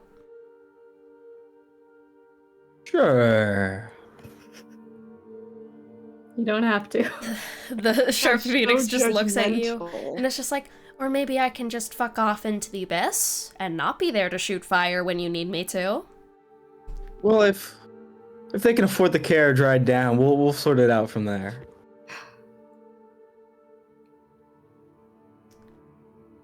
I'll work on him. And Wotan just goes, back to what I said about spoiled little brat younger brother?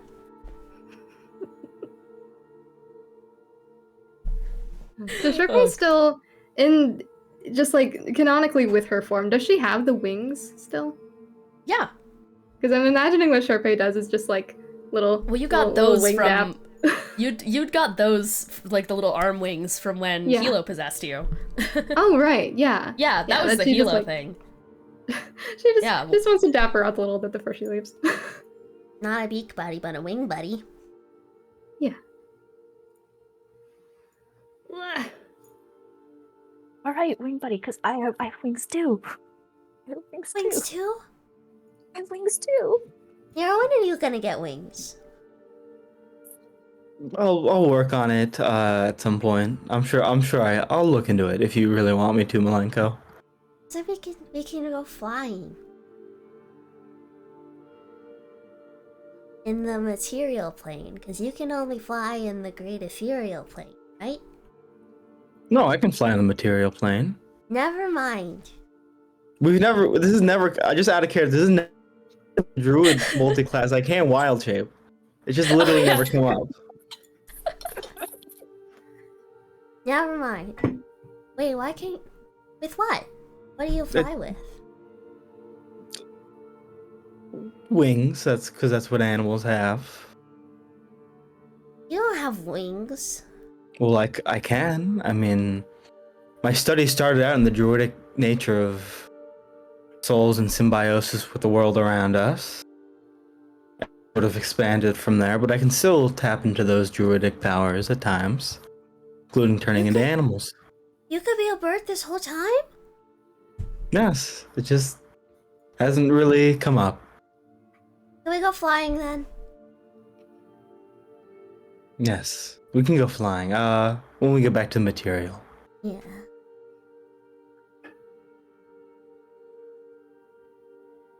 Speaking of, Carmina Marigold. Whoa! A giant screen rises up from the ground. I was just about to go to sleep. What's happening? Wake up. If you fall asleep, you may die. In which case, I'd be happy to house you. I'm good. Your body's quite erect right now. Yeah, I know. You've sustained a concussion. Amongst other things. You're very close to death right now. I'm always close to death. More than usual. I'd say significantly closer than usual. Okay, you guys are really letting me know, huh? Both your legs are out of character. Both your legs are broken. You were also prone like Jespar was. She's being held by arrows. Her ribs are just, she's just sitting there. I suppose you've all done me a great favor in the fact that you have saved my plane from the outside force of corruption. Yes. Therefore, I believe a boon is in order, as that is how these things work. You help me, I help you. Seems that most things have gone underway. However, there is of course one manner that is still a problem, that being that many of you are in the deep ethereal without a way out. Well, that's not necessarily the biggest problem right now. Wotan, you still have a charge left. I do think there is a greater problem here that seems everyone else but me has sort of let slip from their mind. You seem to have mentioned some sort of world-ending threat that Alice is empowering merely by existing, which, as near as I can tell, was an entirely separate issue from the corruption. Yes. Yeah. Yes, well, if there's any other sort of boon you would like from me, then I could easily bestow upon you one of knowledge, one of transportation. It's your decision. Anything within my power. Would it be within your power to maybe sever whatever empowering connection is happening there? I'm not entirely sure what's going on, but I'd it seems like things would be better if maybe that connection wasn't there to serve to empower whatever Yeah, Alice undying being here, being is being empowered by it. yeah, it makes it so that Zabalba can use psionics or mystics or whatever. You don't know that. Oh, I thought I did. I thought my mom told me. Oh yeah, your mom told you. Never mind. My mom told me. Forgot about your mom. Well, I guess she wouldn't phrase it as psionics. She'd just say like brain. He's Psychic stronger. stuff. He's significantly Zabalba is Yeah. significantly stronger with Alice around. Yeah. And it would also be in your favor to weaken this being, since from what they've told me, it's a lich, an undying being who subverts the It's natural cheating order. death. It's cheating death. Yeah. It's got my mom in jail too. Like, Liches far are not realm. particularly a creation I am most happy with. Remember that thing I said about those who disrupt the natural cycle causing glitches? There's a difference between what you do, Nero, that being pulling souls out temporarily, though we'll have to... Looks down at Malenko. We'll figure things out. Liches are much more dangerous. So it would be in my favor, yes, to do something to that effect. Herein lies the issue. Come here for a moment, dear Alice. Alice, crawl forward. The screen just looms over you, and from it is going to open up, and a humanoid version of that TV screen is going to, that vision on there is going to pop out as she takes a humanoid form. Same height as you, just full on same height as you, and is going to take a couple of strolls towards you, is going to cup you by the cheek of your giant head spike, and is going to look at you with these piercing dead eyes. Well, yes, the problem therein lies the fact that both of their souls are indeed one and the same, linked at a common source. Therefore, untying said mess would be somewhat of a process. Here's what I can do, what I can say. I would require both versions of the soul to be in the same place to perform any sort of ritual like that. But I have my doubts that you could exactly ensnare a lich and bring them to the deep ethereal for me to tamper with. I'm assuming that that's a bit out of your guys' expertise. What I can do is grant you this. She is going to hand you, Alice, a small object, and is going to put her hand over it. Just going to go. I wish you luck. Okay. You open up your hand and see a small but ornate dagger, a marigold bedded into it, and Carmina is just going to say, "You'll know what to do when the time comes. This will help." Okay. Well then, it has been an honor having you all in my plane for the time being. It's up to you where you go from now, but I do just want to say I appreciate you. Excited to see you all die. And Carmina Marigold is going to away. Bye. Thank you. Passive, I'll see you when you die is a lot nicer than the active one. Yeah. Is that your grandma, Nero? No, it's complicated. We'll go into it. We'll get you proper schooling so you can learn about her and know what she does. I can go to school. Yes. All right. So, you're all within the deep ethereal plane. And I think at this point Nero's like, well, I suppose you all don't have any other particular business here? Time in the ethereal plane moves slower than it does in material. It Could we moves take? different. It Okay. moves different. Sometimes it's faster, sometimes it's slower. It's complicated. Okay. Well, can we use that different time to just take a quick nap before we head out? Yes, but I should clarify that could either mean your nap only takes minutes in the physical world or takes days, so it's really up to you. 10 years. Not 10 years. I mean, like, what's That would 10 definitely years be on the gonna do? outer end of that would definitely be on the outer end of things, but I mean I wouldn't say it's an impossibility. I don't think we're gonna have the capacity to take a nap down there. So even if it's 10 years, I think we should probably do it. So, well, I mean, What I if was all of planning your to plane friends shift die? back to the lighthouse in the Yeah. physical plane, and then Yeah, perhaps you she's could got take a a nap point. there. True. Should probably. They've got it, dude. Yeah, but I what if there's can't something sleep in the right now. lighthouse? My doggy's in there. And Yes. he needs to Maybe be I should fed. clarify. I'm going back to the lighthouse now, and if you would like we to gotta come with feed- me, you can. I will Yeah. not Like be to go coming back. back for you. if you Okay, choose to let's feed stay. your dog. He's gonna Yeah. strand us. Arrows. And for reference, like, I reaches can up. get plane shift every day, but I'm not going in alone. And Yeah. Mhm. I think we're done in the. Basically, you'll be stranded. We're done here. So if you would like to go back to the material plane, if you have a way of doing that on your own, that's great. I'm leaving right now. We have a New Year's reunion to get to. Lily like reaches up and like puts her hand over Eros's mouth in like the most arduous task she has performed thus far, and it's just like we're going.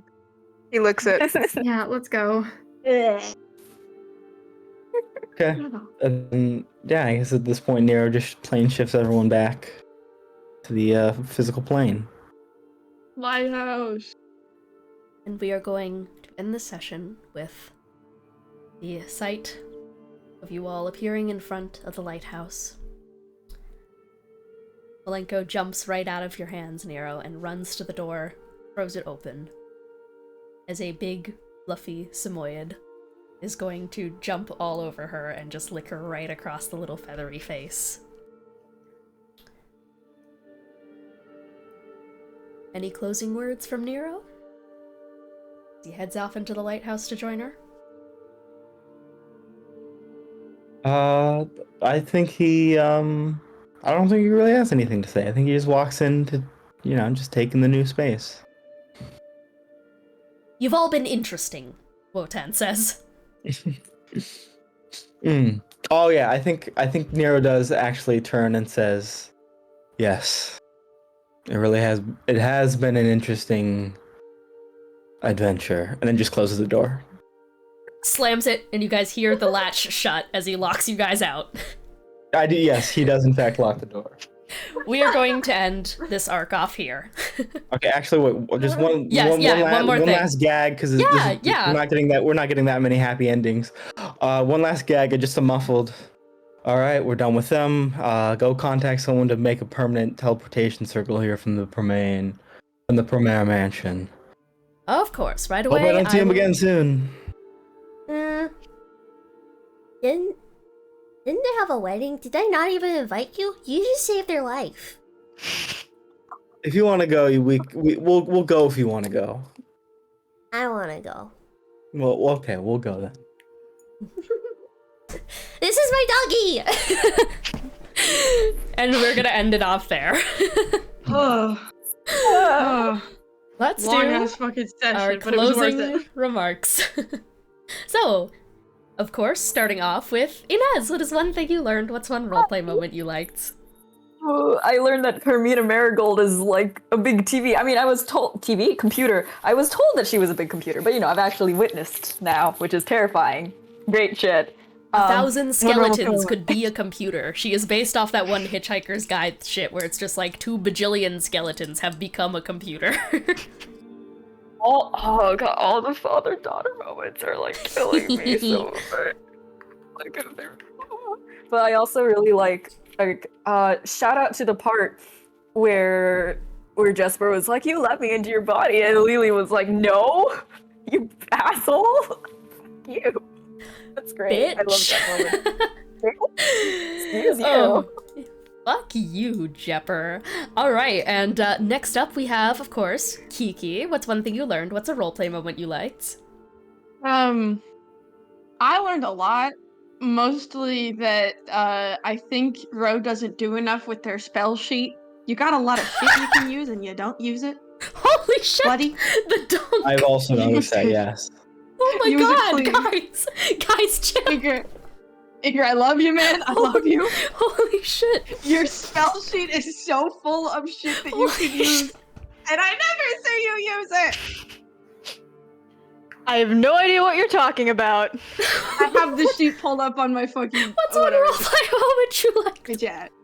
Anyway, one roleplay moment I liked. I really liked Alice. Her fucking like rant towards Jespar. Not only that, but I liked Alice when she was like also Xibalba. I think we all kind of know that was Xibalba. Yeah. Yeah, I like that. It was a very good moment because like you could tell that when was it was cool. ramping up. Just the fucking, sorry like, it was I followed took up- you guys down. Like, holy shit, Yeah. that was raw. Sorry it was followed up by immediately high-fiving you in the eyeball, but we both. That's okay. That was fun. That was great. Oh god. Ro, what is one thing you learned? What's one roleplay moment you liked? Hi, I learned that Xibalba can be defeated by stabbing it in the eye. I would like to. I could have phrased that better, but the mentality behind that is he's freaked the fuck out and like go okay. Anyway. Do you have a normal reaction to being stabbed in the eye? No. No. Most people don't. Most people don't. Game show question. One roleplay moment I liked, I wasn't here for it, but I was watching stream for a bit, was when Tony goes, I'm gonna make a history check to see how poor they are. That was Nero's so fucking funny. Nero's a fucking rich bitch. Alright. Cece, what's one thing you learned? What's one roleplay moment you liked? I learned that I guess in Charpay's head, NC's definitely dead. That's what she assumed happened. But Fuck it's occurring you, to her NC now. truthers. It's over for NC truthers, but it's really like Charpay herself was an NC denier and a Gideon denier. That the fact that she only saw NC's soul is We didn't even want to see you. percolating in her mind right Maybe, now. and it seems like NC put in effort to swing by to be like, thank you. Maybe Gideon was just like, fuck off, guys. Maybe, but it's percolating in there. I'll tell you that much. She's thinking about it. What's one roleplay moment I liked? Man, I love so good in general. I loved Alice. Like Kiki said, those two moments were so good. I love Nero and Malenko. It is so dear to me. Vulcan. Vulcan. Wow. My guy. Oh fuck! I meant to say this. I never did. I meant to tell Vulcan that he already had a seat reserved at their wedding, like in a symbolic sense, because he was dead. But she's just very glad she got to see him one more time. Just reserve him a seat at the wedding already, and he'll know. He'll know. Yeah, he already did. He already had one reserved. We got all the stuff we need to get done. I feel like we established that he doesn't need the symbolic stuff because you were like, hey, do you want a grave? And he's like a little bit late for that. Yeah. Oh, I am Dean. One thing I learned is that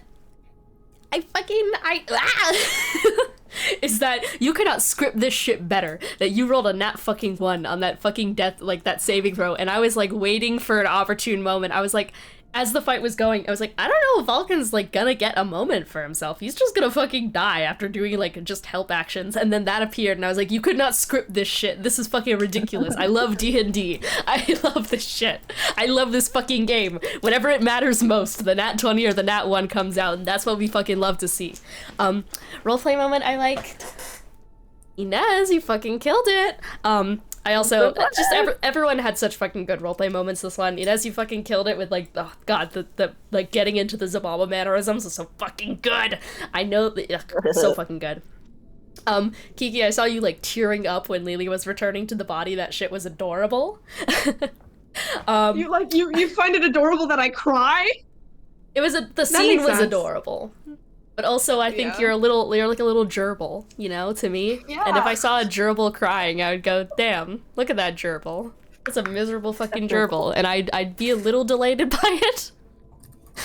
I don't know what to say there. That's all.